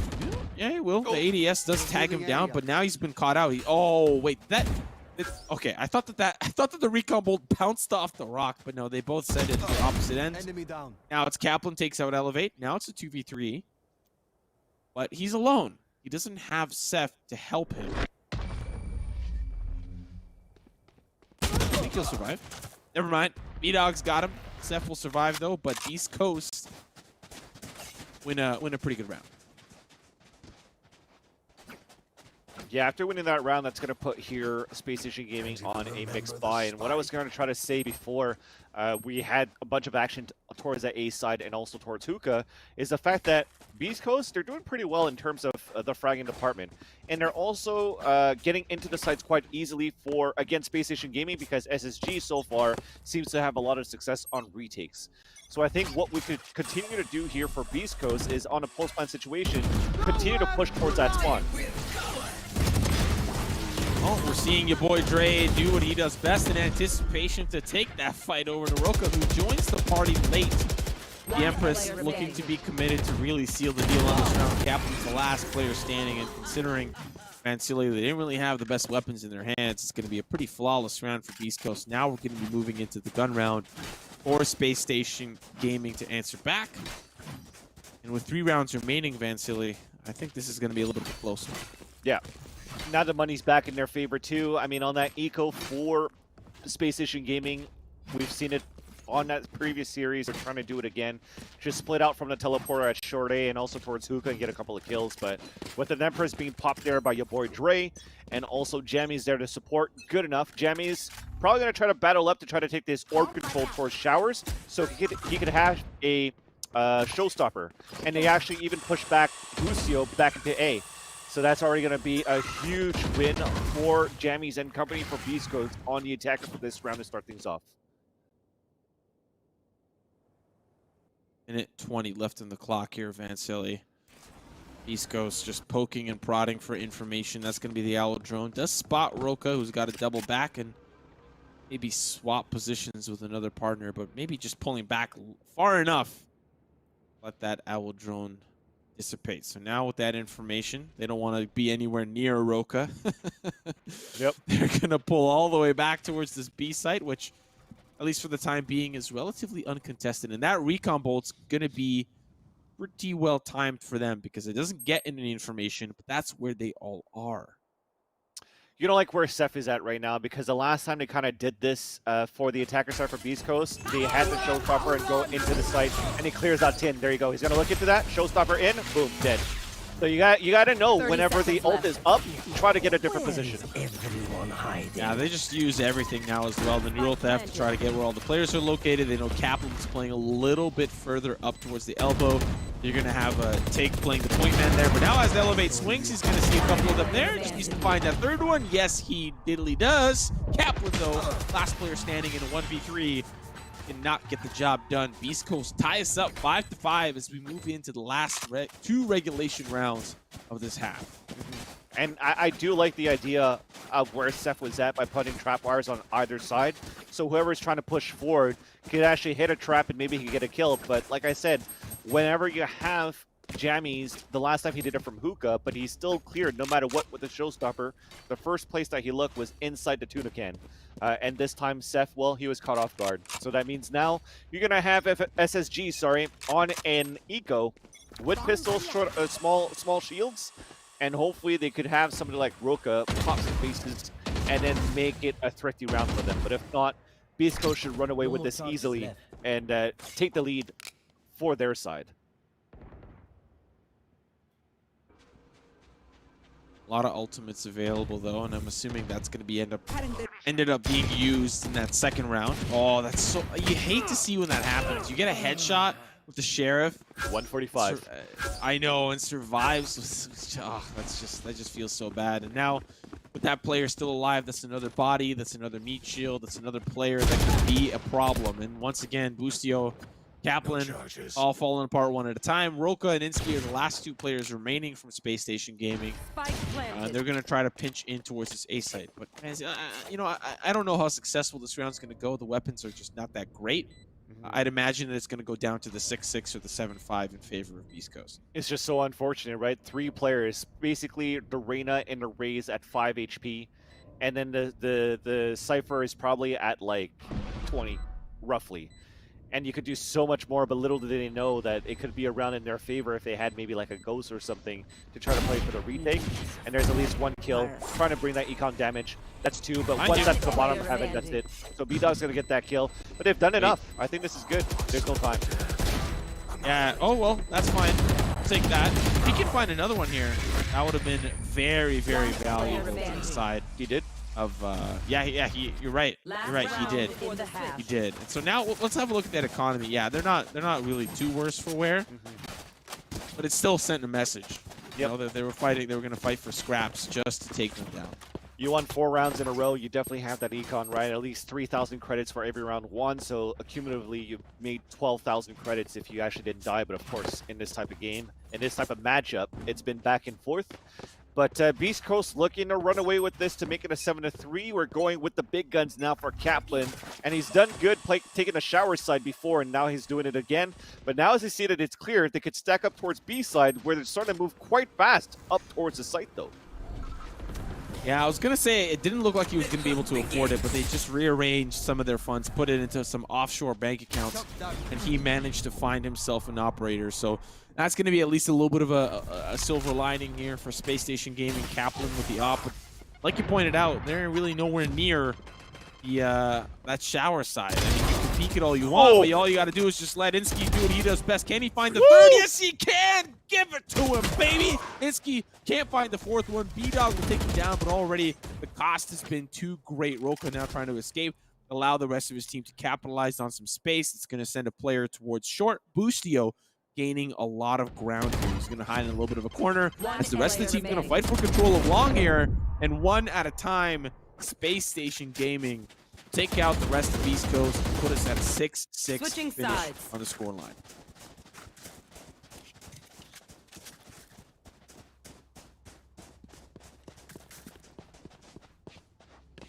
Great play, at least there from Insky on that B side with the way that he pushed out. That was so risky, but caught basically Beast Coast rotating back, as I think they were trying to walk back towards short A at that point. But being able to kill two, including a spike carry and even a third, that was just good enough there for Space Station Gaming to rotate back and just capitalize on a crunch from all angles. Not giving it any chance for Beast Coast to just try to bring back the situation in their favor on that 4 versus 2. So a good way to tie things up. Big pistol coming up here for both of these teams after all, as we have reset everything, and it comes down once again to these potential 12 rounds of that second half. Once again, we're back at the spot, 6-6. You know, it's very interesting. But the last time we were here, Space Station Gaming just completely ran away, and it was in that previous map on Ascent. Things are obviously a little bit different here in Beast Coast, already starting off to a very comfortable start, at least for the time being. A lot of movement from Space Station Gaming towards the B side, and as they start to play Ring Around the Rosie with the entire map at play, Tig is the last player that is in and around this B side, which is likely where the spike is going to be planted. Fortunately for him, he's going to be able to catch one off guard and open up the round for the rest of his team, at least for the time being. Now that they're going to start to come towards this B side, he's in a great position to be a nuisance, because they have to be careful not only with the members pushing up, they have to be careful with where Tig is going to position and where he decides that he wants to pop out. He's just giving them all the information that they need, all the picks that they need, and it's business as usual for Beast Coast. Yeah, so hard to play a double push on B on a retake and one towards Hookah. Seth, from that body peek, from that jiggle peek, you were hoping he was able to get at least one out of that to make things a little bit easier as they were pinching in from elbow and from B, Octagon, and from Hookah. Just so tough to do there. So Space Station Gaming, they had the back of the site, but nothing more than that. And as they close in for Beast Coast, they just take the upper hand. So they take this pistol now, and it's not going to be a buy at all coming in for Space Station Gaming, because they have a spike down. They want to make sure just on to the next. If they get another spike down, great. But if not, at least they'll have a healthy buy moving into the next. It's kind of the name of the game, at least for them, and it's usually the name of the game of that second round. This is East Coast's round to win. They have got the weapons, they've got the comfort as well, as they're all going to start to funnel in. A Spectre is going to do quite some hefty damage to the players rushing in towards Hookah, but, you know, Jammies backs away. Last pack sends him flying. He's going to slowly work his way back up. I don't know. Space Station Gaming, if they hop out at the right time, if they time things well enough, I think they can find themselves at least a pick or two. That's not going to be a pick that they want, but it's going to be a pick that Beast Coast want. But Roka on the opposite side, Boostio goes airborne. They get a lot of space, and Boostio finds a Phantom. They might be able to turn this round around. That's going to be the spray. Can't convert, though. Now it's down to Roka, who's got his fancy little Sheriff. And Elevate with the jumping classic will take him down. That was a very close round for SSG, but they don't make it work. I see the intent of the wide swing because you know they were both pinned on the octagon side, so you want to try to go for a triple peek, especially now, as you said, Simo, they're able to pick up a Phantom on top of that into the site, but it wasn't good enough. They don't have the armor to work with. The pistols versus the high-low kind of stack because they used the ledge of the octagon was just too strong there for Beast Coast with their SMGs. But now at least, like I said, they didn't really need to have the spike down. Now they have money to work with. They still have a healthy buy. And they're playing against SMGs, where now Roka is trying to take this hookah control to start things off, followed very closely by Boostio. So you're really trying to use your big fraggers, both of your guys, to push in towards that hookah side. Meanwhile, you go through the teleporter, and you try to take down Steph, and he does manage to get a kill from a trap wire set down, and that's a great way to start the round, but they're still chasing after him. Yeah, and he manages to escape and get the cyber cage down, and he's going to pick up the spike, and he's going to carry it over towards the B site, and Space Station Gaming find 2 picks on the site. So things are looking beautiful themselves this round. This gun round is going amazing. Like you called out, they save. Can't win a 2v5, especially when so much control has already gone their way. But they can look for exits. You can at least look for that and see if they find any. That was super well played by Seth. Instead of trying to hold back into an angle or being like, okay, I know I'm being hunted down. Let me try to take as many as I can before I die. He goes for the trap wires and the cyber cages just to make sure that he's able to fall back because the rest of his team was already committed towards this B side. If he dies, they actually had to fall back and try to pick up the spike, and then they lose so much time on a Beast Coast push. So allowing him to fall back as Seth and pick up the spike and move towards this B side, and also on top of that, getting a kill from one pushing aggressively through a trap wire, he just basically helps Space Station get that round to make sure that they secure the round, rather, while the rest just had better entries. Oh, he funnels them in. Your boy Drake. And do they peek out? Spray. Spray back. I don't know if was that a coordinated effort. I think it was. Because B-Dog was just trying to. For what? Trying to push into teleporter? Yeah. Yeah, definitely. Yeah, because your boy Dre was waiting in the perfect spot. I was like, he's not really paying attention. He's just kind of hanging around. But then once they started to come through, he was prepared and he was ready. So I like the attempt, but still, SSG had a popping round. It was beautiful. Yeah, they wanted to basically use the leer from your boy Dre going through the teleporter. So from an aggressive push at showers, they could hopefully catch maybe one. And usually when you're playing a pick-off game too, you have that spike down towards market, or you have it down towards between short A and showers. So if it was that gamble that the spike was dropped there, they already have spike control on top of that too. But it didn't pay off in their favor. Seth, like I said, just played that super well on the fallback. Oh, Roka with an early pick and managing to dismiss out of there. All the while, Jammies was there trying to support the best way they can, but B-Dog's got other plans in store as well. This could be a big, beautiful paranoia as well. Pushes Boostio out as he gets tagged down to 46. The rest of the team trying to provide the firepower where they can. The Beast Coast are just defending this short side so well. Now it's just down to 3 for SSG. We're going to use the Recon Owl to see if he could spot somebody, but it started too far behind, so you don't know how many necessarily is hiding inside you. They're doing the same thing on the defender side, and we are coming into A where there's only one player playing there, not much defense left. Jammies is going to be the first contact point as well. There's 3 players that are about to rush in. Shot dart will at least stop them temporarily. Here's a showstopper as well. They hear it come through, but Kaplan doesn't know. Turn around. He's right behind you. That's 2 on the round for Jammies. Insky's like, I want no part of this whatsoever. He doubles back, and Beast Coast now up by 2. This is some good back and forth at this point, Simo. 10 seconds left. Right now, it's just a lot of situations where it's a little bit more tough for Space Station Gaming because they have to battle back with such a broken economy throughout the second half. But as they're still able to bring it to like a one round deficit until they lose another round and back and forth, I'm liking this second half so far, or this series overall between Space Station and Beast Coast. It's definitely a different one from the upper bracket finals.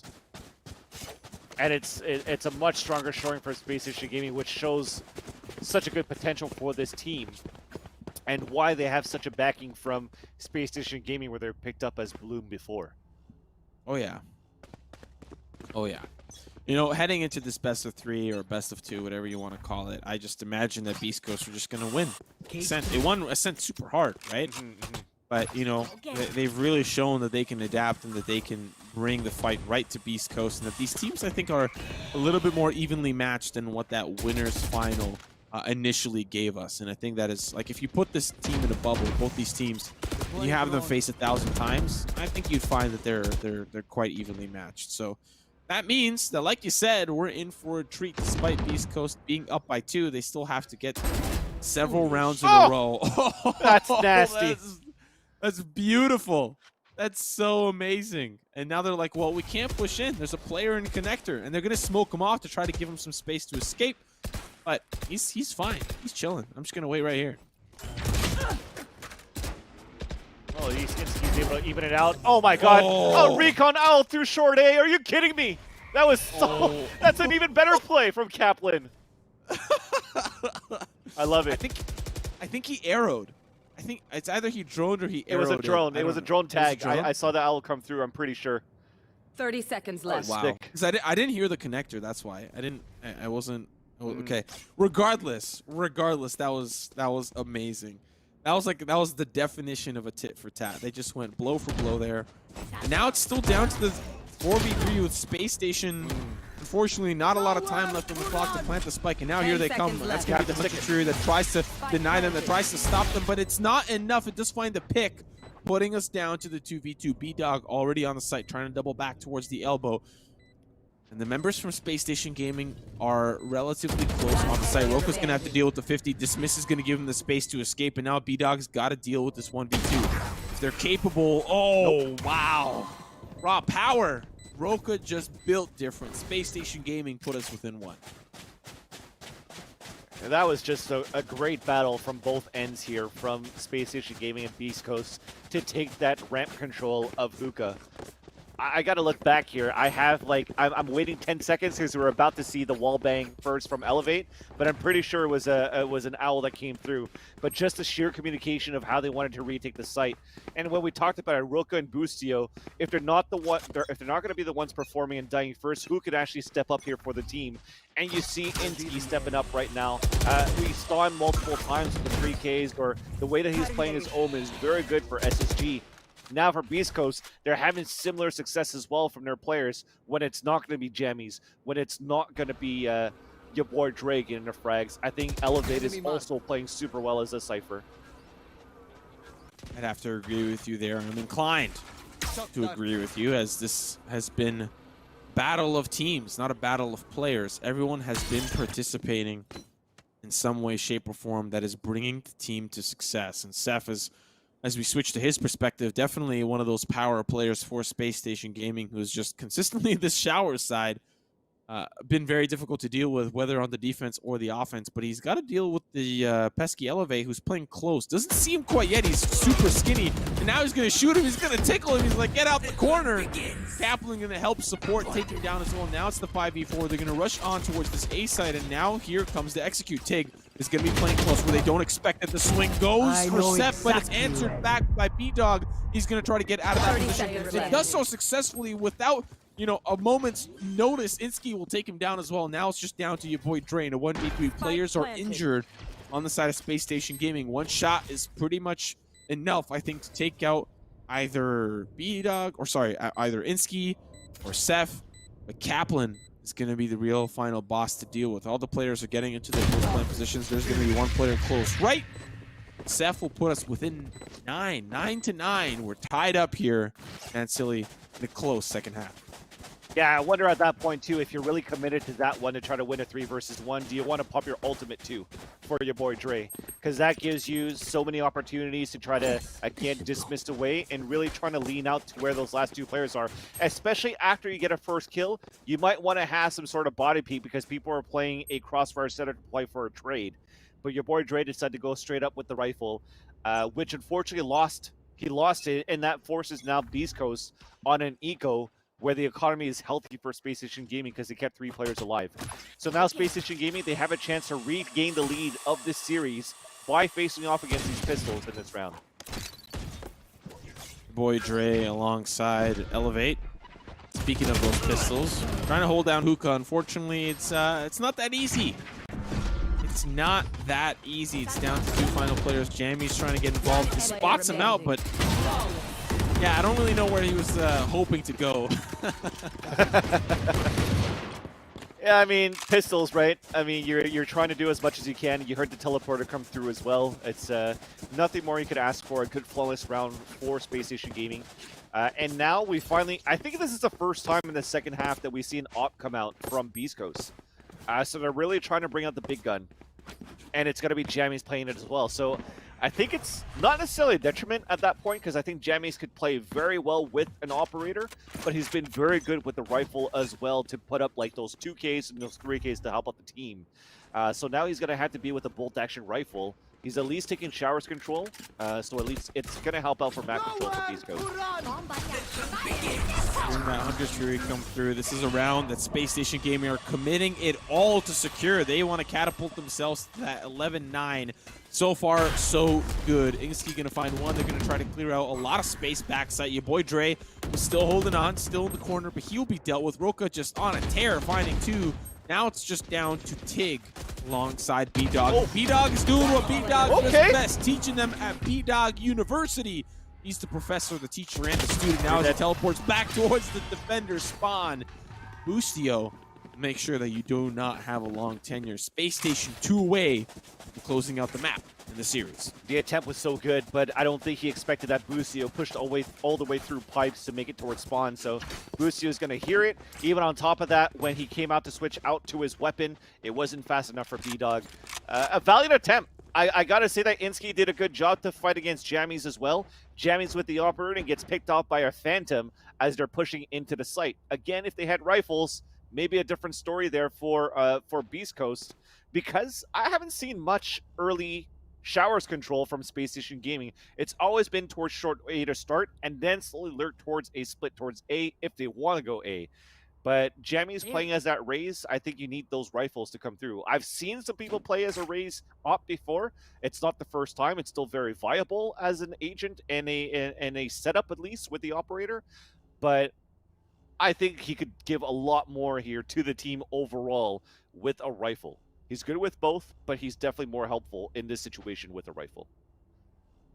I'd have to agree with you. And considering how we haven't really seen a whole lot of opping, I think primarily Kaplan's been the star opper in this entire series.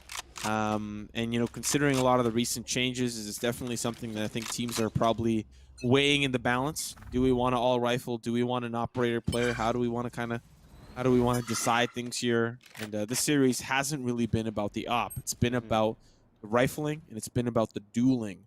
1v1 duels that kind of occur. And so far, Roka's been kind of leading in that charge. Not even in this series, but just, I'm assuming throughout the tournament, he's just been doing what he does best. So Beast Coast need to find an answer for that, or else they'll be staring down the loss in second place seed, I'm assuming, out of this grand final. Well, so far it's looking to be a series point for Space Station Gaming because it's a low buy that you have for Beast Coast. Your boy Dre with the Stinger is this new meta. We're starting to see a lot more players playing with the Stinger right now, close range. And aiming down the sight with the burst shot still quite accurate as well and can still do a lot of damage. That's a big nade, but it only damages Roka a bit because he's able to run away from the blast radius after the first explosion. But they're looking to walk back towards the A site here where it's fully stacked for Beast Coast. So they have the angles. Now it's going to have to come down to great execution from the Smoke, the Paranoia, and the Leer, even a Boombot, just to clear out as many corners as you can. Got all their stingers 30 set up. seconds left. Unstoppable written on the side, hoping to be unstoppable here. Unfortunately, Roka has other plans in store. Dismiss is going to give him information. Insky finds 2. Jammy's just trying to find something for Beast Coast, but can't Tig. Last player standing has a Bulldog, but unfortunately he's in a kennel of rabid dogs. Roka, including one of them, 3K on the round. Flawless for Space Station Gaming. Vansili, this could be the last and final round here as Beast Coast. They've got weapons, they've got money, but they don't feel like they have the confidence. And I was talking about it has to be a great execution from the Paranoia, the Leer, and the Boombot / Paint Shells to clear out the area and the stack that you have for Beast Coast. Or option B, have Roka walk in and just kill people. So Roka walks in, gets the entry, and then Insky is right behind to trade off against any player pushing out from U-Haul. So they're really watching each other's back at this point. They don't really have to go for full-out execute because the raw aim is just so strong. And look at this. Big gamble now for the defenders. Ooh, they're trying to take the issue over towards Space Station Gaming, and they've got 3 players stacked towards this long side, and now the Hunter's Fury is starting to come through for Beast Coast as well, trying to commit this round to success. Insky looking to get a little bit involved, finds one. That's a beautiful early pick here for SSG as they'll now start to move in towards this B site. Roka is a player down below.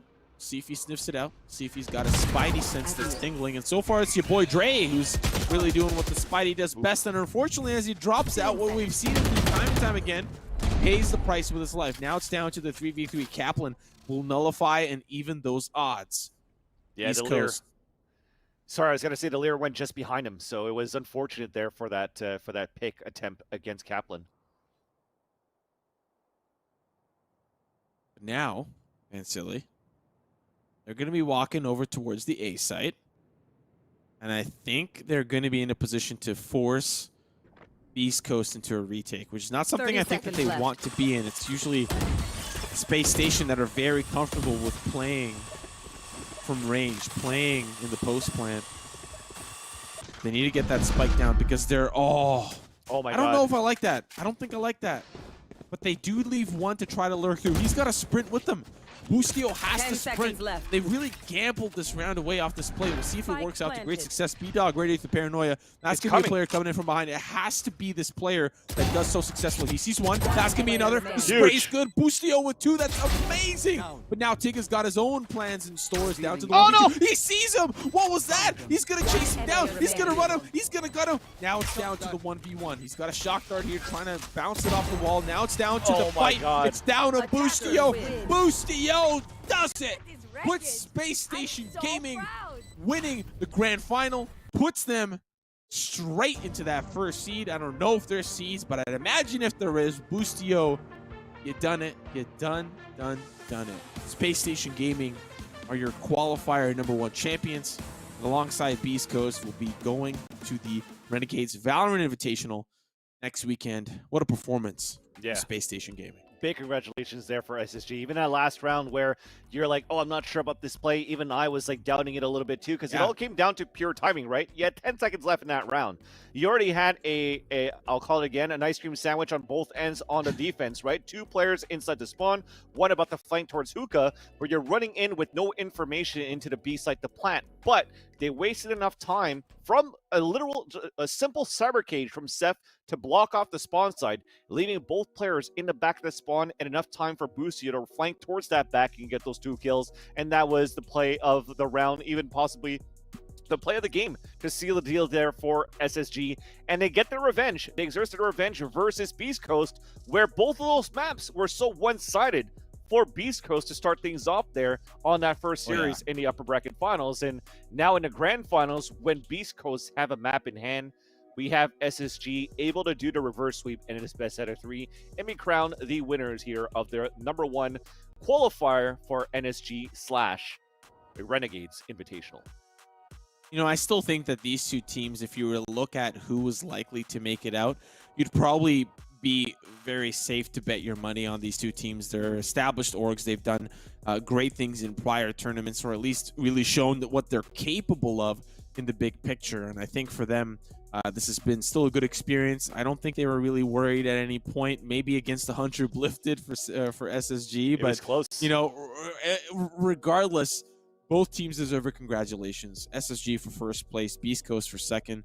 And I'm excited to see what they're capable of up against the best of the best, the top 10, so to speak. When you invite 8 teams, you're inviting some of the best, some that live in the top 5, some that live in the latter half of the top 10. But regardless, it's going to be tough, and that's what you want if you're SSG and Beast Coast, that type of practice. I think we are going to be trying to get an interview with a player from SSG. I'm not quite sure. We'll see if production surprises us, but for the most part, Vansili, how has this day been for you? How have you been watching this tournament unfold? It's been super fun, man. I like I said, it's been a while since we were able to see Space Station Gaming, Beast Coast, even the streaming team here of Grego, of Morg and Ninja and company of 100 be lifted, sorry.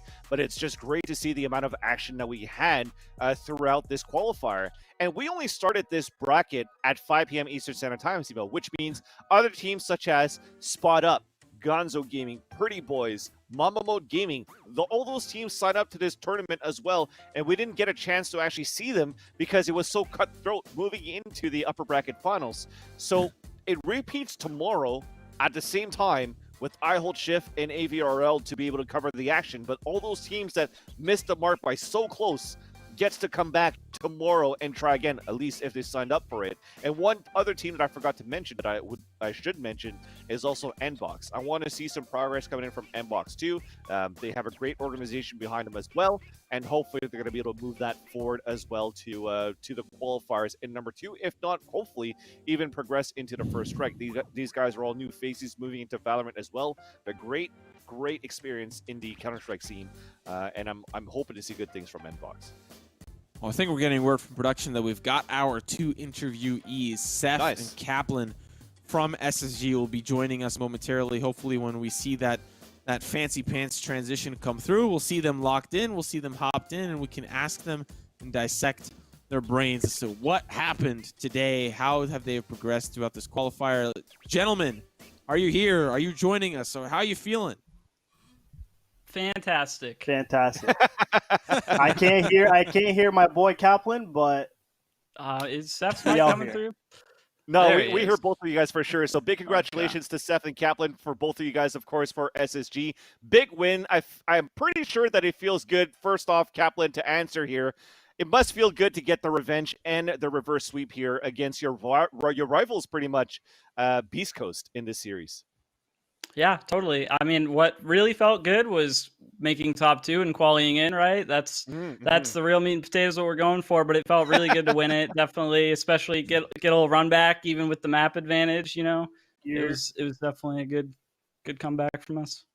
For sure. And I think, Seth, at that point, just want to talk about a really quick play into that round. I was saying how good it was, how you were able to run away from people just chasing you from teleport on Bind, throwing the trap wire and the cyber cages, and then running back with the second one to pick up the spike and plan towards B.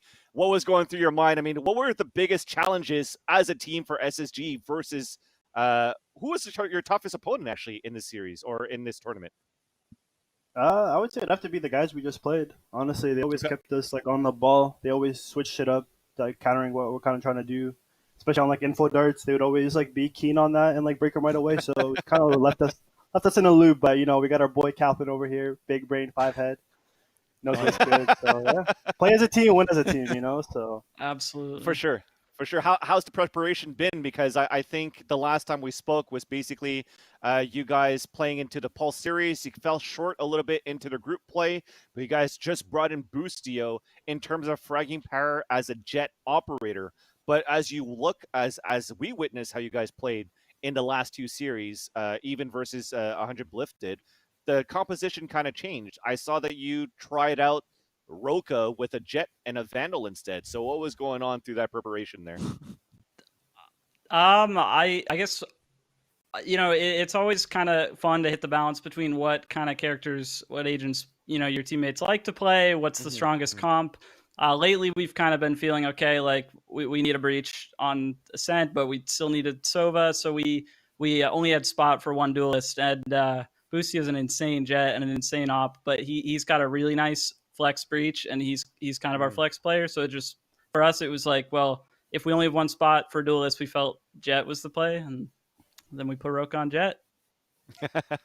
Awesome. And Simo, I'll let you continue if you have any questions here. Sure. Yeah. No, of course. I really have to tip my hat to 100 Lifted. I don't want to kind of toot the horn consistently, but if you have any insight, how do you think that they played? Do you think that they were a worthy adversary? Do you think they deserve to make it to that 3rd place? How well, would you scale them, or would you say that they played in the tournament today? You want to go for that one, Seth? Yeah, sure. I didn't really watch their previous matches, but when we played against them, they played pretty well. I think they're still fairly a new squad. I think they added Kurt just recently. I think the rest were playing all together. Definitely got mad potential. I know Grego from back in the Battalion 1944 days. I used to play with him. He's been known as a all-star play. Played multiple games, so team got talent. I think that with like a little bit of structure and stuff, they could make it a long way. But yeah, awesome. I think that's Oh, sorry. Go ahead, Simo. Come on. Go ahead. Come on, man. Vansily, you asked. I'm hogging the mic. I'm sorry, question. man. I like these guys. I like talking to these guys. You know. Come on. I get one question, and you're like, all right, and you're done. Okay. This is the last question. Vansily. I'm going to take it. Okay. Last time we chatted, from what I can recall, was the phase qualifier. I think we talked to you guys when you guys were Bloom, when you guys were trying to figure things out, and you guys just popped off in phase and you just came out of nowhere. What has really changed, you think, for you guys as a mindset, as a team, from then till now? Kind of compare yourself like a little bit of a high school book. Like you open up the high school, Bloom is when you guys were in grade 12, and then now this is you guys are out of high school, you guys are doing your own thing. Kind of compare that then and now between Bloom versus now SSG. I feel like I've always absolutely loved each and every one of my teammates. They're such insane players. Like all the individual talent, individual smarts has always been there. And I think we were kind of able to like run it down, play aggro, do some set stuff. But we've like actually really been more than anything hunkering down on our fundamentals, right? Like just making sure the comms are really high, making sure like on a micro level, we're using our abilities and playing with each other, like in pairs really, really well. I feel like that stuff's really turned up since we got signed, and I think it kind of shows in how loose we could play. We could, play a little more flexible, slow some rounds down, kind of make a lot of different decisions in the middle of a round, and it's really shown up today. Awesome. I agree. Okay, I get to close it. Seth, you agree? Perfect, Sure. perfect. Sure. I just wanted to say congratulations again to you guys. A big shout out to you guys as well. Picking up a big sponsor as SSG with Steel Series. Also, you guys being picked up by SSG. It's a great organization to be behind of. So I'm glad you guys have all that support to be able to continue to move forward. So good luck for next week. I don't want you guys to tell me your strategies for next week because I'm sure there's some stuff behind under the sleeve that you guys want to save for later. Exactly. So I'll let you guys close it off, starting off with you, Kaplan, and then on to Seth. Your final shout outs until we let you guys go. Shout outs to all my teammates. Everybody played so well today. Everybody had insane rounds. It was a ton of fun. Big shout outs to our org, who's been a huge help and really made us a better team in the server and out of it since we got signed. Shout outs to our manager, Battalion. He's a huge MVP in this. And then big shout outs to Ranger, who's been coaching us lately and has just been doing such an incredible job. Yeah, nice. Yeah, look at Ranger. He said he was just here because he loves Valorant, but already had an idea who was in there to actually coach you guys. Seth, go ahead, bro. Practically everything that Kaplan said. Honestly, shout out to the boys that we're playing with today. GG's to everyone that we played. Obviously, shout out to Space Station. They've all been nothing but great to us, showing us support, giving us like the flexibility and just utility just to make us like a better team. And thank you to you guys for hosting this event and having us on here. Really appreciate it. You guys were doing a great job from the start. So thanks, man. I think you're our good luck charm, apparently. Yeah. Right? Yeah. Anytime we cast, you guys seem to win. It's just I don't understand. So I think we gotta cast for a strike based on that. We gotta please. Say less. We gotta have SSG pick us up as casters as well. That's awesome, guys. Well, congratulations once again. We'll let you guys go. Enjoy the autonomous chair that you're sitting behind there, Seth. I like it myself. It's a very comfortable chair. But we'll let you guys go, and we'll see you next weekend when you're going to be playing in the Renegades Invitational. Thank you, guys. Thank Have you a good very night. Much, guys. Well, Vansily, that was very beautiful. That was a very enjoyable interview. Those are some good guys. Yeah, they're fun. They're a whole hoot. They're a blast. And we've also had a blast here today on the show. I have to thank everyone that came out. I think there was 1,000+ viewers in the channel at once, and that means a whole lot to me and a whole lot to Vansily and the whole community trying to build up the Valorant scene from the ground up, because that's what really it's been all about for the past 6 months. So you at home are probably the biggest key to the success of this, and I just want to thank you personally on behalf of myself and Vansily for coming out, for supporting us, for chatting, for talking. It's just been a blast. And of course, thanks to Vansily for doing this with me. This was a lot of fun. I had a lot of fun. The teams had a lot of fun. And I wouldn't have it any other way. For sure, man. It's been a blast, Simo. Also, always fun to cast with you as well.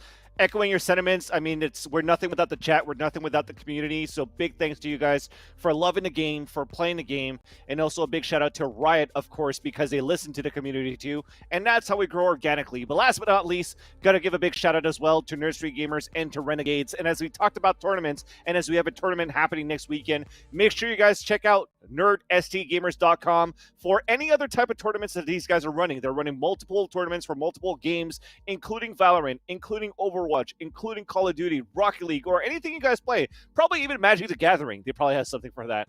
But you guys can always check out the website to get more information. But with that, Simo, I think we're done, right? I'll let you close it. Yeah, we're done. We're done. Thank you, ladies and gentlemen. Have yourself a good night. Make sure to get some Radiant games in. We'll see you guys next time. Have a good night.